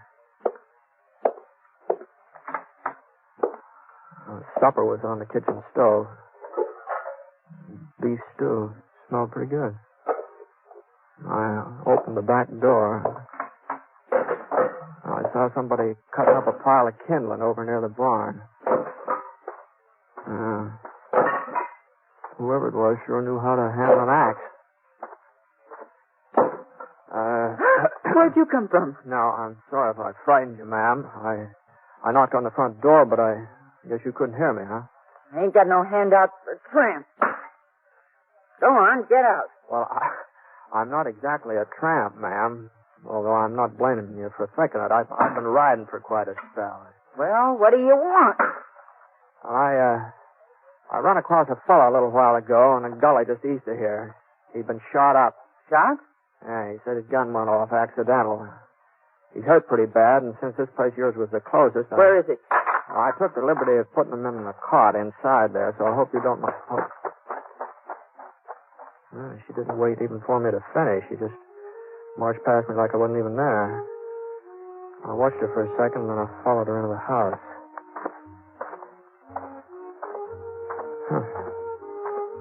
I'd never run into a woman exactly like her before. At first, I thought she was a man. You know, the pants, the checkered shirt she was wearing, and the way she chopped up kindling, they fooled me. She walked like a man, too. Stiff, square-shouldered. But her eyes, they were a woman's eyes, all right. Kind of soft and young and frightened. Yeah. The rest of her had been pretty as her eyes. She'd been a real fine-looking girl.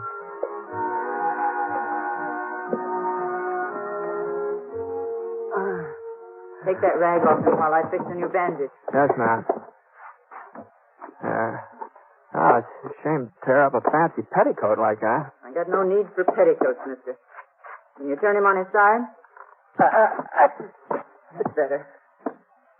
Now, if I can just get the bleeding to stop. You know him, ma'am? No. Why should I? Oh, I just thought since he was in your neighborhood. Lots of folks pass by here. That don't mean I know him. I don't know you neither. Oh, sorry. My name's Ponsett. Britt Ponsett. Ponsett. I've heard of you somewhere, haven't I? No, not likely. This is the first time I've been around Lead Creek here. Got a pocket knife? Yeah. Thanks. George, you're doing a real good job on him, you know. Your husband off somewhere today? I'm not married. Oh, it must get kind of lonely out here all by yourself, doesn't it? I like being alone. I want a lot of people around me. Mm-hmm. No, I can't say I blame you. I never been much on congregating myself. I always sort of like to... Well, that bleeding's letting up a little. All right, I guess I'll be shoving off, ma'am. When I get into town, I'll send a doctor out here. No. No, you can't. What I mean is there is no doctor in Lead Creek. Oh? He moved away a couple of years ago. Well, there must be a doctor somewhere around these. No. Not within 100 miles. I have to take care of him myself. Well, maybe I can find somebody to help you. You know, since I brought him in here, I sort of I'd feel rather do it alone. I'll manage all right. Well, that's mighty decent of you, but him being a stranger, All right. Well, so long. Mr. Ponsett? Yes, ma'am? You won't tell the folks in town he's here. Well, he's a stranger, like you said. He don't concern them, and I don't want them laughing at me. They'd say, Jenny Garber's finally got herself a man. And if he wasn't unconscious, he'd never have managed it. So, you won't tell them, will you? Well, I don't suppose anybody will ask me about him. Easy, boy. Easy. What are you looking at? Oh, I was just noticing those horses over in the pasture there. Those both yours? Yes, they are. Why? No reason. No, that pinto looks like a good animal. What do you call him? Name's Moon, because of the marking on his flank. Looks like a half moon. Yeah, I can see it, yeah. Well, I hope the patient doesn't give you too much trouble. All right, come on.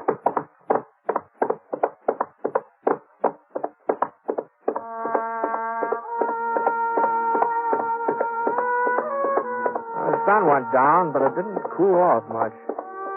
Maybe when the moon came out, there'd be a little breeze. I've been riding for a couple hours since I left the cabin. Still had 5 or 6 miles to go before I hit Lead Creek. We were coming through a narrow canyon when I heard a little rustling sound. First I thought maybe it was that breeze I'd been waiting for. The next thing I knew, I was behind a rock. I wasn't quite sure how I got there. I guess my legs sort of took over without me having to tell them what to do. You ain't got a chance, Ned. We're all around you. Come out from behind those rocks and keep your hands up.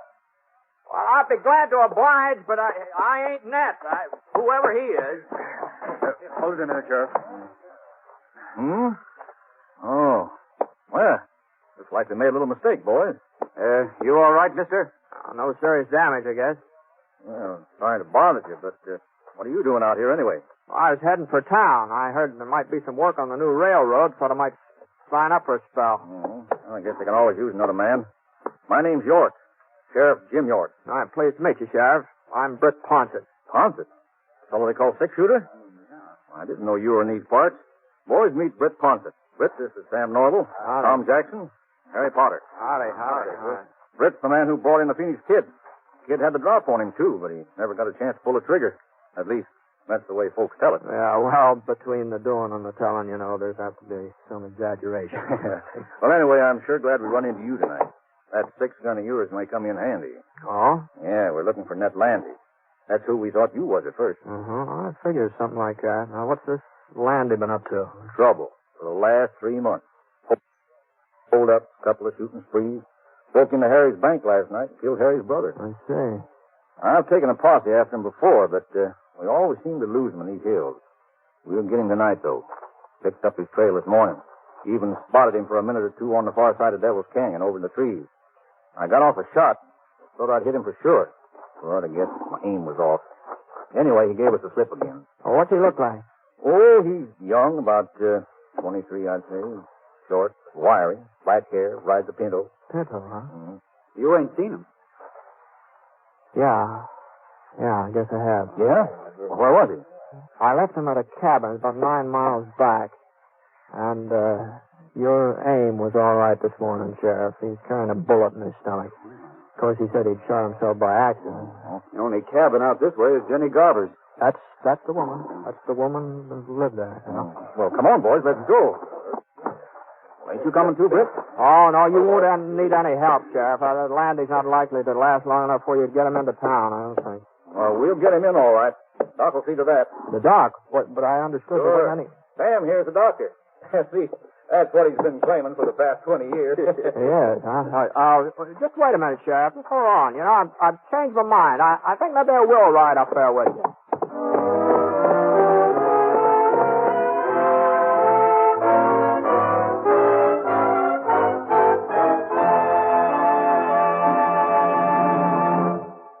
We'll return to James Stewart as the six-shooter in a moment. First, a word from Coleman, America's leader in modern automatic home heating equipment.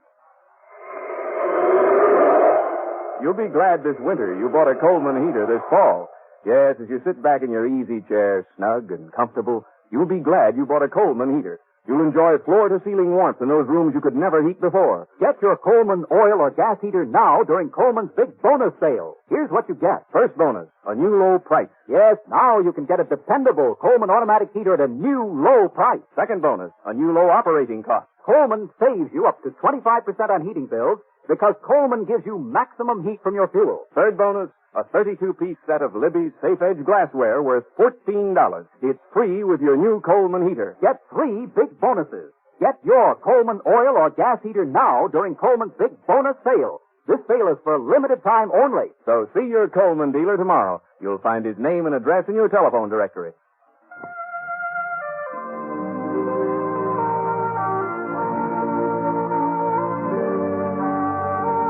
Now, Act Two of The Six-Shooter, starring James Stewart.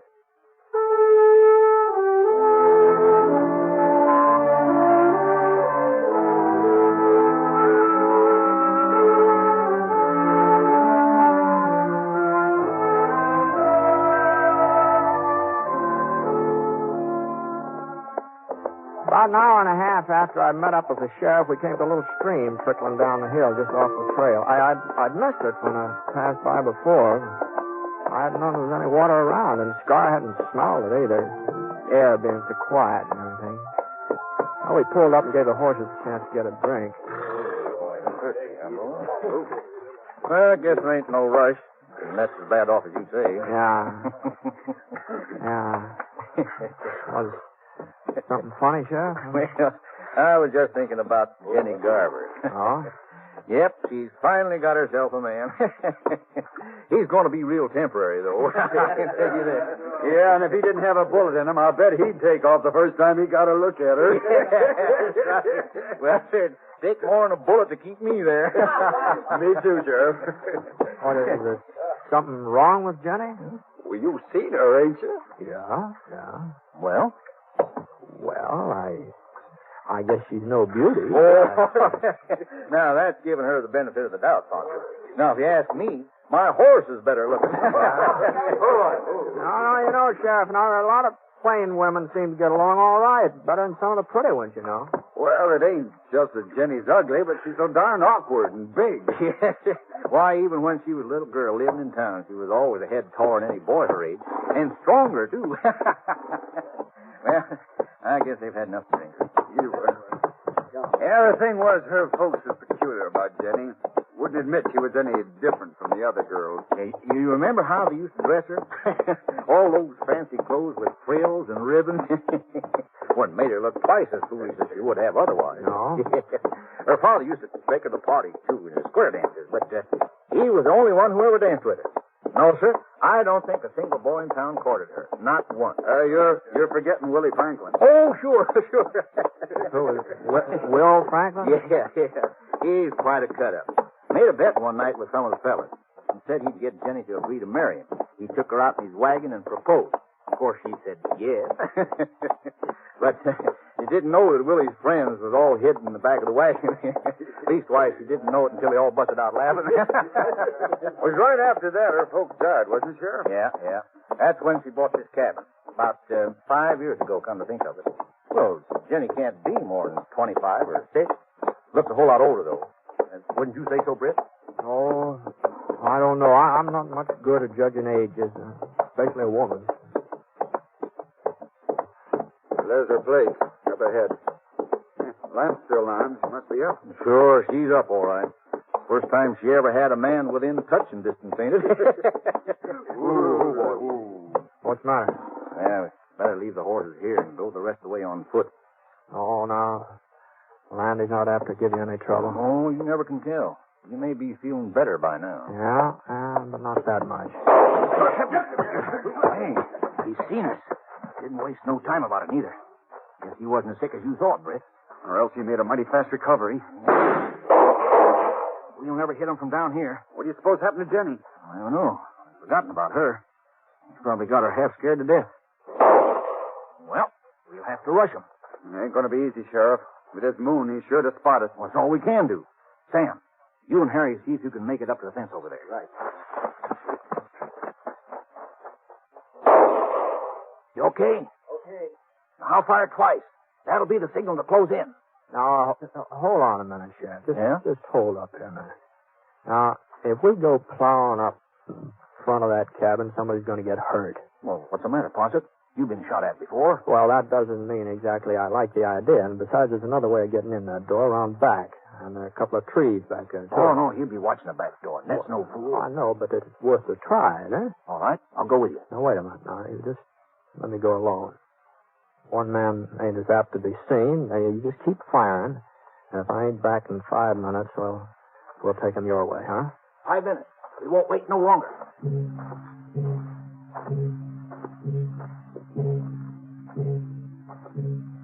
I hunched down low and I started circling toward the rear of the cabin. And there wasn't much cover, just rocks, a couple of scrub pines. Anyway, nobody was shooting at me yet. So far, nobody'd seen me. I come up along the side of the barn, and the back door was just ahead now. I still had about 20 yards to go. I ran forward, and my foot caught. I tripped over some of the kindling Jenny stacked up there in the afternoon. I lay quiet for a minute. I just waited. It sounded to me like I'd made enough noise so they could hear it clear down Lead Creek. No, shooting wasn't in my direction. So I got up on my knees. I raced for the cabin. I opened up the door. I kept on going. And when I got into the living room, I saw I'd figured right. That was on the cot, just where I'd left him. Hadn't moved. It was Jenny who was doing the firing. She swung around. She pointed the revolver at me. Her eyes weren't soft, not anymore. You told him. You brought him here. I had to, Jenny. I would have taken him away as soon as he was well enough. Why couldn't you let us alone? That killed a man last night, I don't care. I don't care what he does. As long as he needs me, I'll stand by him and help him. He needed a hideout, didn't he? He must have been staying here for some time, or his pony wouldn't have had enough sense to come back here with his own accord. They're going to start closing in, Jenny. You're not going to take him away from me. I won't let you. Ned likes me. He told me he likes me. And he's the first person who ever did. Give me your gun, Jenny. Even if it isn't true. Even if he didn't really mean it. He doesn't laugh at me like the others. He doesn't mind my looks. Everybody said I'd be an old maid. Even my mother said it. But I won't. Not now. Ned'll take me with it. He'll marry me. I know he will. Jenny, listen to me. Don't you understand? I can't let you take him away. No matter what. Not even if I have Now, killing me won't help Ned. It's the only way I can keep him. I've got to stop you somehow. You and the others out there. Oh, there's no way you can keep him, Jenny. He's dead. What? Now, turn around. Turn around, look. I'm not trying to catch you off guard. Just turn around. He hasn't been breathing, not since I came in. Oh, he loved me. Ned loved me. All right, boys, come on in. You all right? You got him, huh, Britt? Oh, there he is. I might have known you'd take care of him. No, it wasn't me, Sheriff. It was you. Huh? Your bullet from this afternoon. Well, I'll be darned. I told you I was sure I'd hit him. Remember, Tom? I told you. Then how come he was able to hold us off just now? Well, he was a tough one to kill. He wouldn't give up. The strain of shooting at us must have finally finished him. Ain't that the way you figured, Britt? No, something like that. What's the matter with her? Little gunplay bother you, Jenny? Come on, get a hold of it. It's all over now. Well, sure is funny how women are scared of gunfire. Every one of them. Even Jenny. Well, it just goes to show you that underneath, they're all pretty much alike. Yeah, I guess they are. Well,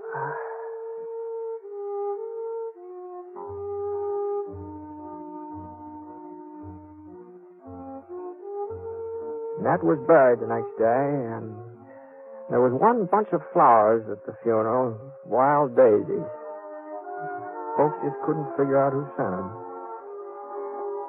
And, they tell me that it was right about then that Jenny Garver started acting different. Oh, I don't mean she got pretty or anything like that, but she did seem more confident. She just seemed a little more sure of herself.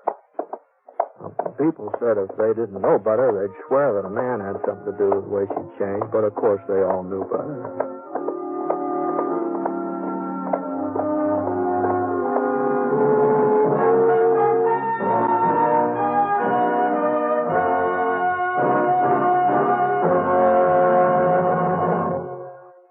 I'd like to take a minute here to remind you about some of the great entertainment in store for you later in the week on NBC Radio. Next Friday night marks the fall return to the air of both the Bob Hope Show and the Phil Harris Alice Faye Show.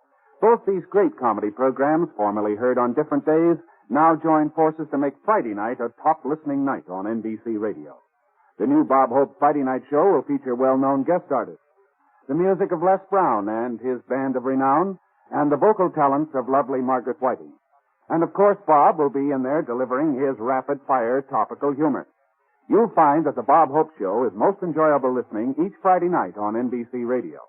And immediately following Bob Hope, listen to the Phil Harris Alice Faye Show. And Alice has her brother William to keep her informed of Phil's hilarious actions. Also, in the talent-filled cast, you'll hear Julius Abruzio and little Alice and Phyllis. You'll hear wonderful comedy every Friday night beginning this Friday night on NBC Radio. Yes, for the best in Friday night radio entertainment, remember to tune where you hear the familiar three chimes for the Bob Hope Show and the Phil Harris Alice Faye Show. Two great programs returning this Friday to NBC Radio.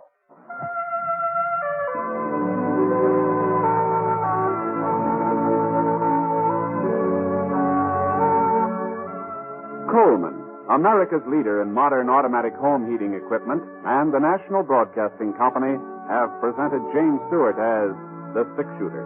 Mr. Stewart may currently be seen in the Universal International picture Thunder Bay.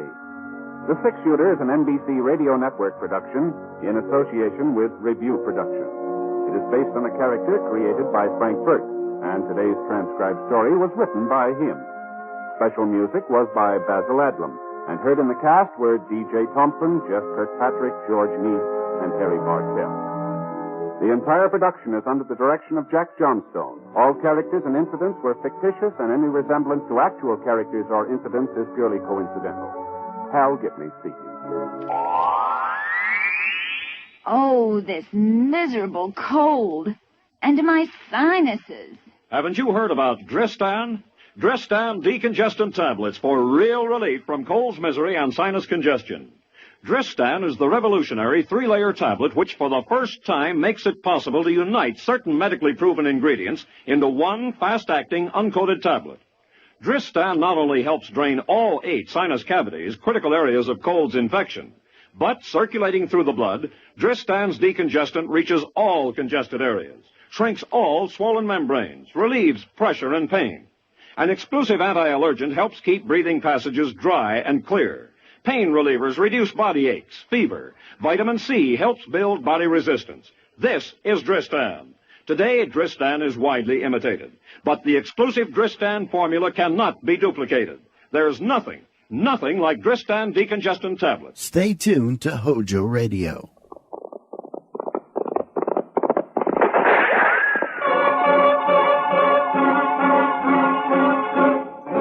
Around Dodge City and in the territory on west, there's just one way to handle the killers and the spoilers, and that's with a U.S. Marshal and the smell of gun smoke.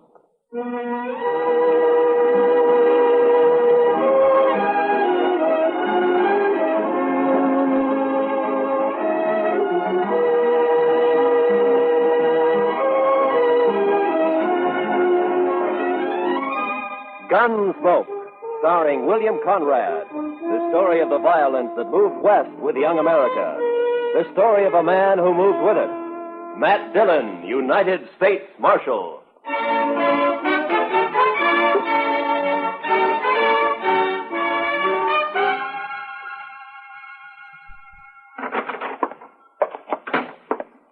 Well, Chester? It's another one, Mr. Dillon. Laying near his wagon. The horse was still hitched and was grazing. Another stabbing? Yes, sir, Mr. Dillon. 2 buffalo hunters found him early this morning on the road leading out to Cimarron Crossing. We just brought him back. Who was he? His name was Jones. Les Jones. Been in town a couple of days buying supplies and food. Where'd he come from? Well, some of the boys told me he's got a little farm on up the Arkansas piece. Got a wife, too. Pretty little thing, they tell me. Yeah. You know anything more about him? He was at Tab Slade's saloon last night playing faro. Drunk? Oh, we'd had a belt or two, but not drunk. Did all right at the faro table. Pretty much had $2,000, $3,000. $3,000 and a widow woman on the Arkansas River. Beg pardon, Mr. Dillon? Yeah, nothing, Chester. The money's gone, of course. Yes, sir. Ask Doc to come down when he can, will you, Chester? Right. Doc, come down a minute. Mr. Dillon wants you. Coming. I'm coming. Did Jones have a gun on him, Chester? We found a sharp special in his spring wagon. He wasn't carrying anything on him. It's outside. You want to see it? Had it been fired? No, sir. Well, good morning, Marshal. Wanted to see me? I wanted to ask you a question, Doc. Yeah? There have been 2 stabbings in 2 months. Jones makes the 3rd. Do you think the same person killed the other 2? Well, there's no way to be sure, but from the position of the wound and the body, and from the angle of the knife thrust, I'd say that the killer or killers used the same... Doc, I just wanted a simple answer. Yes, I think the same person murdered all 3 men. Yeah. Any way of telling how long Jones has been dead? Well, I'm not a Pinkerton man, but I'd say sometime after midnight. Between 3 or 4 in the morning, maybe. And I'd also say from the amount of bleeding... Okay, Doc. Chester? Yes, Mr. Dillon? Get my horse. I'm going to ride out to the Jones place. I figure Miss Jones will want to know.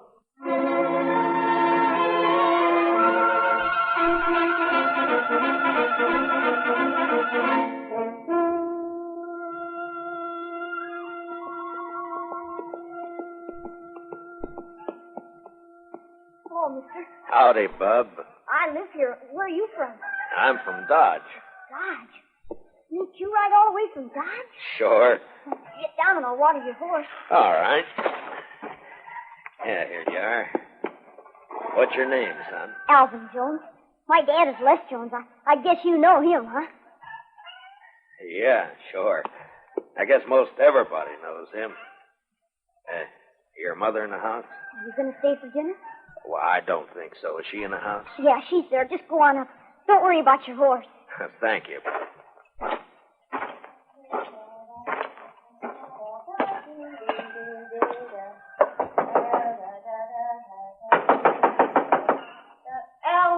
Elvin, stop that. Don't be It's not Alvin, Miss Jones.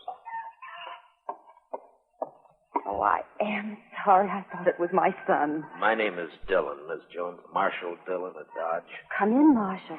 Thank you, ma'am. You care for some buttermilk? Or maybe out here men don't drink buttermilk like they do at home. Well, thank you, but nothing for me. Miss Jones, I got some unpleasantness for you. Yes? It's about your husband. He's in trouble? I left Dodge 4 hours ago. I thought I should be the one to tell you. He's hurt bad. More than bad, Miss Jones.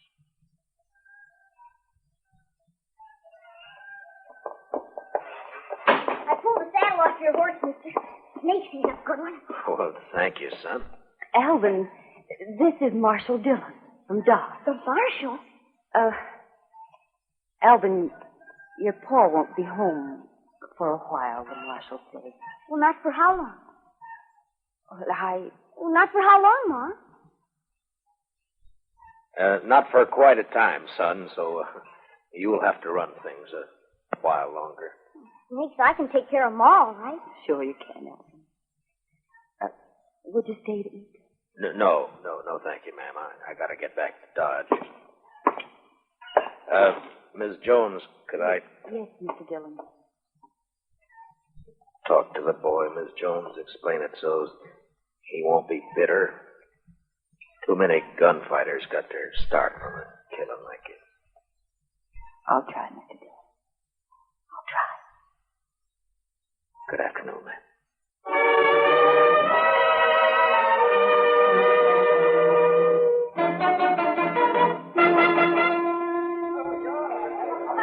And make sure you got enough whiskey to finish the night this Thursday weather. Oh, we've got plenty, Mr. Slade.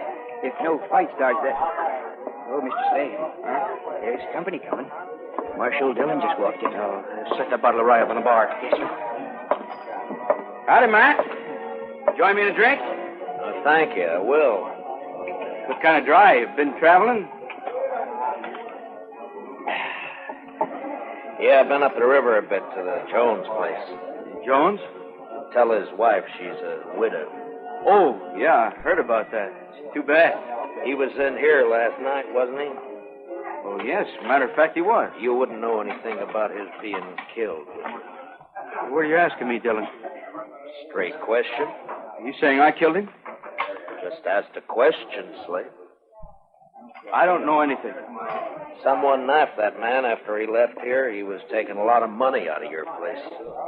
You had a reason. I wasn't even here last night. My partner, Ben Ramirez, was running the place. Where were you? I was with his sister. All evening? Still late enough. Where's Ben and his sister now? I don't know. Home, I guess. I think I'll ride out and have a talk with him. And Slade. Yeah? If you have any big winners tonight, make sure they get home safe. Huh?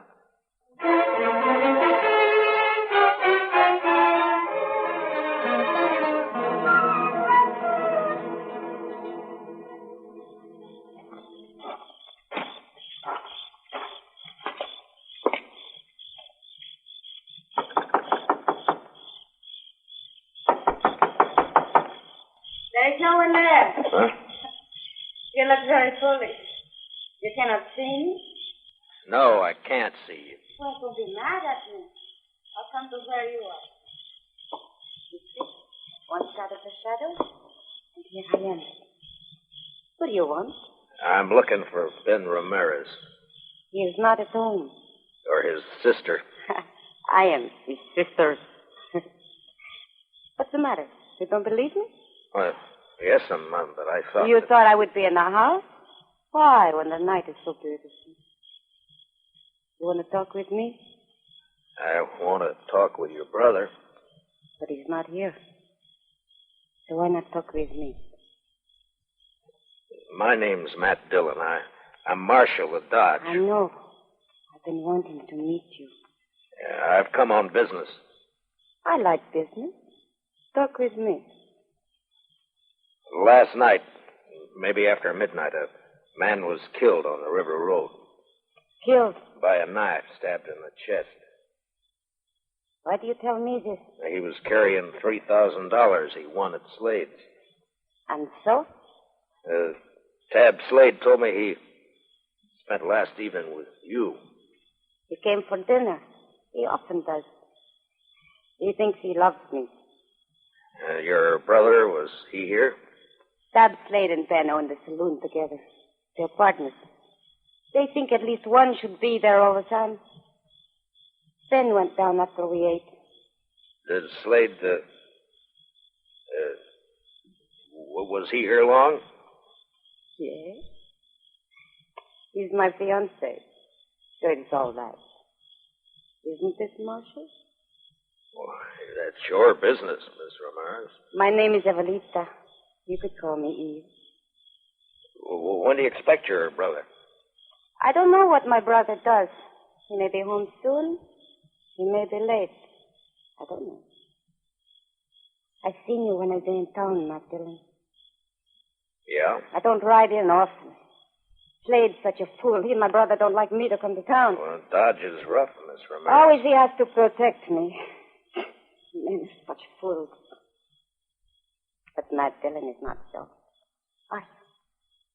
You wouldn't keep me out of town. Well, that's not my affair, Miss Ramirez. It'll be for your brother and Tab Slade to say. Tab Slade thinks we will marry. Well, we won't. Because I don't love him. I don't love anybody. But I could. Maybe. Miss Ramirez. Don't you find me attractive? Well, yes, Oh, why don't you kiss me? Well, no, I didn't mean No.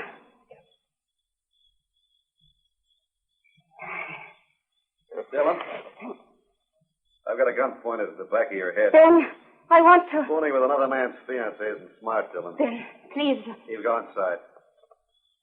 All right.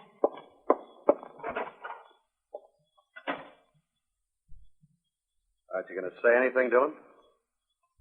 What do you want me to say, Ben? Well, by this time, most men will be crawling.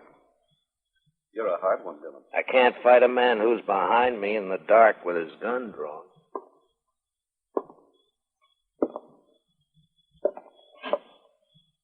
There, is that better? You can see me now.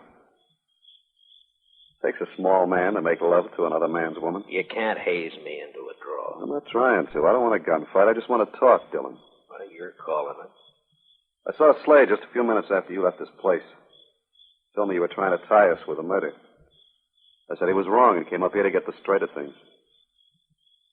From what I saw a minute ago, he might have been right after all. You'd like his woman, so it'd be handy to have him out of the way. Is that the way you figure it, Ramirez? Yeah, that's the way I figure The only reason I came to your place was to talk to you. I want to find the killer, Mr. Jones, and thought you might be able to help. Well, you're not going to get any information sniffing around Eve. What's your plan, Ramirez? I'll give you some advice, Marshal. Tab Slade's been a good friend of me, and I'll help him protect anything that's his. Eve's his, so stay away. You're not going to find a killer while you're saying pretty things. Are you through? All right, then listen to me. You say Slade had nothing to do with those killings. I won't say he did because I don't know, but I'm going to find out who did it, and if it was Slade, I'll get him. Now, do I ride back to town? Yeah, ride back to Dodge, Marshal, and between here and where your horse is tied, don't so much as twitch a finger. I don't know whether you're a fool or a brave man, Ramirez, but just let me give you one bit of advice. Don't tie to the wrong brand. It's easy to do. Just walk away, Marshal. Your horse. And walk easy.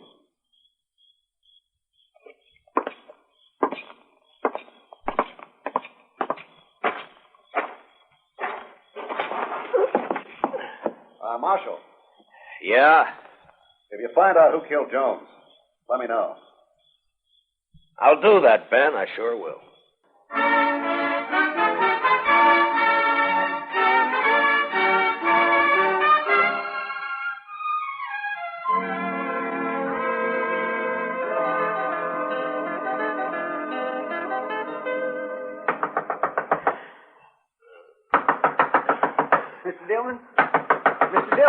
What?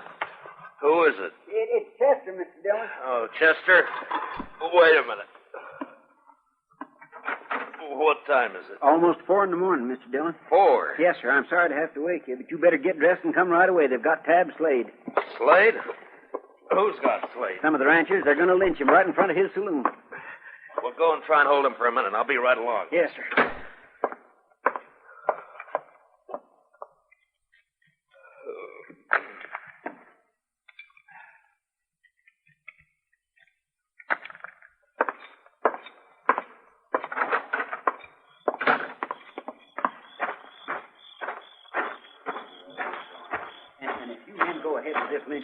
Mr. Dillon's going to have every one of you up for trial. No reason for you to get hurt. All right, Chester. I'll take over.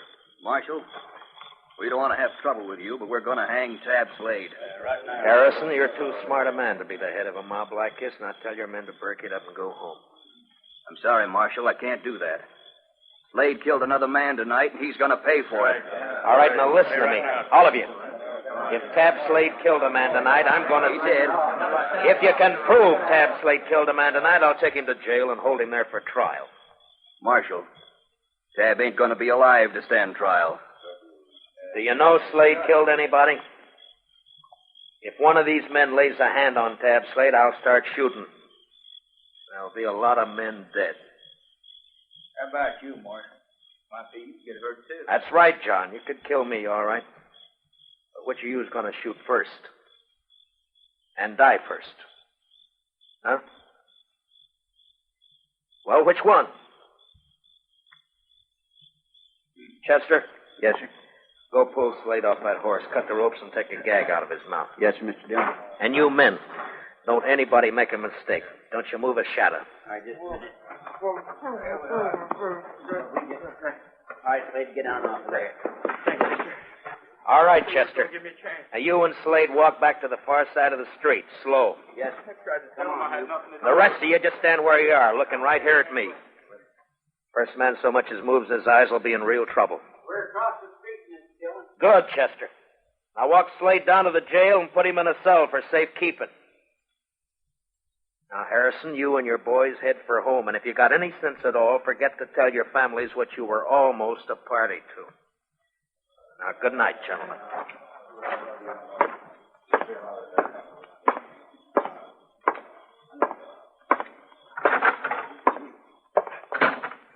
Chester, what happened tonight? A man named Olson, a rancher, was at Slade's place. Gambling? Yes, sir, and he did pretty fair. He left around midnight and was found about 2 hours later. He'd been stabbed. His money was gone. You talk with him? Yes, sir. He just mumbled about having tried to be friendly. He said that several times, Mr. Dillon. Just being friendly. And then he said, I fired a couple of times. I think it hit. You mean he hit whoever stabbed him? I think that's what he meant. He say anything else? Nothing. Well, there's not much help in just that. He can't tell us any more. I'll talk with Slade now. Bring him out. Huh? Yes, sir. Mr. Dillon wants you, Slade.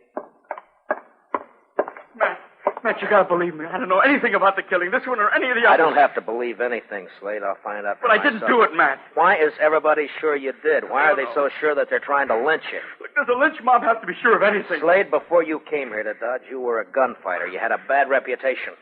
You were in with the Kansas Raiders, Sure, that's too. right. The Raiders were killers and thieves. Some were. Now, when a man with your background goes straight, he's always suspect. Matt, I didn't have anything to do with the killing. What about this partner of yours, this Ramirez? I met him in Kansas. Him and his sister. We joined up and came out here. Thought we'd make good a team. Where's Ramirez now? I don't know. Matt, please listen to You me. gonna You got marry to believe his me. sister? No. Yeah, Matt, I don't know. Why isn't Ramirez around now that you're in trouble? Please, maybe he doesn't know. I don't know. He'd know by now. The news is all over Dodge. Chester? Yes, sir, Mr. Dillon? Put Slade back in his cell, then load your shotgun and keep a close watch on him. Well, where are you going, Mr. Dillon? I'm going to take a ride out to the Ramirez place. I want to have a talk with Mr. Ben Ramirez and his sister, Eve.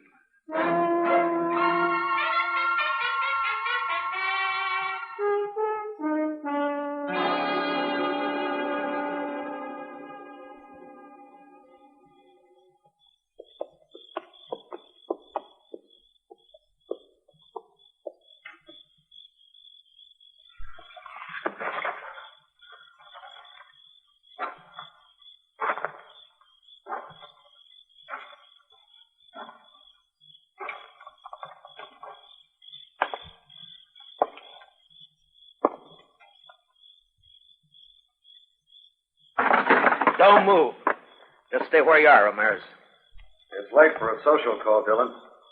Why? You're still dressed? I was just going to turn in. Last time we talked, you had a gun in my back. Now your gun's on your hip, and it'd be smart to keep it there.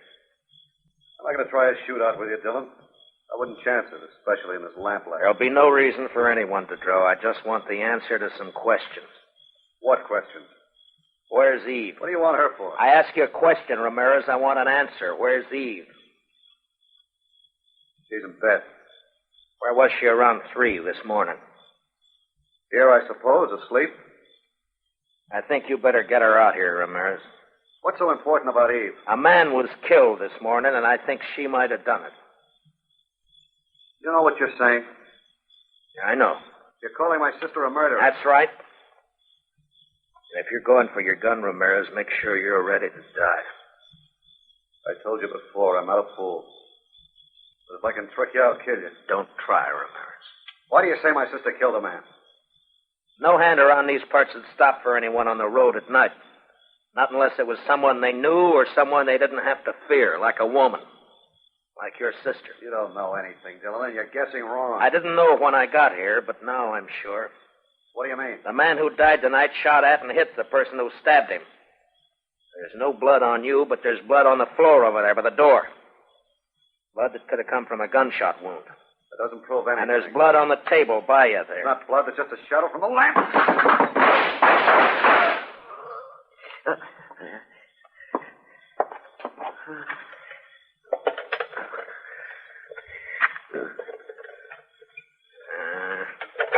The lamp won't light.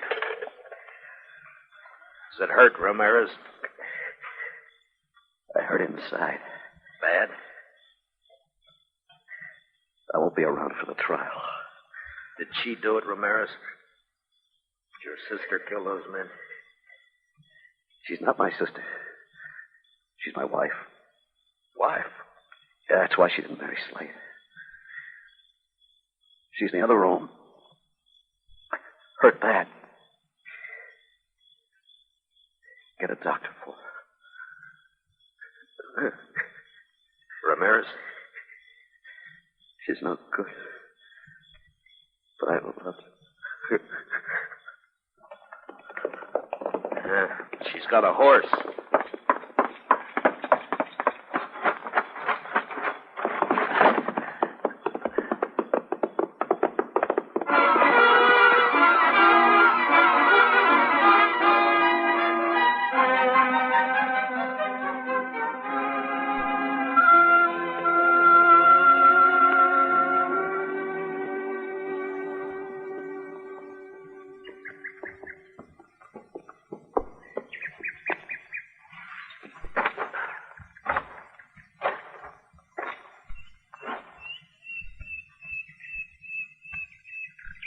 So you find me. I saw your horse grazing when I topped that slope. Matt, what are you going to do with me? Take you back to Dodge. Have you up for trial? There's no point. I wouldn't live long on horseback. I've bled too much already. Yeah. Is there anything I can do to make you more comfortable? No. Nothing. Eve, can you tell me why? Why you killed 4 men? For a very simple reason. I wanted the money they had. I wanted it very much. Matt, I've been thinking about my husband. Is he dead, Matt? Did you kill him? He went for his gun, Eve. I killed him. He was kind to me. I tried to love him, but I couldn't. I didn't love anything but money. Maybe, Matt, I could have lost. Oh, I'm sorry for everything. Matt? Yeah? It's very lonely. Would you do something for me? Sure. Would you hold my hand?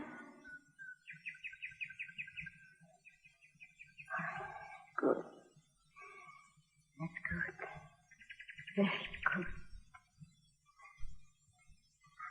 I'll just rest here a minute longer.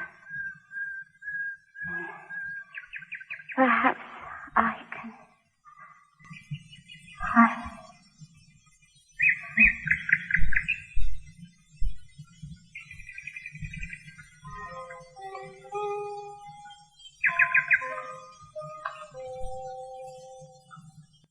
She lay there, her dark hair framing her face, the spring grass crushed by her body, a red stain across her silk blouse.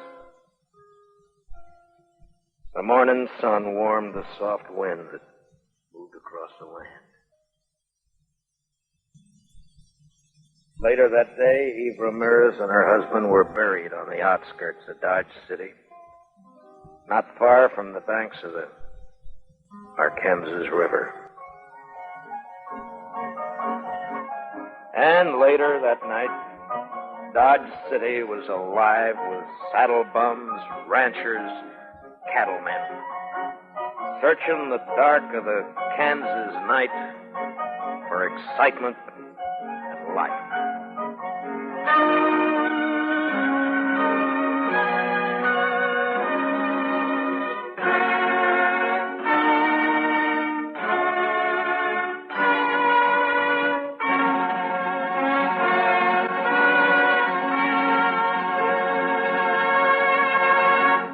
Gunsmoke, under the direction of Norman MacDonald, stars William Conrad as Matt Dillon, U.S. Marshal. Special music for tonight's story was composed and conducted by Rex Corey. Featured in our cast were Georgia Ellis, Hy Averback, and Jack Crucian, with Richard Beals, Ann Morrison, and Herb Ellis. Parley Bear is Chester, and Howard McNear is Doc. Join us again next week as Matt Dillon, U.S. Marshal, fights to bring law and order out of the wild violence of the West in Gunsmoke.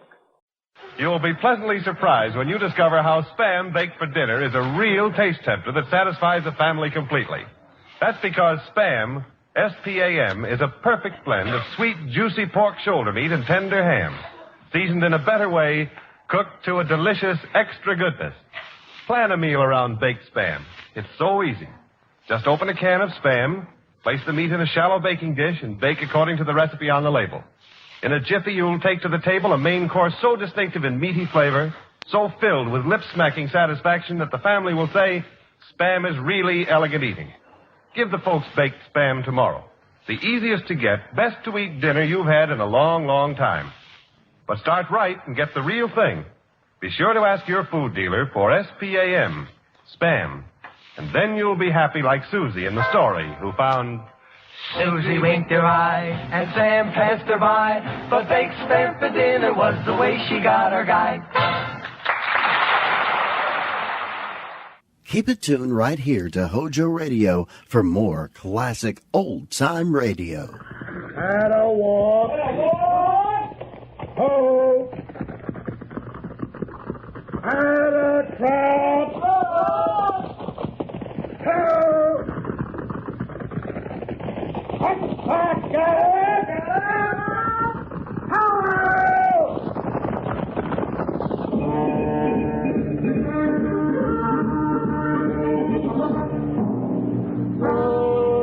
Fort Laramie.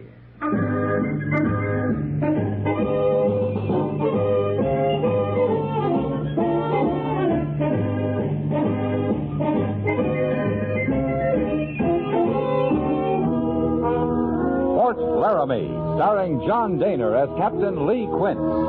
Tales of the dark and tragic ground of the wild frontier. The saga of fighting men who rode the rim of empire. And the dramatic story of Lee Quince, Captain of Cavalry.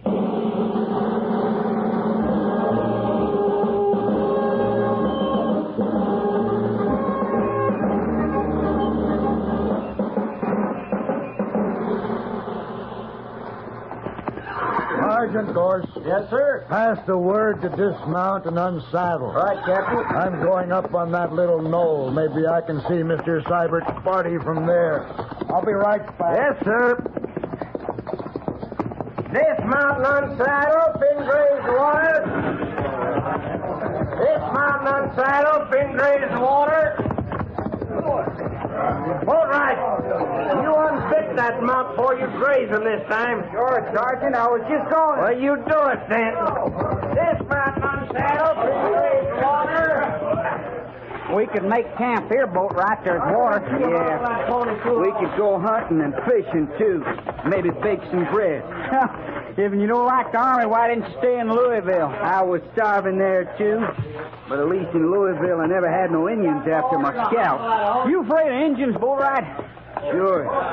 But I'm going to get me one. I got to get me an Indian. Why? Then I won't be scared no more. Well, at least you're not in the stockade. And that's just because Captain Quince needs me. B Troop's supposed to have 83 privates full strength. I swear we're down to 60. Yeah, he needs me worse than I need him. What's the matter, Boatwright? Oh, nothing, Captain. Everything's fine. I like it out here. You better like it. Oh, sure beats sitting around the stockade, sir. Last time you were in the stockade, did you just sit around? Well, no. No, but at least I didn't ride no horse out after Indians with an understrength troop. You'll never make a garrison soldier, Boatwright. Oh, I like the Army, sir. Captain Quince? What did you find, Mr. Syberts? We rode over there, sir, where the smoke was. There's a homestead, Captain. Sue. Sue? Well, that's enough, Boatwright. Yes, sir. Did they leave anybody there, Mr. Syberts? The man's still alive, sir. Corporal Mercer's with him. But the woman and the little girl, they're dead. I see. What does the man say? Nothing, sir. He's got no tongue. Take charge of the troop, Mr. Syberts. Sergeant Gorse and I'll ride over there. Yes, sir. And, Captain, take a look at this. Where'd you pick it up? Sue. The only Indian the man killed before they got him. Mr. Syberts, that's a Henry rifle, latest model. If the Indians have gotten their hands on guns like that... Let's move out, Sergeant.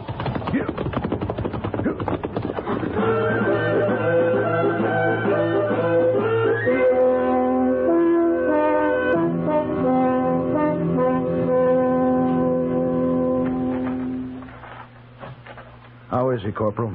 Ain't bad, sir. They burned him some, too, but he's still conscious. There's a slow way to die. 100 miles to Fort Laramie, Captain. He'll never live that long. Sergeant, give me your revolver. You and Corporal Mercer start back. I'll catch up with you. Yes, sir. Move out, Mercer.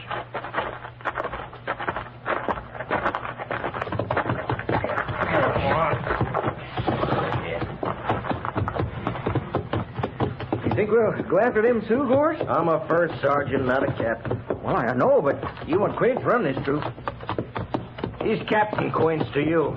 Sure. And he runs his troop. Sure.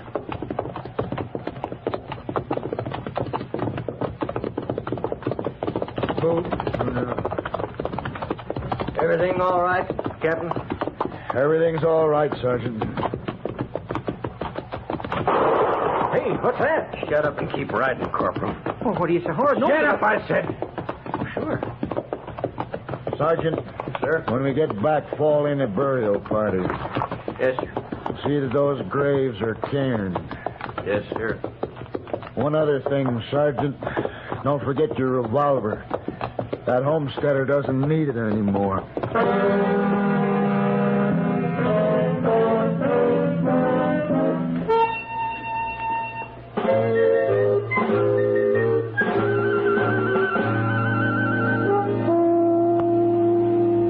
Captain Quince reporting, sir. Captain, I know you're mad because I ordered you back from chasing those Sioux last week.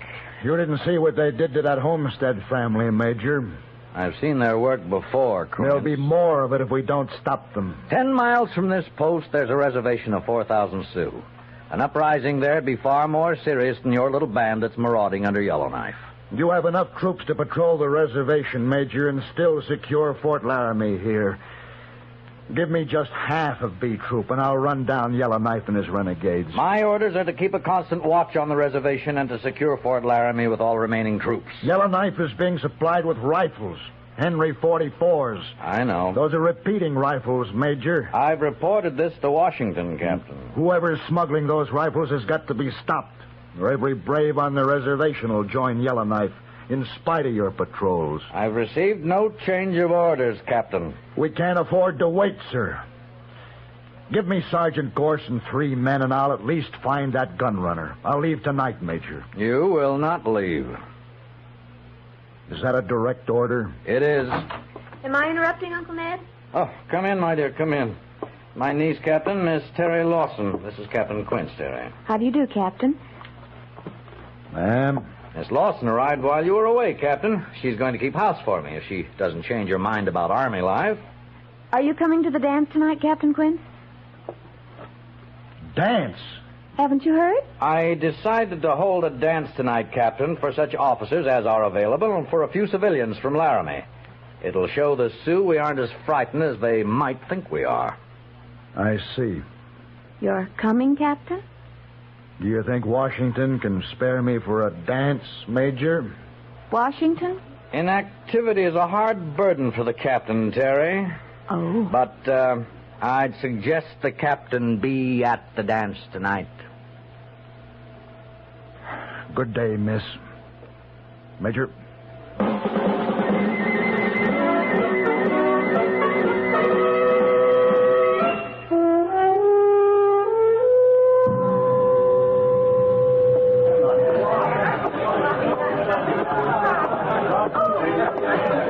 Captain Quince reporting his order, Major. You make it difficult, Captain. You remember my niece, Miss Lawson. Good evening, ma'am. Good evening, Captain. But it's Miss, not ma'am, if you please. Sorry, Miss. Wanted everyone possible to be here, Captain. For the sake of morale, you know. Yes, sir. A lot of the townspeople are here. Oh, there's Lieutenant Mapleton. Would you escort Miss Lawson, Captain? Excuse me. Oh, Mapleton. My arm? Thank you, Captain.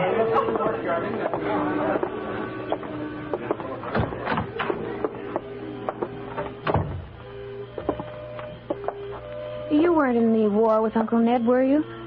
No.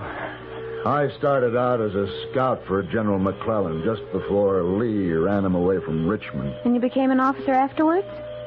I was commissioned in the field, Miss Lawson.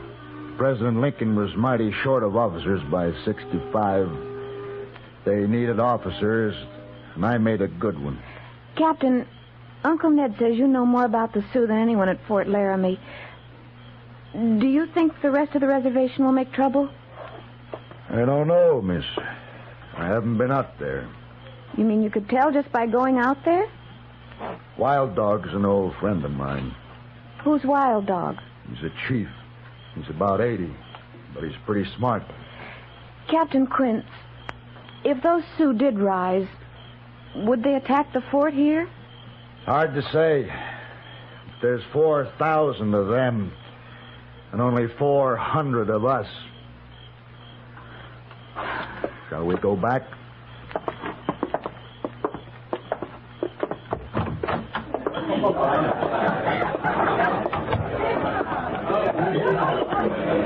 Oh, Mr. Syberts. Yes, sir?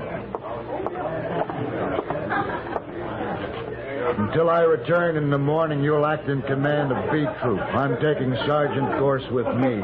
Any questions? No, sir. Then escort Miss Lawson back to the Major. You'll excuse me, miss? You're going to see Wild Dog, aren't you? Yes. Isn't it pretty dangerous, Captain? 2 of you walking right in among all those Sioux? We'll try to reach Wild Dog first. But, Captain... Good night, Miss Lawson.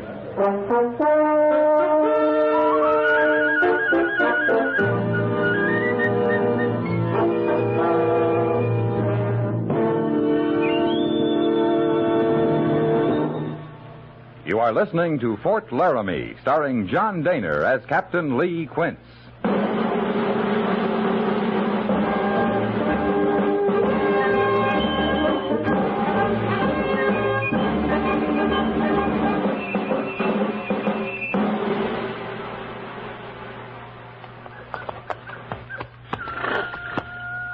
Drop your gun belt across your saddle, Sergeant. Mean that, Cap? A revolver wouldn't do you much good if these Sioux decide they want us. We're safer on our end. All right, sir.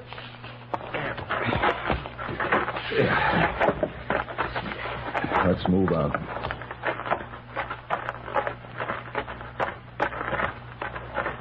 Wished I had at least a bowie knife. It's late. Most of them are asleep. 4,000 Sioux in this camp. They ain't all asleep.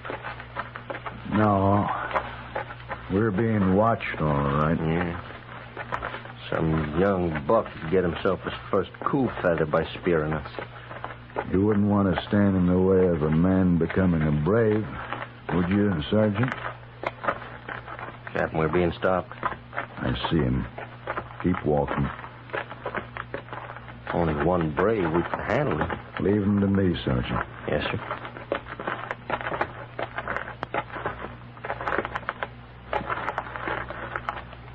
Odione. Leole wild dog, nya. Isleahi. Ilyazo value. Iazo. Let's move, Sergeant. We'll keep an eye on him. Still just standing there, sir. I told him I'm a friend of wild dogs. Luckily, he's from the same clan. What clan is that, Captain? White Fox. There it is. Huh? See that medicine pole over there? With the white skin on it? That's Wild Dog's lodge.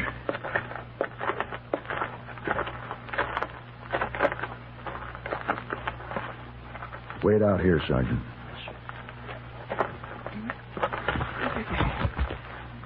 Oyo, Liuzia.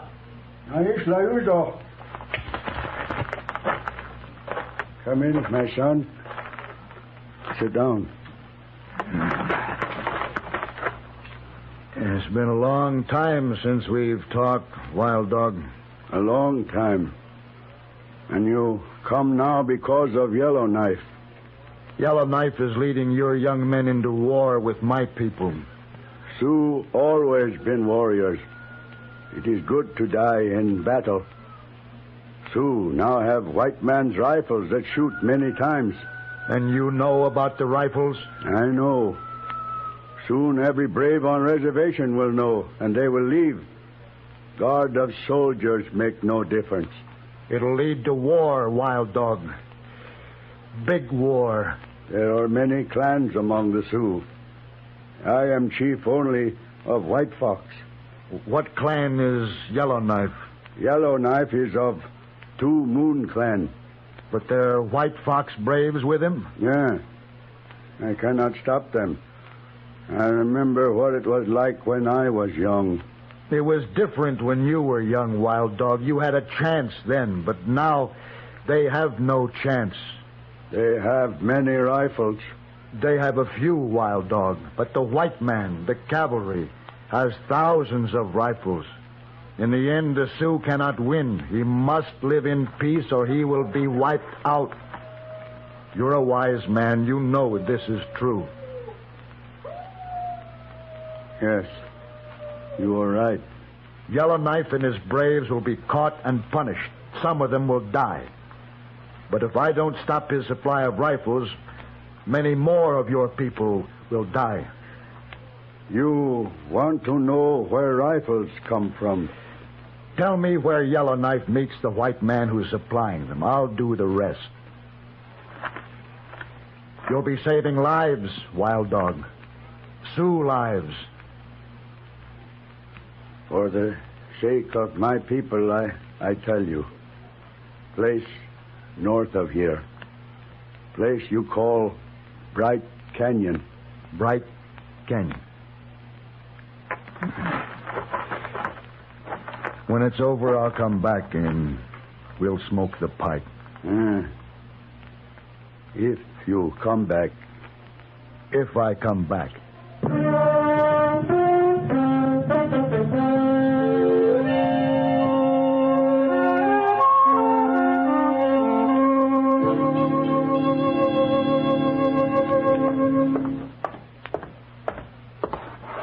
Captain Quint's reporting, sir. I hear you left the post last night, Captain. Yes, sir. Well, you never were much of a garrison soldier, were you? No, sir. You saw your friend Wild Dog, I suppose? Yes, sir. Well, Captain, I have new orders from Washington this morning. Yes, sir. As you know, I reported the matter of Yellowknife being supplied with Henry 44s. You mean I can run him down, Major? No. My orders to patrol the reservation and to secure Fort Laramie still stand. We are not to go after Yellowknife. But the importance of the Henry rifles is recognized, and we're to put a stop to it. Yes, sir. Can you do it? I can. All right, take half of B Troop only. You may have Sergeant Gorse and Lieutenant Seiberts and 2 corporals of your own choosing. Right, sir. Pass the head of your column through the main gates of the post 1/2 hour before reveille tomorrow morning. Yes, sir. And remember, Captain Quince, your orders are to stop that gun smuggler, not to run down Yellowknife. And if you get into trouble, there'll be no reinforcement. Are there any questions? No, sir. Then move out.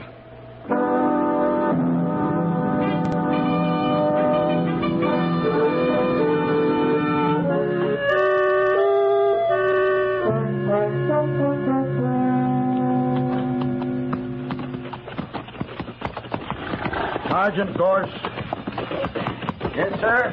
Ride out here with me and take a look at these tracks.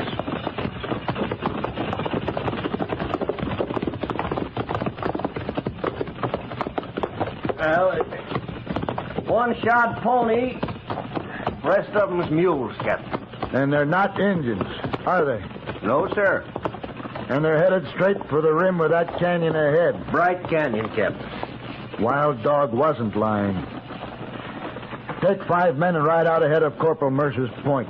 Make a reconnaissance of the north rim. If it's clear, send a runner back. Yes, sir. Tell the point to swing north and to dismount in the cover of those trees below the crest. Right, sir. Move out. Yeah.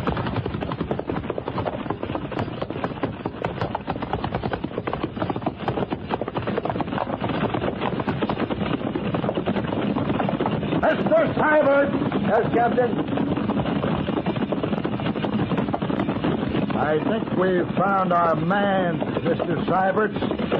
He'll be in that canyon up ahead. Sergeant Gorse is scouting the north rim of the canyon. If it's clear, we'll hide in those trees just below it. And then we'll wait. Wait for what, sir? We'll catch him in the act, Mr. Seiberts, when Yellowknife comes for his rifles. Captain, you said Major Honeyman's orders are to get the gun smuggler and leave Yellowknife alone. If you do it this way, there'll be a fight. We're in the field, Mr. Seiberts. I'll be responsible for my orders. Yes, sir. Not my fault if Yellowknife gets in the way when we move in on that gun smuggler. No, sir. Seiberts, pass the word to space out and stagger the odd files to the left. We're raising too much dust.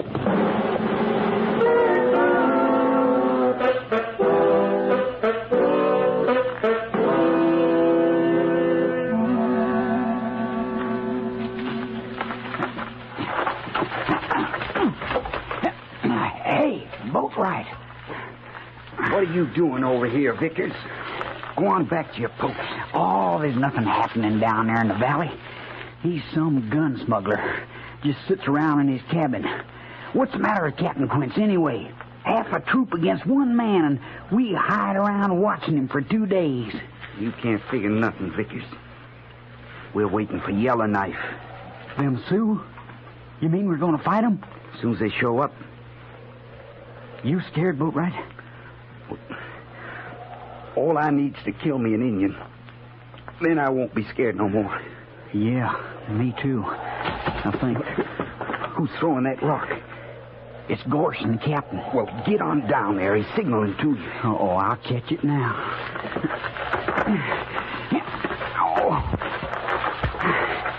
You're going away from your post, Vickers? I couldn't see nothing where I was. I was wondering if Boatwright could, Sergeant. You can be shot for leaving your post at a time like this, Vickers.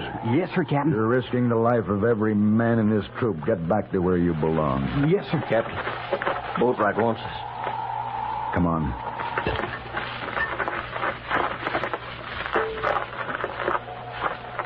The end of the canyon, sir.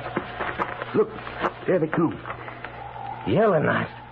How many braves you figure he's got with him, Gorse? Hard to say yet, sir. Maybe 30. They got a bunch of horses, too. That's to pay for the rifles. Captain, I can see more than 30 Sioux down there. They must be nigh to 40. There. There's that dirty gun runner now.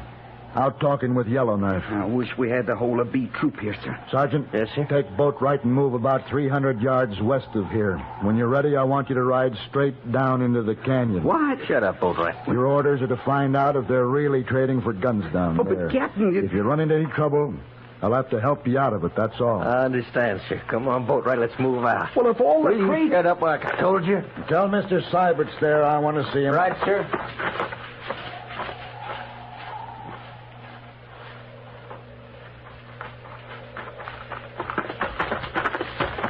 You wanted me, Captain? Mr. Seibert's?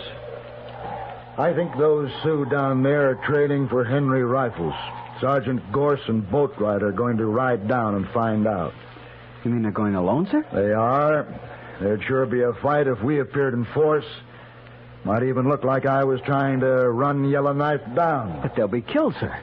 Well, I can't let that happen. If they're attacked, we'll just have to ride in. It'll be a rescue mission, Mr. Seibert's. I understand, Captain. Get back to the troop and pass the word to saddle and mount. Space out to 60 paces between mounts. It'll make us look full strength. Move out.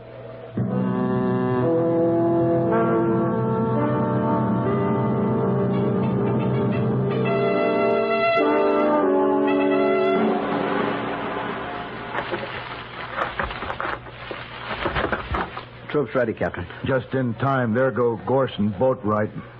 They'll be seen any minute, sir. Yeah. Let's get back.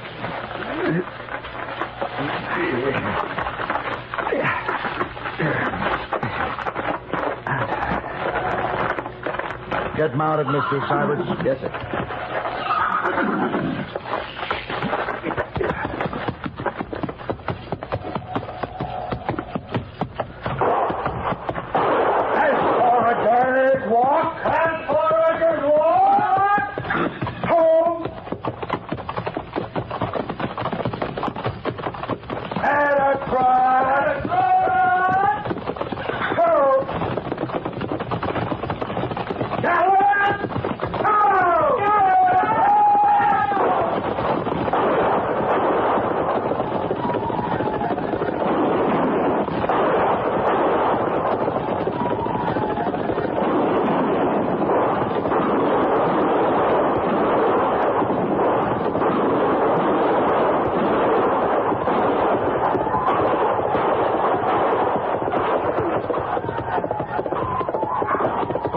Sergeant Gorse. Yes, sir? Where'd the white man go? He wasn't with them up there. I've never seen him, Captain. Then he must be in the cabin here. I'm going in after him. I'll go with you, sir. No, you stay with the troop. They've chased them far enough.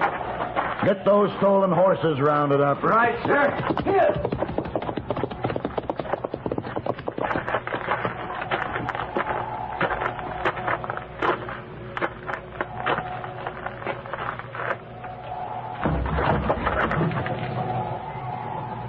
You're all through, mister.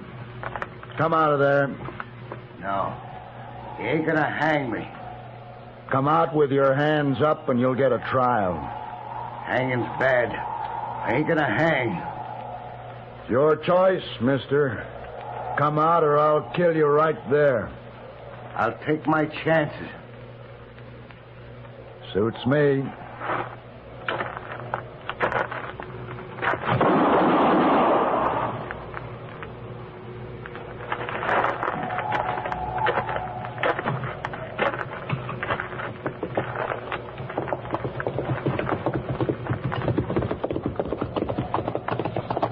They're still running, Captain.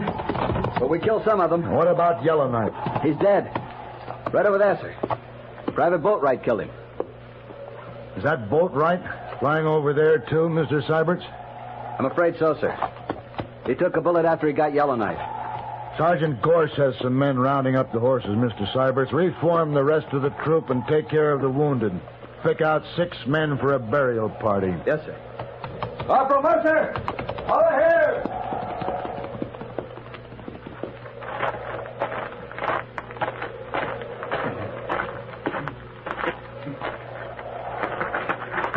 Boat right.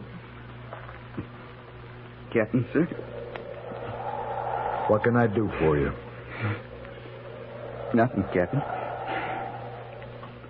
I'm all shut up.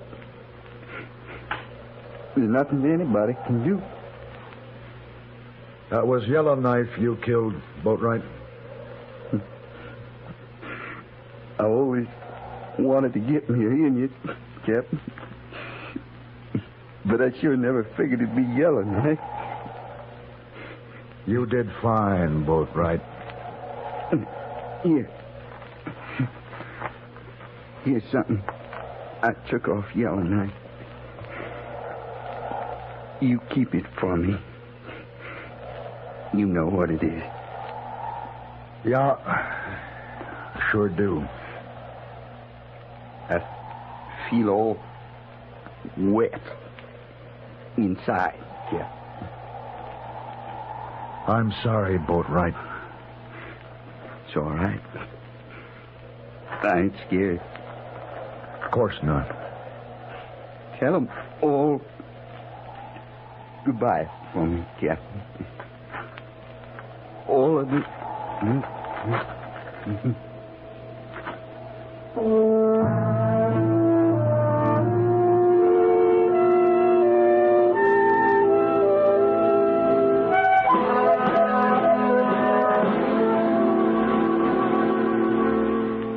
I've just finished going over your report, Captain. Yes, sir. And I'm not sure on reading it whether you deliberately disobeyed orders or not. Would you care to clarify that point? Major Honeyman, did you ever see one of these? That's a scalp. Private Boatwright took it off Yellowknife, Major. It's a woman's scalp. Young woman. Get rid of it. Yes, sir. Captain Quince, I'm reporting to Washington that the gun smuggler's been destroyed, but that you were attacked by Yellowknife during the operation and were forced to defend yourself. Thank you, Major. That's all, Captain. Oh, Captain. Yes, sir? Miss Lawson wanted me to ask if you'd care to have supper with us. My compliments to Miss Lawson, sir. I'll be there. One more thing. In regard to your recommendation for a posthumous medal for Private Boatwright. Yes, sir. Washington might question a report that recommended an honor for one of the soldiers who actually brought on Yellowknife's attack. For the good of the troop, I'd suggest... That's all right, Major. Boatwright'd understand. He was a real soldier. A line soldier. Thank you, Captain. Yes, sir.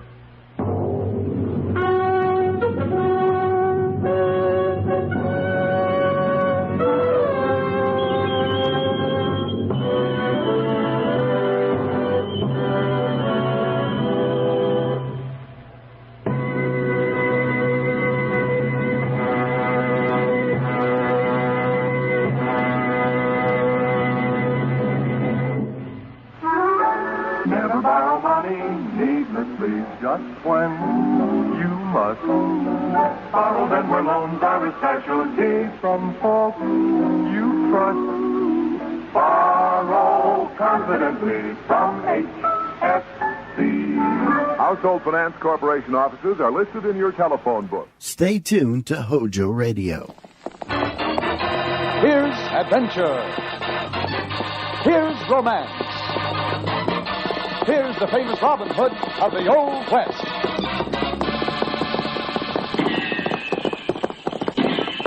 Cisco, the sheriff, he is getting closer. This way, Pancho. Vámonos. The Cisco Kid.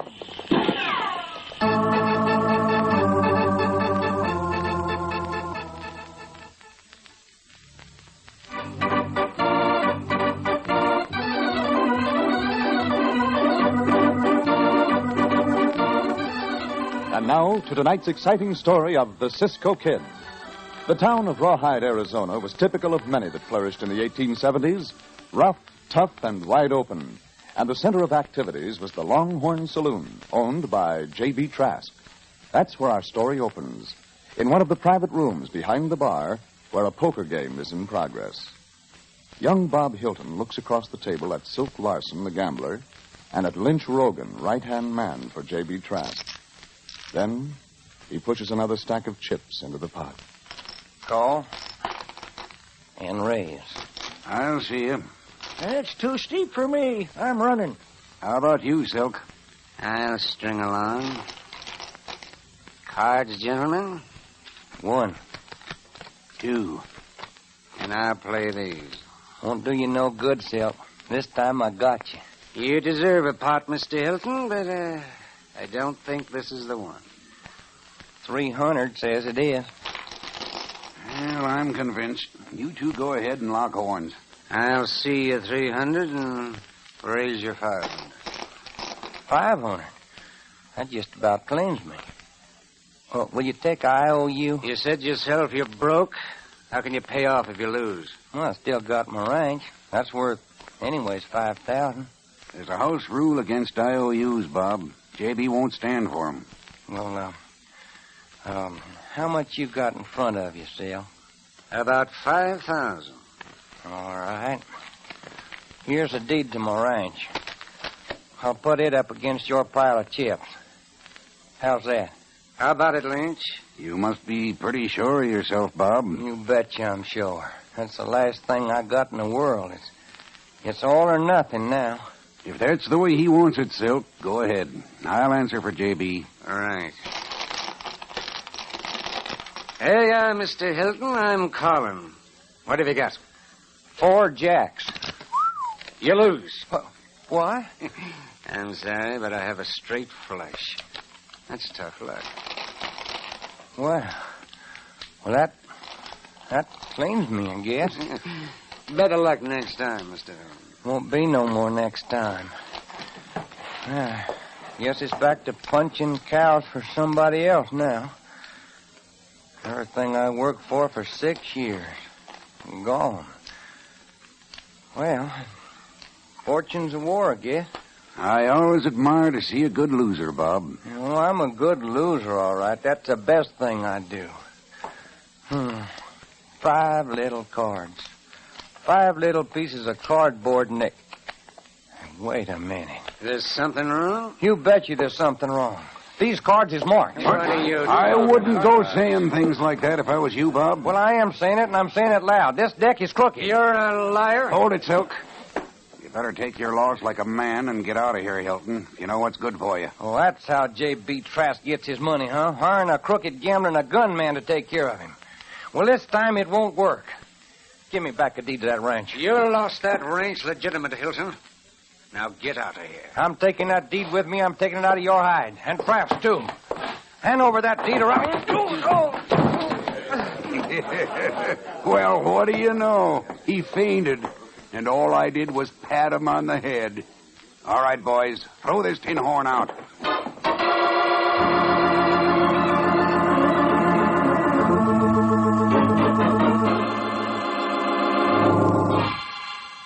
I'm going to Trask whether you like it or not. Hey, what's all the excitement? I got something to say to you, Trask. Mr. Trask, don't listen to this crackpot. Well, what is this? You'll find out soon enough, Trask, if you don't know already. Outside, Silk. What? I said outside. Beat it. I'd like call for you. All right. You're making a big mistake, Mr. Trask. Well, Bob, what is it? What's the beef? Look, Trask, I'm giving you a chance to explain something that I know you can't explain. I just want to make sure. You're talking a lot of words, Rancher. Suppose you get them to make sense. All right. I was framed in a crooked card game. Well, I wasn't Oh, in I the know game. you wasn't playing, but 2 of your boys was, Silk and Lynch. And they won my ranch. They stole my ranch for you. Only you're giving the deed back to me. You sure are an excitable young fella, Bob. Excitable? Of course I am. Look at this card. Anybody can see it's marked. Now, how would you feel if you were swindled out of everything you own? Now, look, Trask, I'm giving you one last chance to make it right, or You're giving me a chance. Maybe you forget I'm running this place. I ain't forgetting anything. I want that deed back, and I want it now. I'll talk to you tomorrow after I see Silk. You'll talk to me right now. Watch you talk, cowpoke, or you'll go out through that window instead of the door. You ain't big enough, you cheap, crooked, low-down... Now get out. You ask for trouble, you're going to get it. Drop that gun. Oh, let go of my arm. Drop it. You're breaking my arm. Oh. Give me that. The next time you pull a gun, pick somebody that scares easier than J.B. Trask. Now hit the breeze. I got no time to waste on pikers.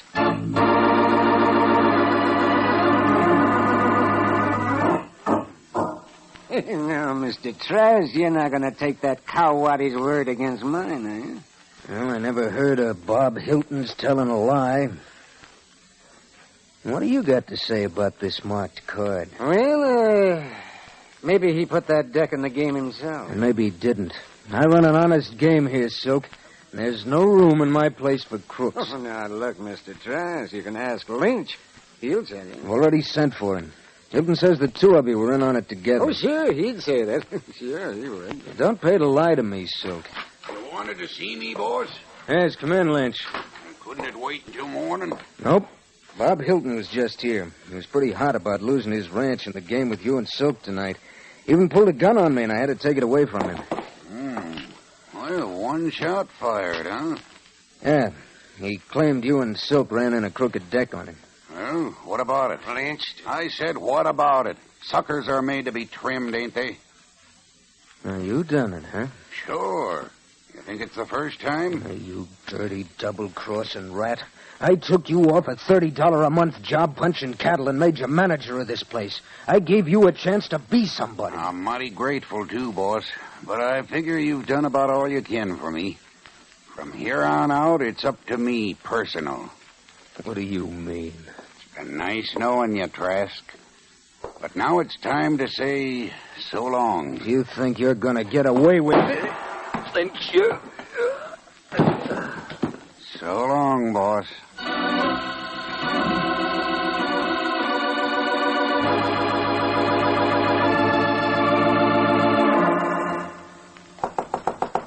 Senor Bob. Senor Bob. Hey, Roberto. Maybe he not home, Cisco. Then why would his horse be saddled outside the door? See, he is home. Uh-huh. He'd be glad to welcome his old amigos. Hey, Bob, open the door. I'm giving you just 10 seconds to get away from that door, and then I'll start to shoot. You see, I tell you he is home. See, but you sure he glad to welcome us? Oh, pay no attention. He is only joking. For Pancho, the joke got too far. I warned you to get away from her. Senor Bob, this is your old friend Cisco. Put away the gun. Cisco? Well, why the Sam Hill didn't you say so? Why, you old son of a gun. Why didn't you yip sooner? And Pancho, how the heck are you, compadre? Hungry. You put down the rifle and we eat, huh? Oh, this gun ain't for you. I thought it was somebody else knocking on the door. Why, it must have been 7 or 8 years since I seen you two. Come on in. Oh, it's a fine place you have here, amigo. Oh, it's a good place, all right, but whether I got it or not ain't so sure yet. You not know if it's your own place or not? I lost it in a crooked poker game last night. That's why I got this gun. I am to make it hot for them if they try to take possession. Oh, this is bad, amigo. Hey, a rider is coming now. You think he's the man you speak of? Well, if it is, I can promise him a hot time. Bueno, Cisco and me, we make it hot, too. Well, it ain't Trask, that's for sure. I wonder... Whoever it is, he's wearing a star. You see when the sun shines on it. Yeah, that's the sheriff, all right. I hadn't figured on that. Whoa. Now, you better put down that shooting iron, Hilton. You won't get nowhere by making trouble. So you're in on this, too, are you, Sheriff? I always thought you was an honest man. Never mind the talk. Just put down that gun. Yeah, I guess I can't fight the law, too. All right. Take my ranch. I hope you're getting a big enough cut for doing this. I ain't interested in your ranch. It's you I want, Hilton. You're under arrest for killing J.B. Trask.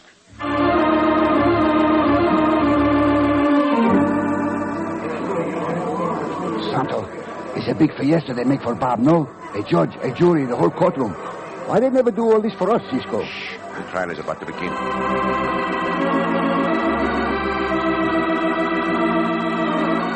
Like I said, when Silk won that ranch off of him, fair and honest, with a straight flush, Hilton started raising a squawk and claimed he'd been cheated. Everybody knows that J.B. always runs a square game, but Hilton swore he was going to get even. I didn't think nothing of it, and I threw him on. That night, after the place was closed up, I was waiting outside J.B.'s office to settle up with him. When Hilton forced his way past me and inside the office, I could hear him and J.B. talking, and Hilton was making threats. Then there was a shot, and Hilton came out alone. When I went in, there was J.B. on the floor. Yes, sir. J.B. was laying there in the middle of the floor, stone dead. And beside him was Hilton's gun with one chamber empty. Well, after hearing what Silk Larson had to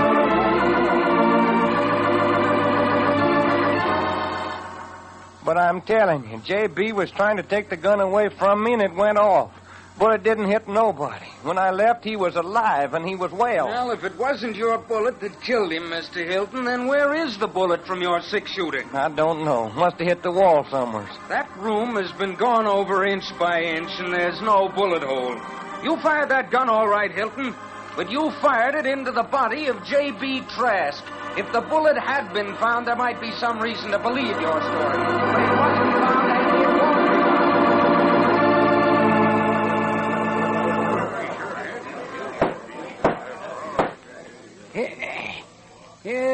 Robert Hilton, you have been found guilty of murder by a jury of your peers. And it is my painful duty to pronounce sentence on you.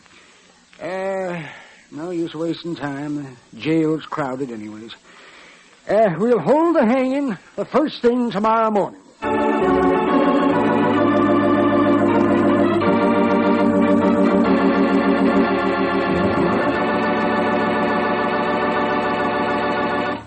Even though Bob Hilton is innocent of murder, all the evidence is against him.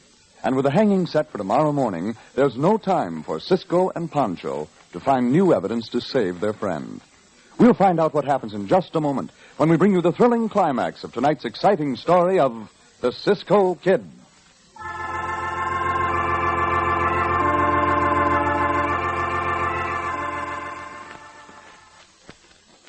Now, back to the story of the Cisco Kid.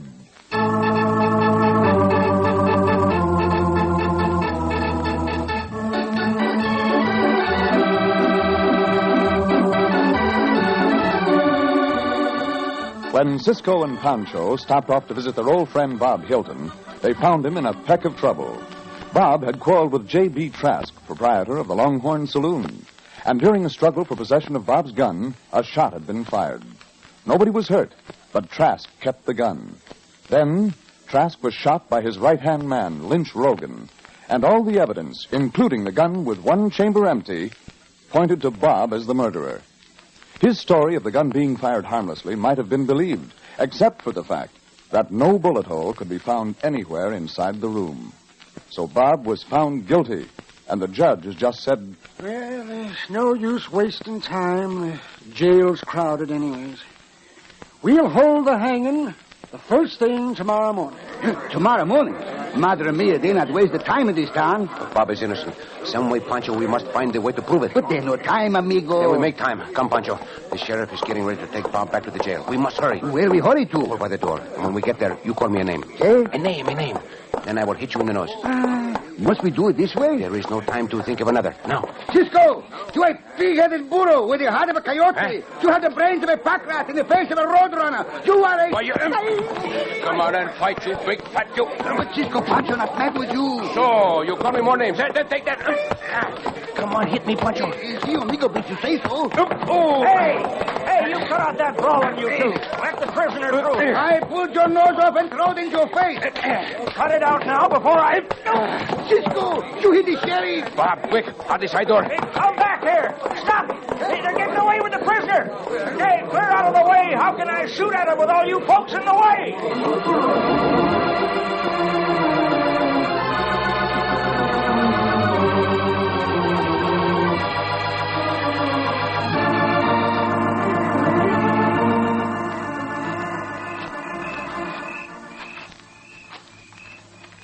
Is this the place, Senor Bob? Yeah, that's the one at the class office right by the big tree. We're going to climb in through the window, Cisco? No, Pancho. No? We look for that bullet out here. Uh-huh. You mean the bullet that was fired from my gun when I was fighting with Trask? See, if it was not found in the walls of the room, then it must have gone outside the room. Was this window open at the time? I don't know. I think so. Maybe we're going to plow up the ground for one little bullet, huh? If it went into the ground, there's not much hope to find it. But if it went into the street... Santo, then we prove that Senor Bobby tell the truth. See, and maybe we get him free for good. Oh, hey, that's a great idea, Cisco. If we are overheard, we lose the chance to prove you are innocent. Now, if the bullet came from inside the room, it would probably be about 10 feet up on this side of the tree. Pancho. Yeah? Up the tree you go. Pancho look like a squirrel, huh? Do not argue. Put your foot here in my hand. Bob, you take the other foot. We boost him up. Yeah. Don't worry, Pancho. It's a lot tougher on us than it is on you. I bet you weigh a ton. First the hard work and then the insults. Oh, well, full study now. Oh, we will. Just a fall, it'd smash his bowl. Up you go now. Come on. There you go. You find the bullet, Pancho? No. Look harder, Pancho. It's got to be there. Move me a little to the side. See? Stop. Please, it's better if you both go to the same side. Pancho don't like the foot so far apart. This way, Bob. How about the bullet? Must have missed the tree. Look harder, Pancho. There's no such... Wait. You found it? Pancho not sure, but... Here. Bueno. Who's there? It's the sheriff. Pancho knew you would drop him. What are you fellas doing over there? Who are you? If he comes this way, amigos, run. Each in a different direction. He can only follow one of us. I'm telling you for the last time, speak up. Now, run. Stop it. Hold on there. I got you. Let me go. Take your hands off of me. Why, Bob Hilton. Don't move, Bob. I got you covered. Well, I guess we can go ahead with that little necktie party tomorrow morning, just like we planned to.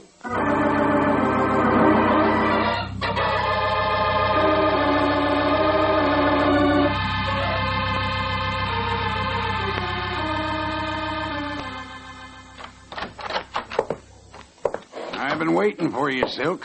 Did you hear about him catching Bob Hilton again? Yes, I did. They found that bullet of his, too, in the tree outside a Trask's window. Take it easy. That don't mean nothing. The sheriff claims Bob or some of his friends planted it there after the shooting to try and build up that story of his. But then they're going ahead with the hanging? Why, sure they are, Silk. What are you so nervous about? Well, I just can't help thinking it might have been you or me. Cut that. Nobody's got a thing on us. From now on, you and me will run the Longhorn Saloon, and we'll make more money than Trask ever thought about. Him and his crazy ideas about keeping the place honest. Yeah, sure. Just wanted to make sure you wasn't losing your nerve. I thought a couple of times there on the witness stand you was going to turn yellow. Yeah, me? Oh, yeah, fat chance, huh? I'm in this as deep as you are, yeah? As long as you remember that, everything will be all right. Well, I'll be getting along. Want to get a good night's sleep so I can get up early in the morning to enjoy the hanging. You going? Yeah, no. I don't want to see it. Yeah, shoot yourself. I wouldn't miss it for nothing. Night, Silk. Yeah, so long. Yeah. Senor. Hey, what do you want? Where'd you come from? We hide behind the curtain here, senor. I thought we might hear something interesting in your room, hombre. And it seems I was right. You didn't hear anything. There wasn't anything to hear. The conversation between you and Lynch was very enlightening, hombre. Very. Was it you who killed Senor Trask or Lynch? It was him. I thought so. You would not have the nerve. You can't prove it. Nobody will believe you. Cisco, the senor, he's right. We not can prove it. So why we not kill him to learn him a lesson? And then we go get supper, huh? It's a good idea, Pancho. But if we kill him, then there is nobody to tell the judge that Lynch did the murder. But he not tell anyway. Will you, senor? No, you can't scare me. You see, Cisco? He not tell. There's no reason to let him live. See, you're right, Pancho. He's a great treaty. The senor is a brave man. He will die to protect his friend. Hey, now, wait a minute. I salute your courage, senor. Pancho, do you want to kill him or shall I? No, maybe you we can make a deal. You the best shot, Cisco. Let Pancho try first, and then you finish the job. But quick, Pancho's hungry. No, boys, You please. say, Pancho. No, hold on. Hold still, senor. How can Pancho hit you when you shake this way? Now, Cisco? No, wait. I'll talk. I'll tell the judge. It wasn't me. It was Lynch. That shot, where did he come from? There, through the window. He's Lynch. He's getting away. Come on, Pancho.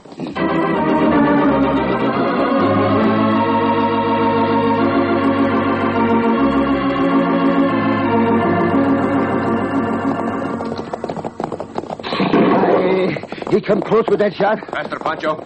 The moon goes behind a cloud, we lose him. Santo Pancho, feel that one go by. Why he not shoot at you for a change, Cisco? I get him? No. Save the ammunition. My guns are empty. You have all the bullets. What is the matter? Was Pancho's last shot, too? You mean we both have empty guns? See? And Pancho have an empty stomach, too. Right, faster. For what? You think he have a sandwich? Oh, no, but we must catch him. Aye, Pancho, there goes my sombrero. With empty guns, do you want to catch a good shot like this? Pancho, look. Lynch's horse has stumbled. See, he falling off. Quick, catch up before he can get up. Too late. He get up now. Ho. Hold up. Oh, hold up. Slow down, Keep Lobo. away or I'll plug you. Don't come no closer.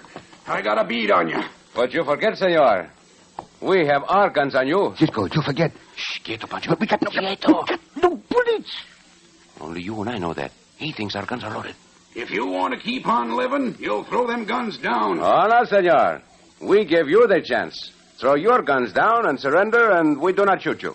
You're bluffing. You know I can get one of you before you get me. Then call the bluff. I dare you to shoot. And always he shoot at Pancho. Well, I guess we're deadlocked.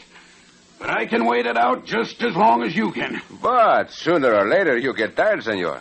I give you one sporting chance. Yeah? See, we all throw our guns away. And you and I, we fight it out with our fists. See, it's a big bargain, senor. We throw away 3 guns, you only throw away 1. Yeah, and then it'll be 2-1 against me. Oh, is that now, Lynch? But I give you my word, Pancho will not interfere. If you win, he will let you go free. For that, Pancho? Oh, see. Pancho rather eat than chase you. It's 10 hours and 7 minutes in sober time. I prove to you, senor. See, my gun. There, it go. All right. I'll take your word for it, Cisco. There's my gun. And there are mine. Now, get off that horse and fight. That is just what I want to do. Mister, this is the sorriest bargain you ever made. I'll mess up that handsome face of yours in about 1 minute. Starting now. Maybe we change the look of your face, senor. Bravo, Cisco. Already you changed his nose. Fighting's my business, hombre. Mother me's business not so good, eh, senor? You want some more fight, amigo? Come on. Stand still and slug it out. See what you get for stand still, senor? Enough, Lynch? No. Then here is more. And now, he lies still. Get up. Get up or give up. Which you do, huh? I got enough. I give up. Bueno. Pancho, get the senor's horse.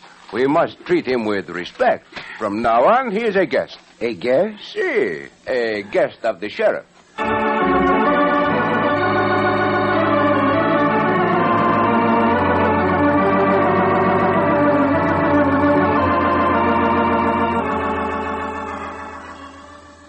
Cisco, I guess it just ain't no way of thanking you for what you done, but, well, you know how I feel.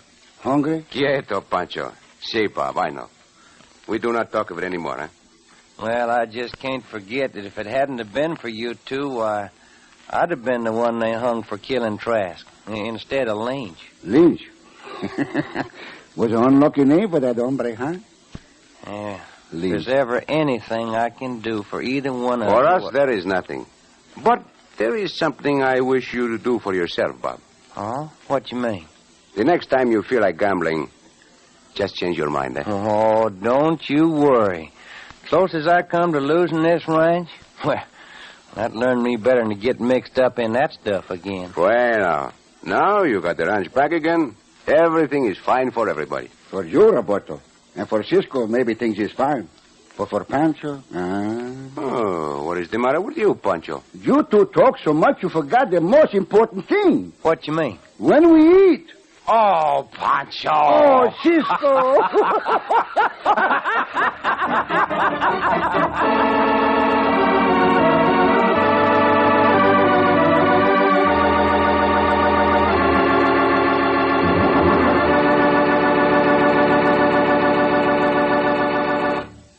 And so ends another exciting adventure with O. Henry's famous Robin Hood of the West, the Cisco Kid.